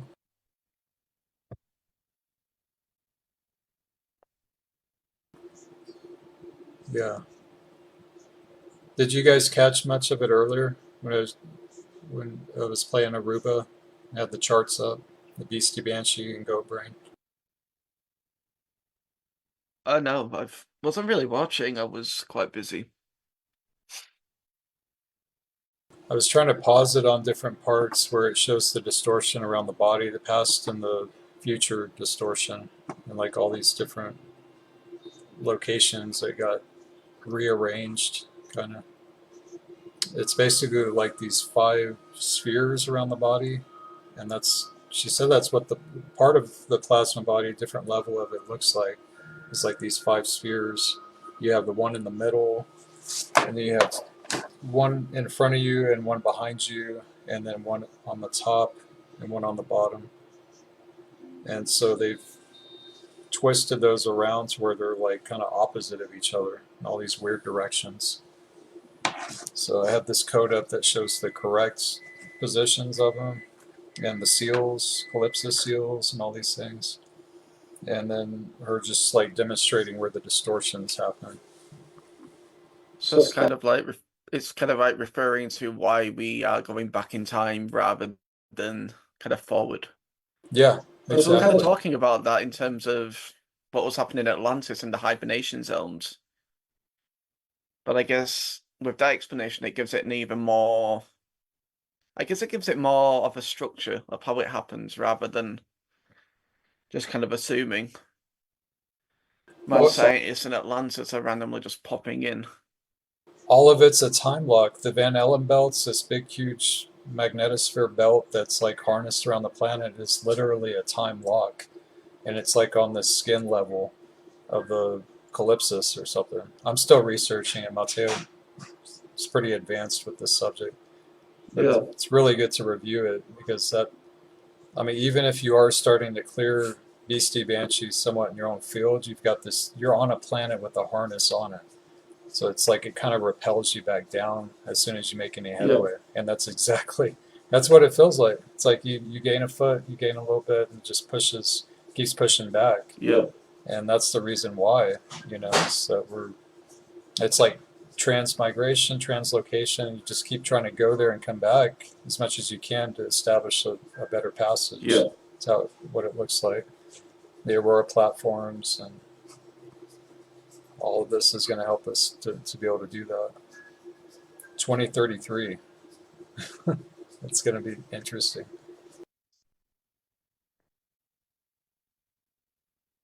Biological ascension. Are you feeling that, Mildred? You think we'll be going through gates 2033? Might be a ways after then. I guess it depends how much we can get cleared by then, to be honest.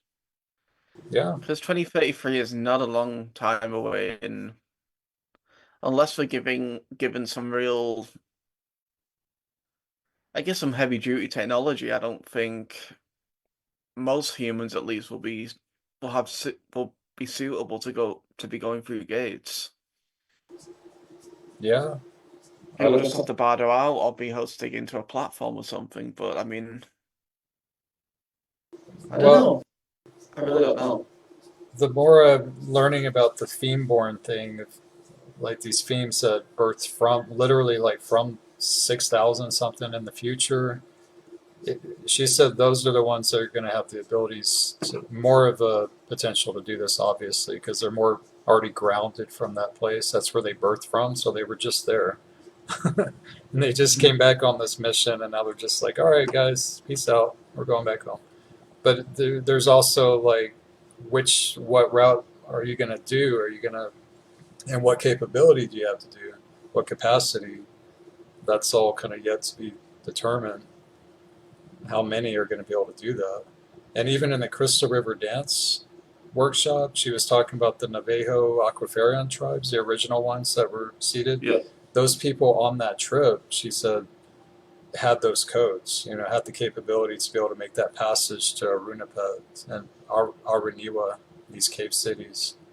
So, they're around, but there's probably just a handful. There's not too many. It's not too many at all. But also, what was that big shield that was coming online that was in Sliders 12, like 750,000 Krystics are coming on? Was that all themes? Who are those guys? Is that just the cavalry? Some backup Krystic, Nomi, genes? Something? It's a big I'm not announcement. sure. Do you think the old Dark flowered? What's that? Do you think the old Dark flowered because it was right next to the Dark, Shield of yeah. Solomon? They might have all just That's true. fallen. Yeah. I don't know though. I really don't know. Yeah, because it was like a million, and then million something, then 750,000 out of those would be awake. Yeah. But then again, though, we did have the graduation to becoming a Dashi return and all this other kind of stuff. So there was. Right. Yeah, there's been a lot of upgrades and victories since then, too. Maybe just a few left out of all this mess, so not too many. It might have just been a good idea just to. I mean, if they never turned on, that would probably been better for them in a lot of ways because they would have never activated their light body, which then would have led to freaking plasma body activation, which would have led to dark flowering. So yeah, it might just be easy just to stay asleep. Yeah, that's true. Kind of like what I did actually after 2011. So everything just turned off. Couldn't explain it. Couldn't explain it. All the abductions, everything just kind of stopped. It's like I was just kind of cloaked. Mm. Then when I started doing astral projection again, so it just popped and yeah, then it all just kind of kicked off again. What techniques were you doing? Did you stop techniques, or what happened when the protection stopped? As in 2015. It's like after that dream in 2011, everything just stopped. Everything. I couldn't lucid dream anymore. I couldn't astral project anymore. What were you doing? It just all turned off. Like, what techniques were you doing? I didn't even know about spirituality at that time. Oh, okay, gotcha. Everything just turned off. Yeah, everything just kind of went dark for about 5, 6 years. 5, 6, 7, 8 years, and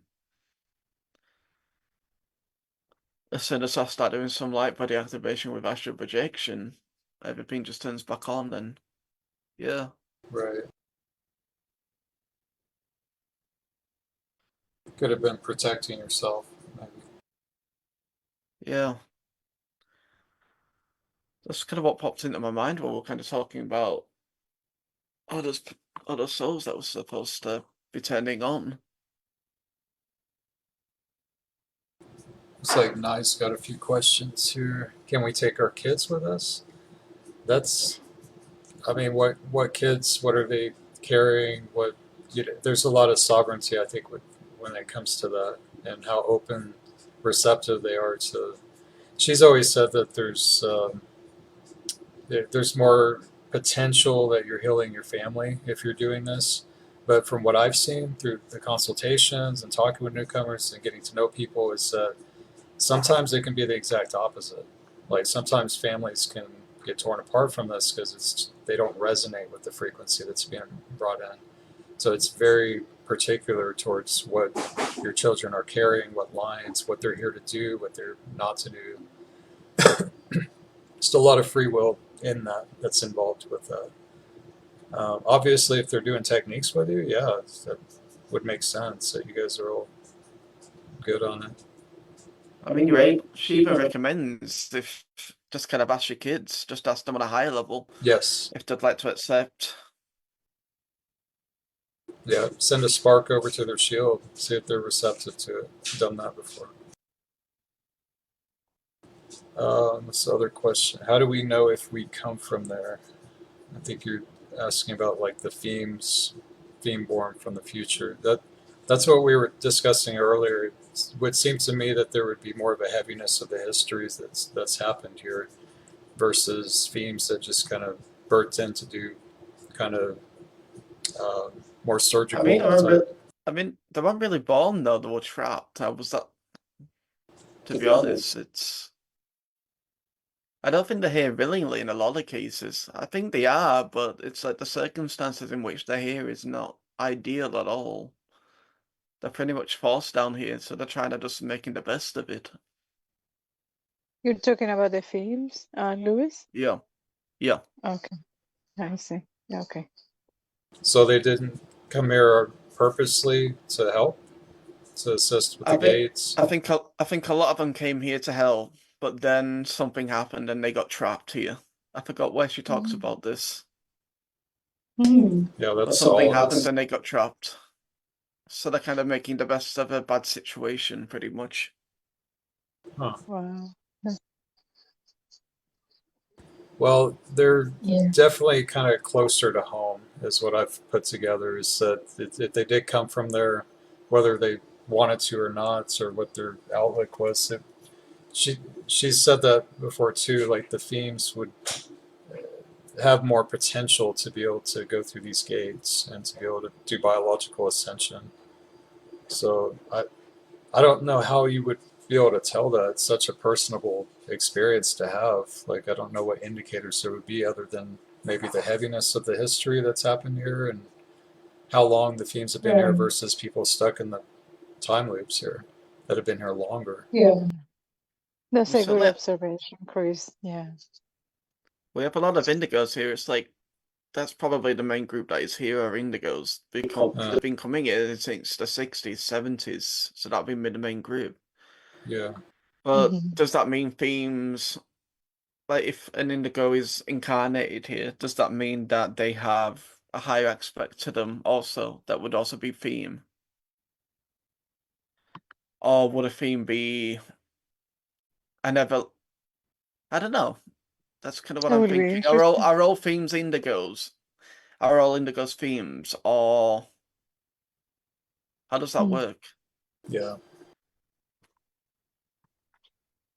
We have that conversation. So we're talking about indigo ones. We're already getting completely out there anyway. So I don't know. Where were indigo ones from? I don't know. We gotta look that up. I think they're Elohim. They I did a Hoover scan. I was kind of looking for the booklet.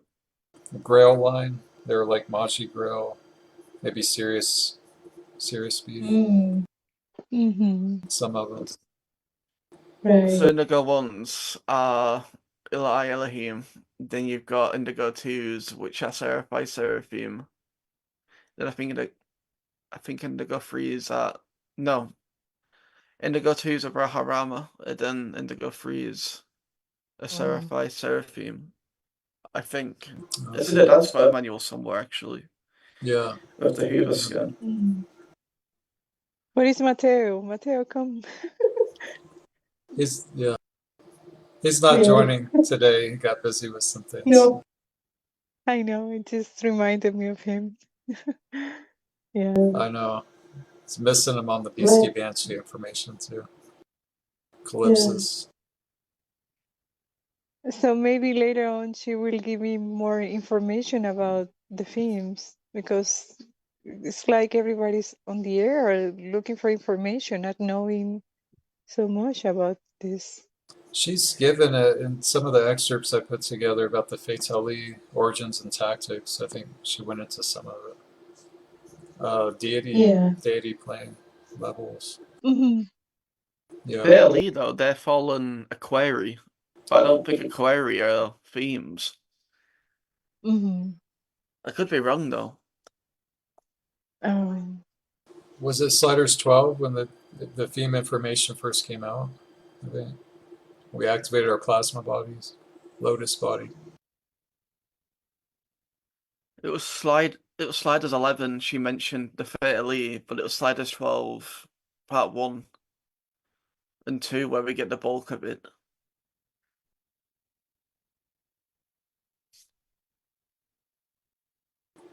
Do you guys want to go back into the Beastie Banshee study here? I've got the video queued up, the chart. Maybe she'll bring it up to themes or something. Okay, cool. This is the only time I have to study, so I'm being a little selfish with it. Just want to get into this. Feels very relevant. Well, you've been so busy there. Oh my goodness. Yeah. Yeah, it's been a crazy week. How long this takes, they haven't said anything as far as how, once it's open, how long it takes. I know whatever they did. I'm going to rewind it a little bit here. And bring it in from the inside out. Oh, this is a really good part here. We were just talking about fear, and she addresses us here. It's a really good excerpt. Krystic and a Fidelity, whichever. They cut off from any of the big stuff we talk about that Mildred, needs to be transmitted from the other side in order to push open. I'm still listening. Yeah, I'm here. If I would like what? Say again, please. I said, are you watching the live stream from Facebook, or would you like me to screen share? Oh yes, please do the screen share, please. Yeah. I'm on Zoom. The Zoom call. Yeah.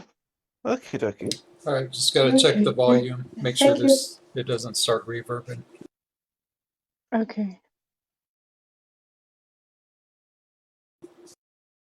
To allow these to open up the vertical. There is no audio. Because even if like on shaved legs, right? There's no hairs there. Because I had just for that. No audio. But Nothing.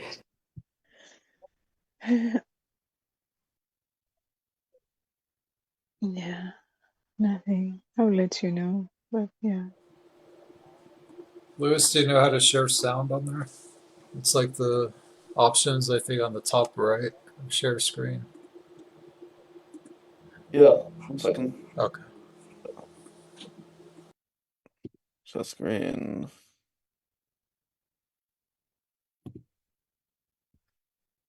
No, okay. Oh, share computer sound. There we go. Right side. It's like, okay. That's right. And then 3, 2, 1. down the left side. It's like, and then it switched sides to Options, sides. It was just those things are normal for these activations. And I also know a couple of people that were activating early. Like those things are normal for these activations. And I also know a couple of people that were activating early. Are normal for these activations. And I also know a couple of people that were activating early. Are normal for these activations. And I also know a couple of people that were activating. Oh wait, I need to.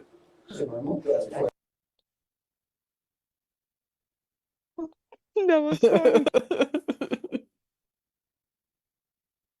Got it. Thank you. A lot of thank yous. Thank you. A lot of thank yous, Mildred. Thank you.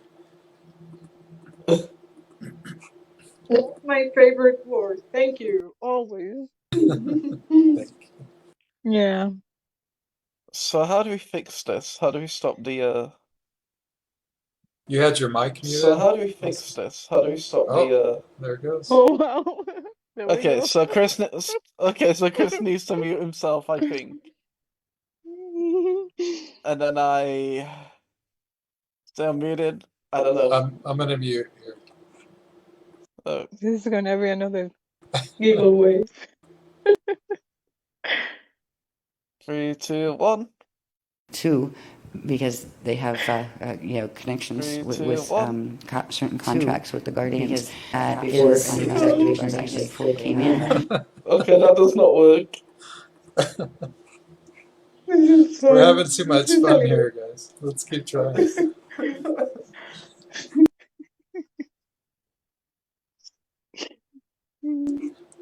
Let's just do a Freedom Forum with this, like doing echoes.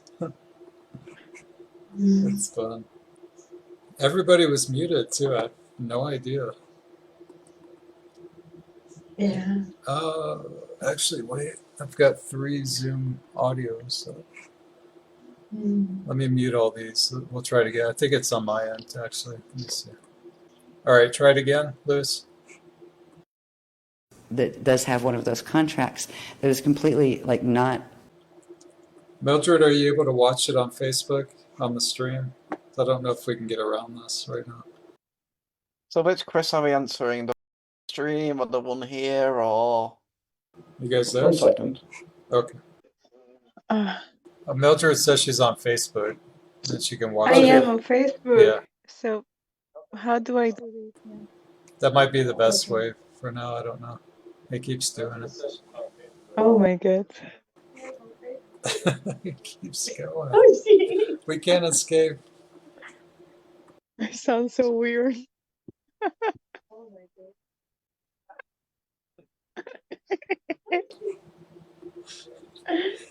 We god. We're gotta- trapped in Phantom. we have to stay quiet. Stealth. All right. I'll just rewind it. Mildred's is watching it on Facebook. It's like the information. So if you start to experience anything like.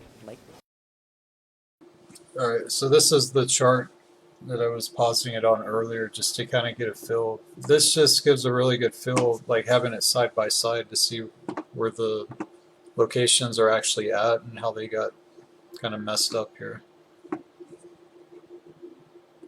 All right, we'll continue. This is Cross of Tanaki polarity and Curse of, but it's not.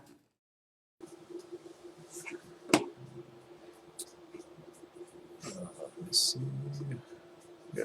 I want to make sure I'm not getting feedback again. Hang on. So I'm just going to rewind it to see what she's saying here. Because she said they phase locked and then they flipped. Let's see which one she's referring to. Where they phase locked 4 and 3. Okay, so 4 and 3. Hang on.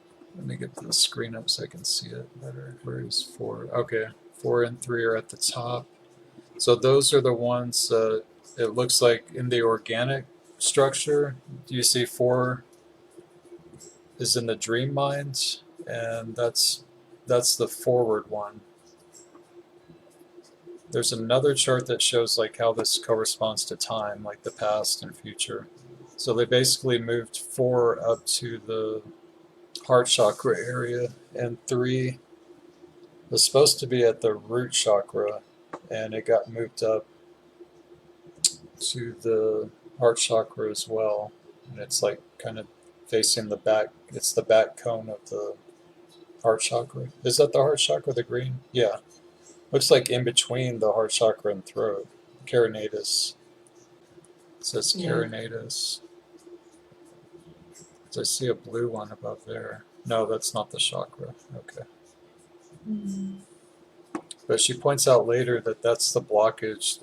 That's how they messed up the connection from the root and the heart. And our P lotus anatomy as well, like the plasma. This is all plasma level. Very interesting. Yeah, it is. And 2 and 1 between the levels of consciousness. So this is a multi-layered chart, and I was saying earlier it'd be really good to have like a Rolodex of Mylars, transparencies, to where you could just kind of flip and see how all this fits together. But those are actual levels of consciousness. Those rings around the spheres levels are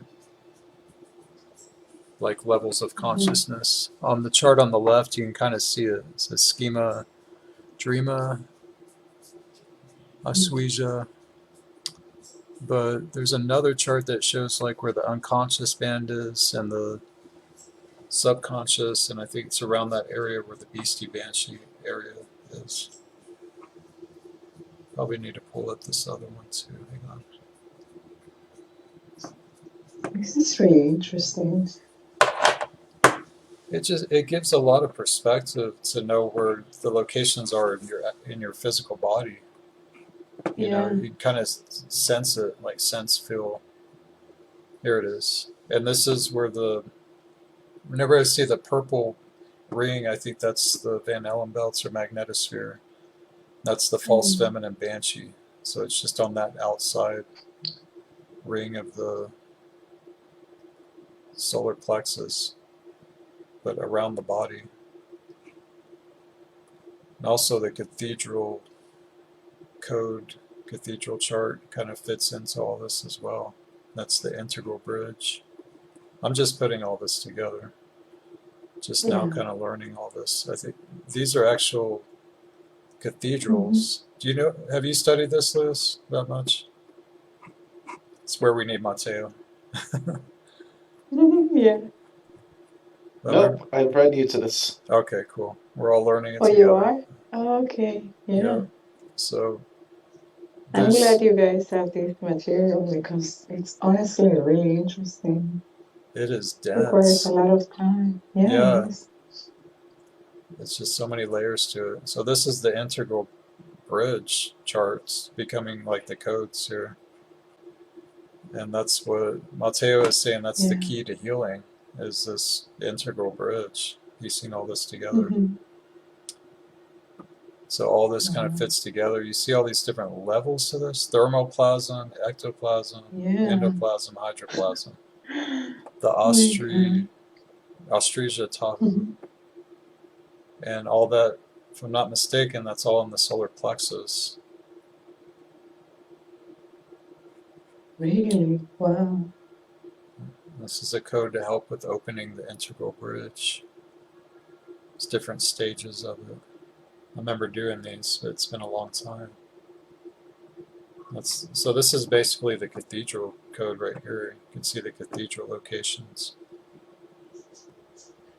And I've never seen anyone else sharing this information, only you guys. So I don't think people have this. I mean, not many people probably. So. Well, there's people putting it together, like the Nomi groups. I know there's a lot of step downs there in some of the groups, but just kind of posts and different summaries here and there. But we really do need study groups. That's why we prioritized it for the Freedom Forum to try to become that. But we need community also. We need people connected, and it's a lot that we need to kind of balance out here. I think that was the chart right there. Let me see. But it's like a time lock, and just holding us in this Mobius. Here's one that shows it also. That's the brain facing the future to the left. Or which way is it? Oh, moving forward to the past. So it's facing forward. These are the eyes here. I can see it now. So it's facing forward and moving forward to the past, and the future is behind. And there's a false right, false left.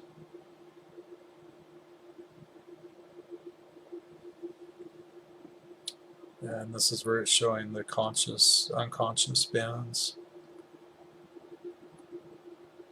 On the outside, seat of mind. The land of Nod, nowhere now. And gives us that twisted part of ourselves. This is where I paused it earlier today when we first visited it, and was playing the excerpt that I just posted last night about miasm becomes possession, because I think all this kind of correlates to each other. Because she just said that's your own quantum. The beastie, the banshee, the goat brain, all this stuff on these levels is your own quantum. It's just kind of mutated and distorted and chaotic. So it's like you're not trying to get rid of it. You're trying to, you're trying to integrate it, bring it back together, and kind of like reassemble all of yourself through it. Mm-hmm. But the notion of like, oh, I've got to get rid of, you're saying you got to get rid of your quantum. So we have to work with it. We have to try to, transmute it, Yeah. like how the chevrons were Transform it. described also. It's like it's Yeah. transmuting frequency. Mm-hmm. Right. And we'll look at where that goes. They're here just until after tomorrow, but it will still be Hey. part of the program.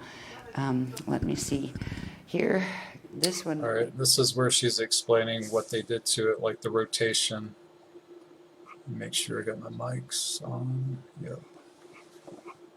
I'm gonna get it back Sorry on. for. Yeah. What's that? No, sorry for the noises here. Somebody was just calling me. That's all right. I don't know if I have my mic muted. I'm sorry. Heard a yell. Gee. Heard a bench. That's Sorry. Yeah. That's I all had right. to delete That's all right. that. That was my auntie. I'm sorry. I'm getting traumatized over here. It's too much. Come on. You guys are so quiet. It's always a noise here. I'm sorry. They're haunting us. Okay. Oh. This is right where she's showing what the banshees did to us too. It's scary.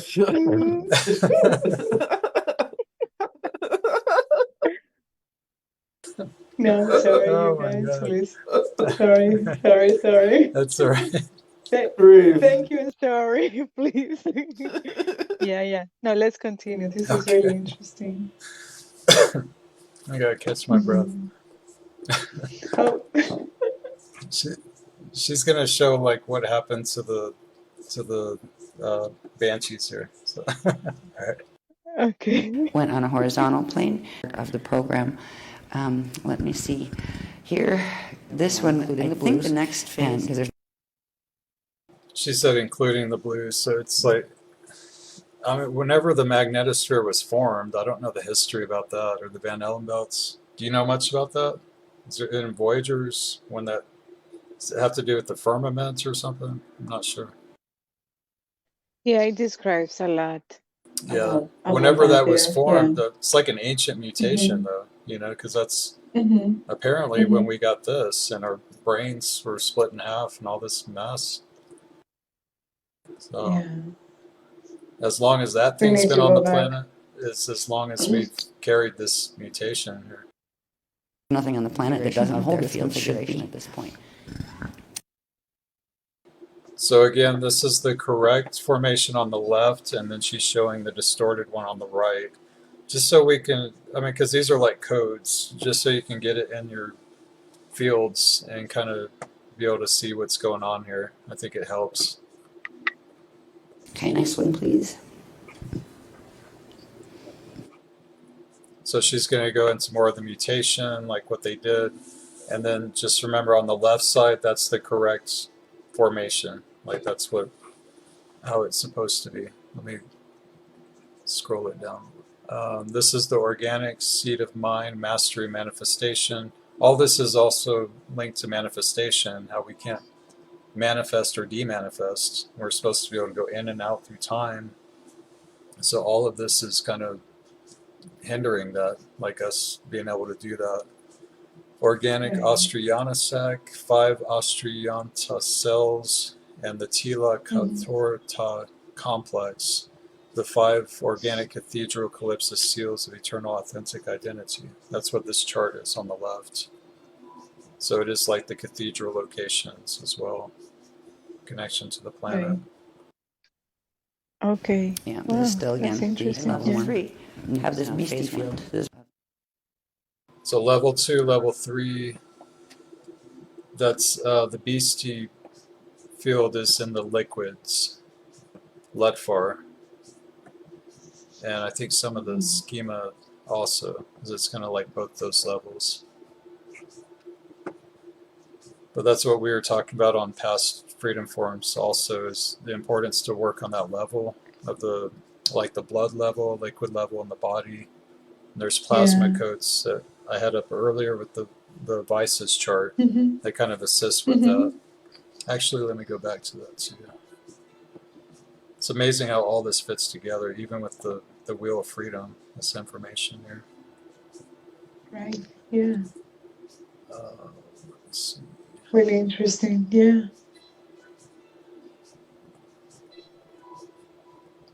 You guys see that? Those are all the liquid Ludfar plasma level, Earth plasma body level codes. Yep. So it fits right in with the that's the subconscious level. That's the Ludfar liquids. You see the column, and this is the vices. So all the counters to those vices are in parentheses, like love counters sloth, grace counters hatred, gratitude counters hypocrisy, and so on. So that's these codes kind of assist on that Ludfar liquid level, the plasma body level, to help correct those alignments also and kind of counter it. You guys are blessed to have this material. It's just doing too much. It's really important to have this. No, really. Yeah. It's a lot. It's a lot to like decode, you know, Yeah. because she just spouts off stuff so fast. You have to stop and rewind it. And people say, I did that workshop, and you have not done that workshop. You've got to rewind it. Yeah. You've got to Oh, really yeah. catch every 5 minutes and take notes. You know? Right. Yeah. Because there's a lot of information coming out of her mouth. This is from what year, Chris? This was 2014, right before August 2014, Aruba. Oh, I see. Okay. Yeah. Oof, really intense. It's packed. Yeah. Really nice. Really nice. Yeah. Yeah, and she wasn't connecting all this with this chart. This chart hadn't come out yet, I don't believe. So there's, you know, it's just layers and layers constantly upgrading and modifying and adding to. And I just see these big posters of transparencies of layers, you know, that could put together and have all the relevance line up together. Yeah. You have done an incredible work there. Yes. Thank you. Yeah. Well, there was inspirations from other KSers to even study the Wheel of Freedom. A lot of nudges, you know, over the years. Yeah. Yeah. Yeah. It's people that have already been studying it, a lot of this for years, and it's inspiring to see that. So it's like just paying it forward. Yeah. But this is a really good chart. How it all connects too is really Right. Yeah. Let me pull this back up here.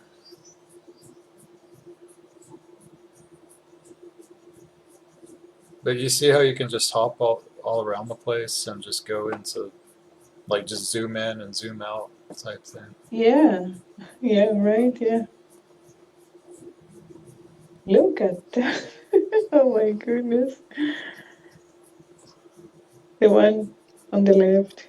Amazing. Yeah. Do we ever fix all this? Do we? I mean, it's so We've much. got 1,000 years, only 1,000 years, and we'll check in and see if we fixed it, I guess. So. Or maybe by 2033. Much? Right, like how long will this take to be healed? And I'm sure it varies. see. Varies per template.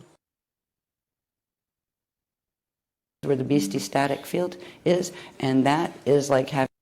But I just look at it as long as, because you see all the weird stuff in science news about the Van Allen belts flashing off and on, the magnetosphere, the what is it, the Hertz, all these inconsistencies. Something's being worked on. Something's happening with that, you know. Those are really big phenomenons for a whole magnetosphere to flash off and have all these weird things going on. Right. Having a little. Yeah. But it's not really going away until that contraption is dismantled, until that thing gets looser. Is my experience. Maybe you can make headways, and like on the vices chart it shows disciplines, like really disciplining yourself. That's possible. Anybody can achieve disciplines. That's a really a big part of it. That's interesting. Yeah, Let me pull that's that back up. pretty interesting. Yeah. It's another part of this that is really starting to stand out too. Those that where is the disciplines? It's in the subconscious, and she shows another chart here. That's exactly where the Beastie Banshee is in that realm, and the Ledfar liquids. So that's where we're prone to having the vices, and then in our conscious we have the vulnerabilities, like completely outpictured. But we have contemplations and the virtues to meditate on, like the self-actualization, self-sovereignty, self-containment, see all the selves, self-love, all of it.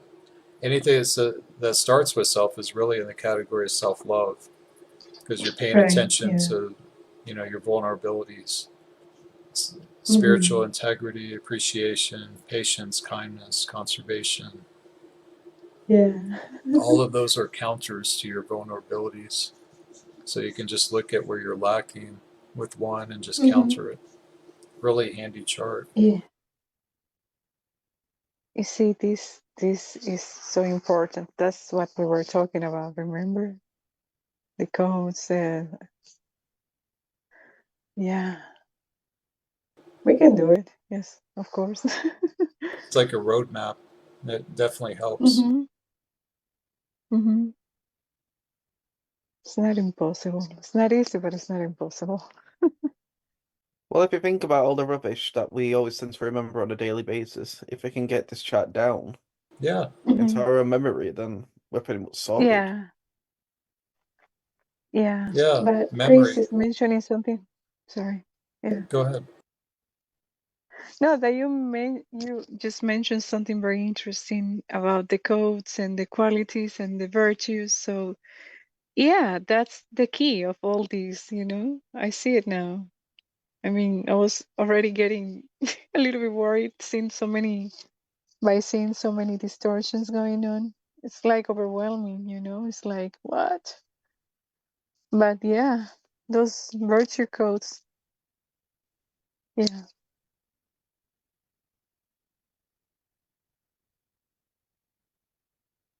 There's some other ones with the bone level. These are schema codes. And we'll see what category that is. That's the conscious. That's the vulnerabilities, contemplations. Yeah. So these codes would kind of complement the virtues with the self-actualization, self-sovereignty, self-containment. Exactly. Yeah. I think they would assist with that, with the plasma level of Earth. Yeah.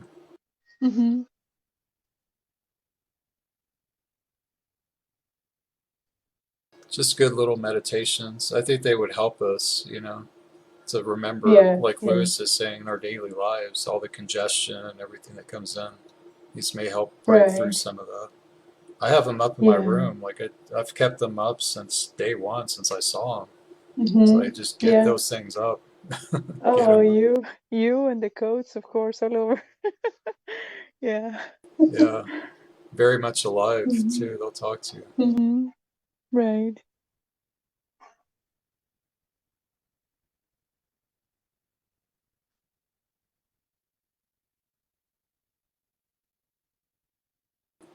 Codependence has sense that counters it, just sense. That's really simple.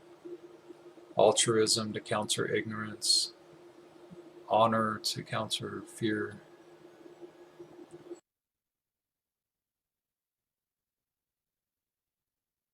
Self-love for isolation.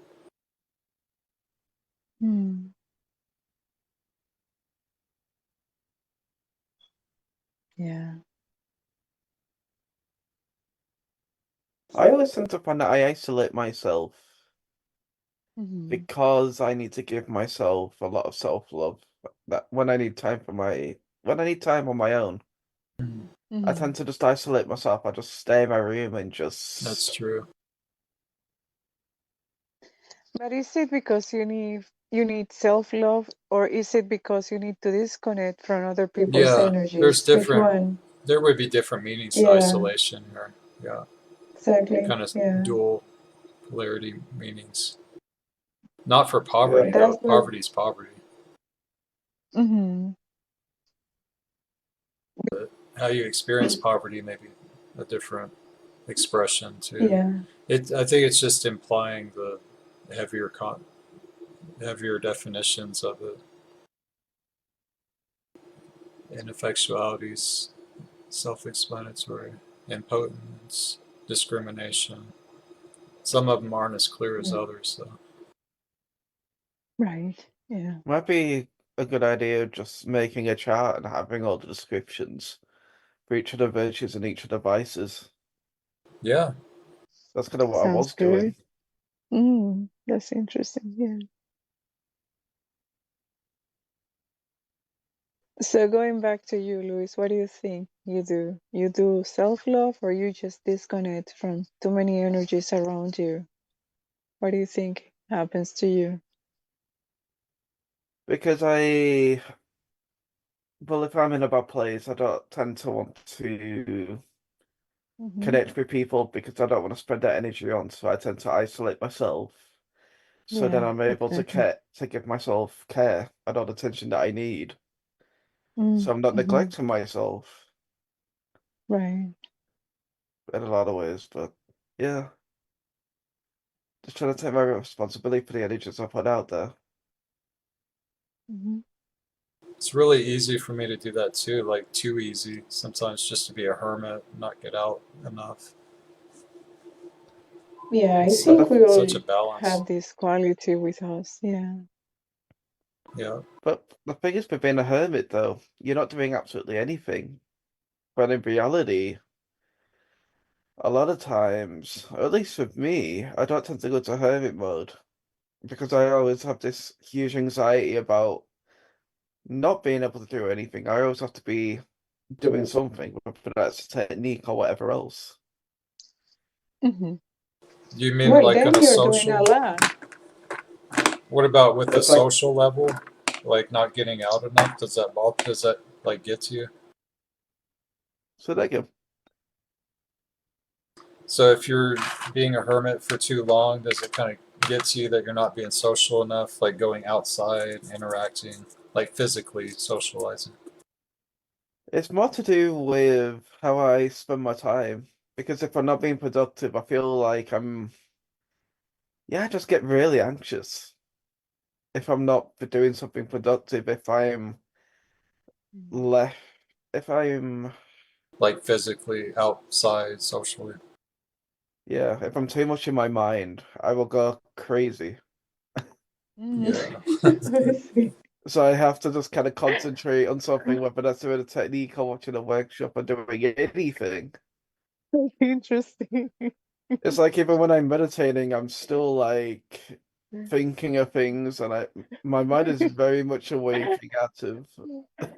Oh my So god. you get bored very easily. We got a giggle wave this whole evening, guys.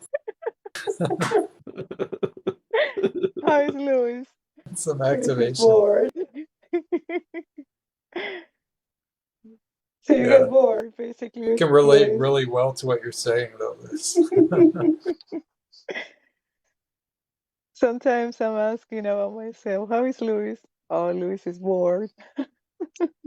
That's all I do is work, You whether it's my see? spiritual work or my physical work or whatever else. We I all feel get in you that sometimes, place. Louis. We know where that place is. So.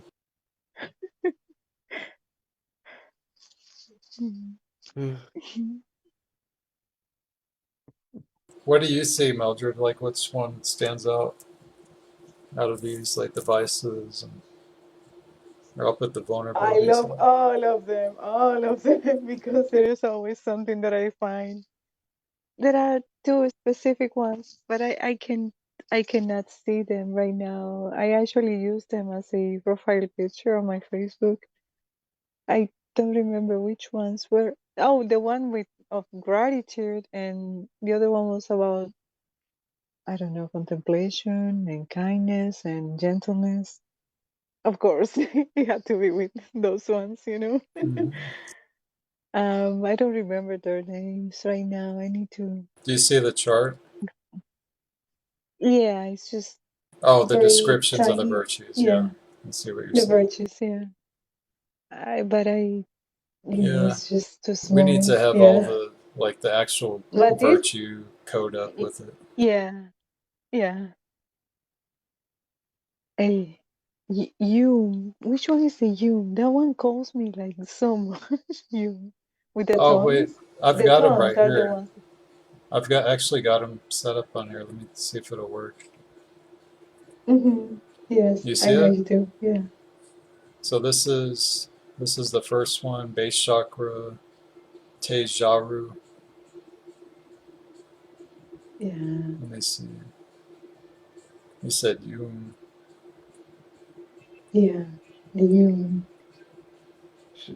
Yen, Tatsu, Mm. or I Matsu. actually wait. I think I Oh, here have it is. it. Oh, who? Yum. Is that it? You. Yes, that's the one. It's pretty colors. Yeah.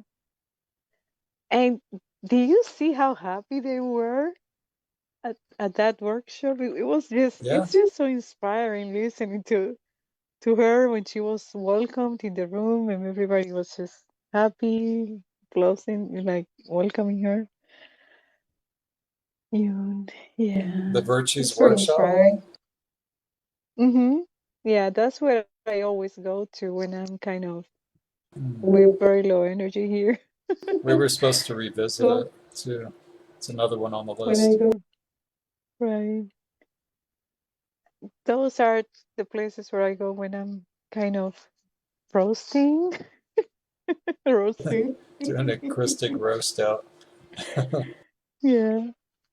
No, but it's really inspiring. This one and the cosmos. Well, this is part of the cosmos is watching, I guess.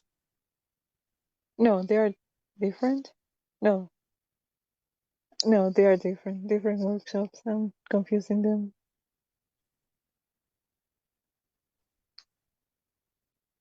That's a good one. It's pretty powerful with the You and the red. other one is what is the other one? You and the other one is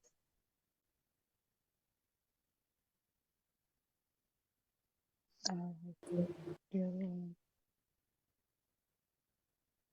We really need to go through the freaking virtues that sort of the mirror in the sky. Yeah.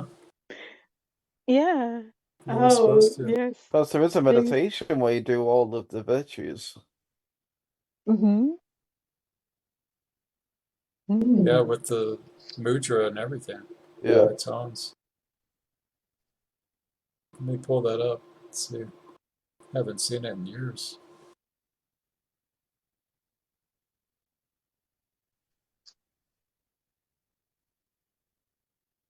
Yeah. Oh, here it is. The other one. Pasun. Pasun is the other one. Is this the same mirror in the sky that, or the mirror ball fields that we're working with? Yeah. She yeah. mentioned it. I'm looking It's at the powerful. Pasun code, and the components are commitment, responsibility, mindfulness. Which virtue is it? What number? This one is Pasun. I think number 8. Had to be number 8, you know. Fire and ether, the element. And what is the tone for this one? Oh, yeah. Is that solar plexus? Which one is that? Yes. What chakra? I'm not seeing 3. Oh, this is the thymus. Pasun, number 8. Looks like it's in the thymus, upper head. So within the Azaradan. This is number 8. That one's commitment, responsibility, mindfulness, and practice. Yeah. Power. It's the quality. Yeah. Right. And The tone is tua, tua. It's really beautiful. Yeah.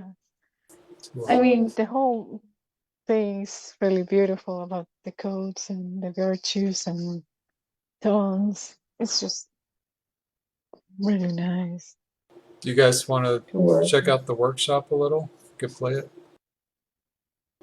I haven't seen it in a long time. I mean, what do you think? Since you're doing the banshee stuff and we're just jumping into this, I know, is it good? kind of jumping around. Yeah. Maybe just a little bit, just to see what the vibe's So like. yeah, Cause whatever you want. Sure. Yeah, yeah, yeah. because I No haven't problem. watched it in years, and I was excited to check it out. With Mateo was kind of nudging us to watch it. Mm-hmm. Yeah. Two A's, but it isn't the A.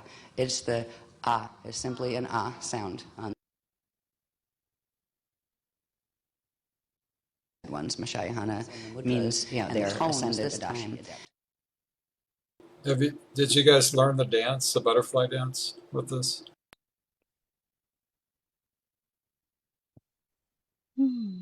I, not me. I don't know that much about that. Maybe Louis. I don't know.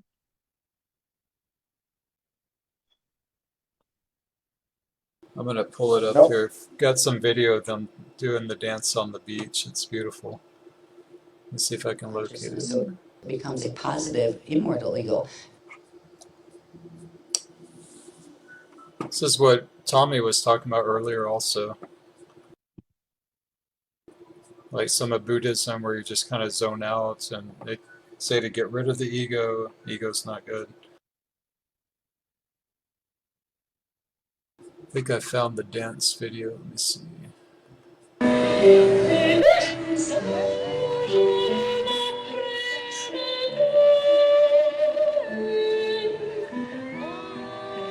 Right. Yeah, that's basically Buddhism, that you get rid of the ego.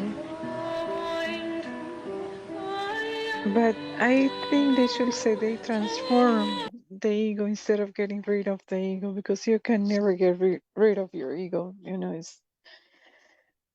Anyways, it's. Yeah.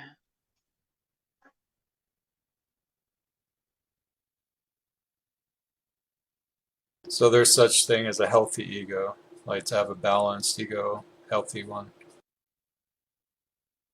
Right. Like it can be transformed into a very Krystic Right. entity, you know, Like instead of getting rid of. you have to be able to function. Like you can't really function that well without an ego. Yeah, you see, that's the thing with Buddhism and all these kind of practices, that they go to the extreme. You need to get rid of things instead of transforming and getting into the Right. middle way. That was what we were talking about, remember? Yeah. That's a lot of religions. Very So it's extremist. either you are in the world or you are in the sacred heavens of God, and there is no middle point. And then you have to go into this renunciation process of, you know, not having a life with another person, not having kids, not. So then you have to reincarnate to accomplish all these things that they. It's it, it is kind of the duality here, streams, you know. Mm-hmm. Can you see the video, the dances? This is when they first got the Shadal Moon, the butterfly dance. So you're just doing the butterfly flows. It's air and water command. Are you familiar with this? It's when they first got it on the beach. No, Can it's you the see the first video? time for me to see this. I've never seen it before. I see a lot of people there. I'll go ahead and play it. Okay.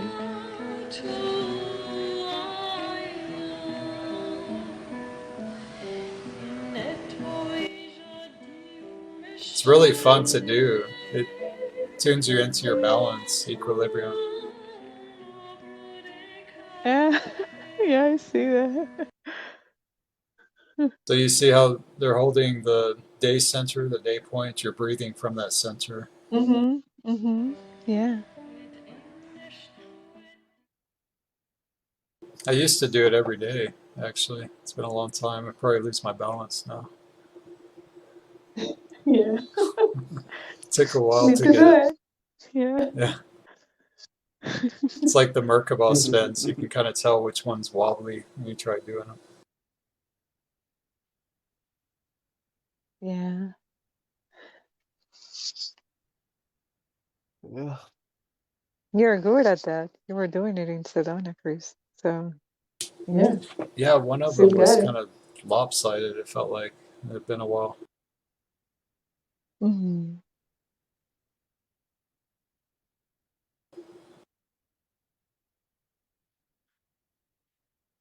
All right, I'm going to go back to Aruba, kind of hopping all over the place here. 2, the wood floor. Layer 3, the schema. Layer 4, the schema. And layer 5, the other. Hearing some squeaks. So that it actually phases. They go in and out. They're not stationary. I just caught that. So they're not like these bubbles that just stay around you. They're moving and like breathing, like the particle phasing. Right. Yeah. Interesting to visualize that too. So the forward past would be like, and then the top bottom. And makes quantum and sends the quantum back and forth as backflow return all the way back to. So this is what we went over earlier when I first started the podcast, but it's good to review it again. I'm sure I missed a lot here. At the center, 1 has been pulled out and down all sorts here. Of stuff, and that's where you can get the field possession. 2 is here. 2 is supposed to be up there. So that's where I paused it earlier, and we went to the excerpt on Mayas becomes possession. So it's just through the vulnerabilities and the. Actually, let me see. I want to revisit that again too. This is, and it was from Sliders 10.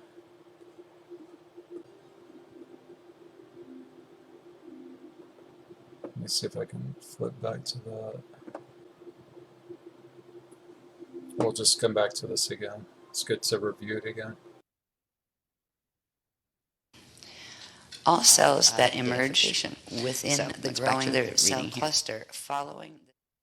So what would be the implications of, I'm sorry, I just didn't hear that part. Like the person will get angry and start getting aggressive and start feeling like they're going through this dark fatally mode or something It's like like a that when they going through into mini this. possession, kind of is what she's saying. We just snap in, snap out, don't even realize what you said, type thing. People have little mini blackouts. Yeah, and it will start with little things, little thoughts, and probably pain or things that people feel, like very minimal thing, and then they will start growing and Sounds like attacking the random. person. Huh? Sounds very random, like it just sporadic or something. Yeah, it would be case by case depending on to what degree that builds and accumulates, I guess. But the whole point is that it can literally be your own miasm that can take on personas, and it's trying to be healed. It's your own quantum that's kind of pushing out, and it's in some ways neglected. Like you haven't addressed some issues, and then it's just pushing, and it has these little outburst type things.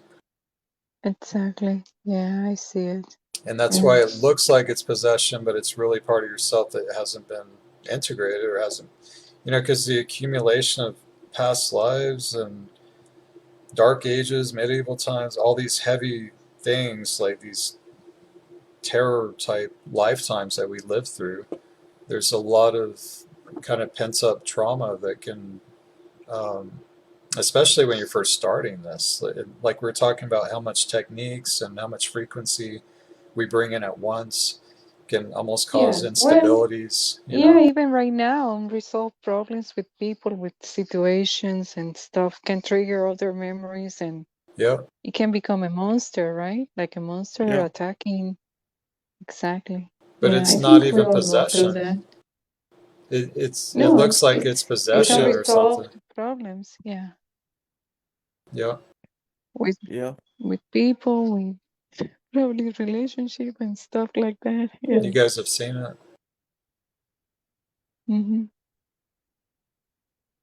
What do you say, Chris? I was seeing what Lewis was going to say. I was just agreeing. Okay. Have you seen that, Lewis? You've seen it? With the relationships. Yeah. Oh yeah. Unresolved issues from the past, like Louis, right, Louis? Like, Oh yeah. They will just keep popping up and popping up. Not usually in new relationships. It's say kind of again? like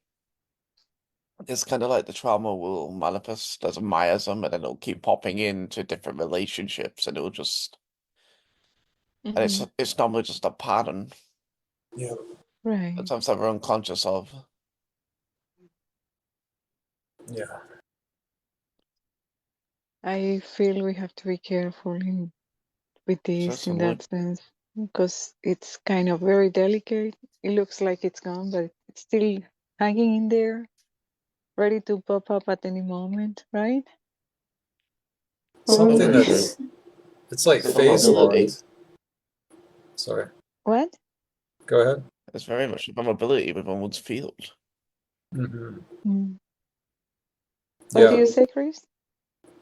Just exactly what Lewis said. It's like phase locked in all of us. The Van Allen yeah. belts, and I mean, it's kind of holding this mutation in place, which is a really kind of a sobering, humbling place to be in, to look at it. It's like we're not doing much until that thing is released off the planet, because it's like a prison planet thing.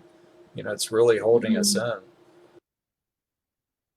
Right. But I think that it goes back to disrupting the circuit, though. We can work with that through the disciplines, contemplations, and just being mindful and repetition, you know, and just trying to remember. But I think it's also, there is a point when you are confronted with the reality of life, and then of course you will use all the work done with the virtues and the qualities and all that, and there is a moment that you have to apply that in real life, you know. Yeah, that's the disciplines. Yeah. It takes discipline. It's like working out, building a new muscle. It's really difficult at first. Like, you got to move past it and just work through it. Yeah. But it's Give anything constantly meaning, or at least look at it in terms of energy. It's energy, and like any regular type of energy, it's just supposed to just kind of move through you freely. But it's when we hold on to it that it becomes a problem. Because when something can't flow, it'll keep building up and building up until one day it just explodes. Yeah. There's so much that this chart gives back to us, though, just to have a little atlas, you know, in life. So it gives all of it back in your hands, though, because you got to look at all your stuff. Just like, oh man, I need this, and that. The disciplines is under the column of vices, and it's in the subconscious. That's the Beastie Banshee and the Let-For Liquids realm, literally running through our liquids and the blood.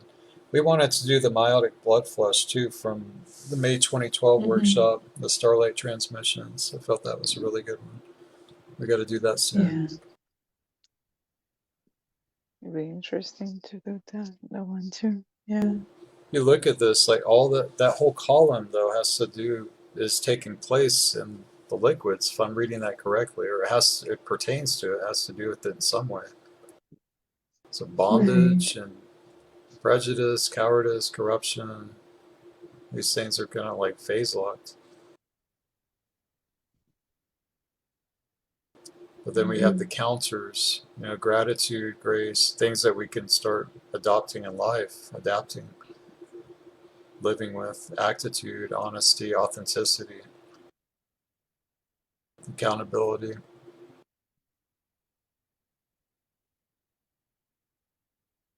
Mindfulness is a really big one for me lately, especially like right now, just in the air of all the judgmentalism with the politics, it's amping up. It's like just being more mindful of people around me, what they're going through, my own actions. Feels like that can really help counter the judgmentalism. Yeah. Fearlessness is a big one with animosity. Right. Joy with feelings of bondage in life. Any type of bondage, joy is going to counteract it.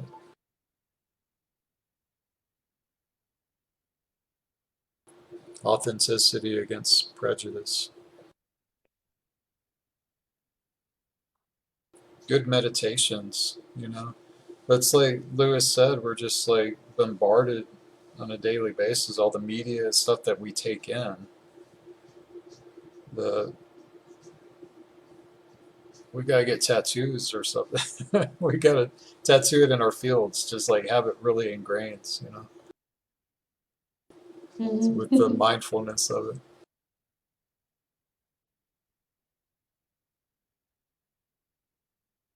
I mean, listen to a song. Someone made a virtue song or something. I forgot. The Sade Learn? No, there was an actual song. I don't know who sang it.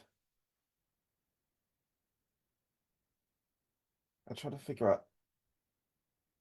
I have to try and find it. Yeah. What? It's a virtue song? Is that what you said? Yeah, some goes for all the virtues. Oh.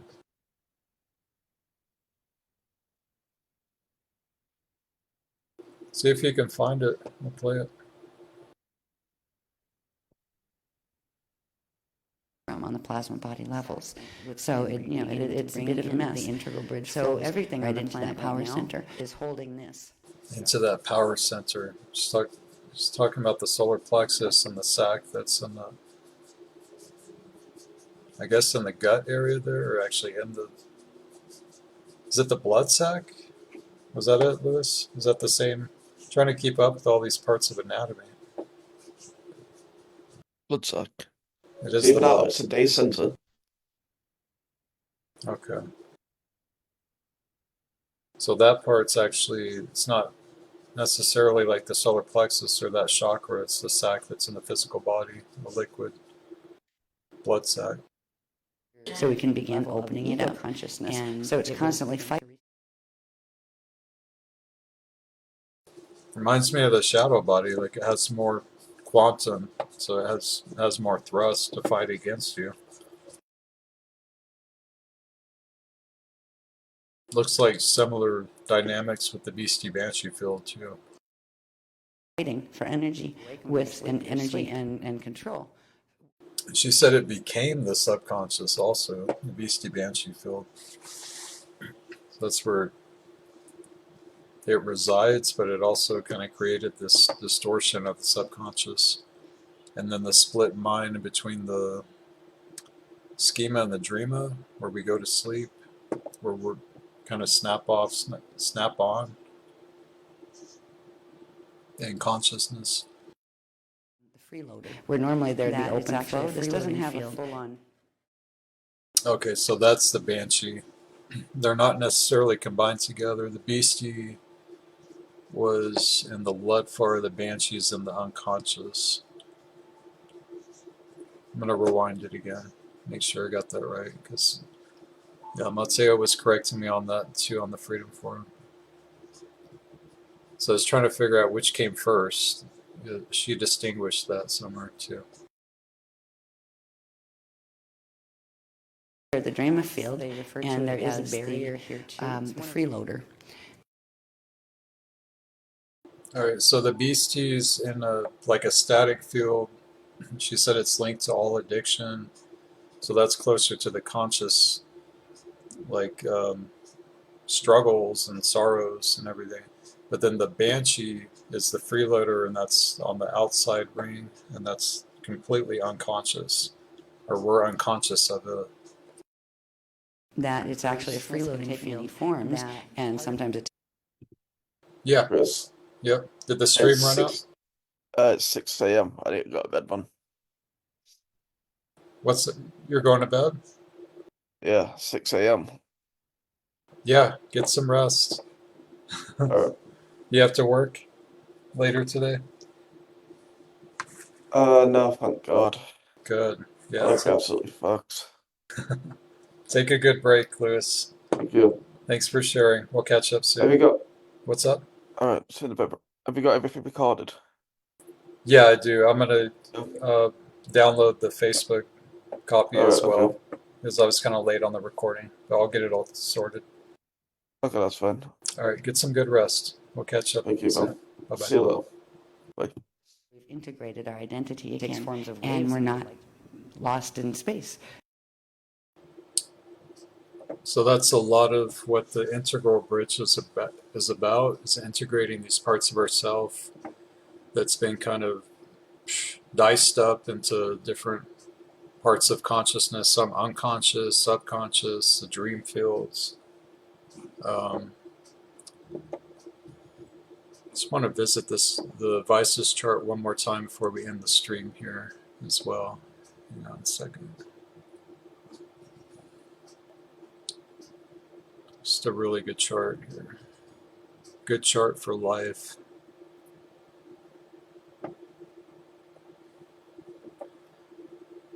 So we've been going back and forth on the Vices column and vulnerabilities.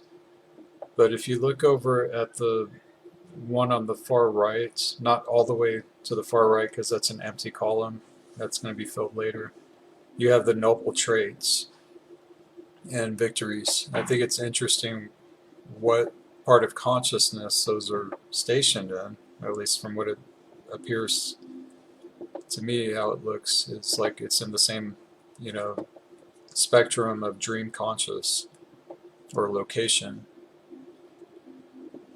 So we're kind of in this dream state, I guess, or dream conscious level of consciousness with the victories and noble traits, and that would be potency, self-empowerment, humility, perpetuity, communion, abundance. Abundance is really that's a big dream for a lot of us in many ways. Expression, competency, harmony, endearment, zeal, independence, wisdom, courage, and vitality. So this kind of stood out to me, the location of that in the dream conscious. That's where we experience the noble traits and our victories.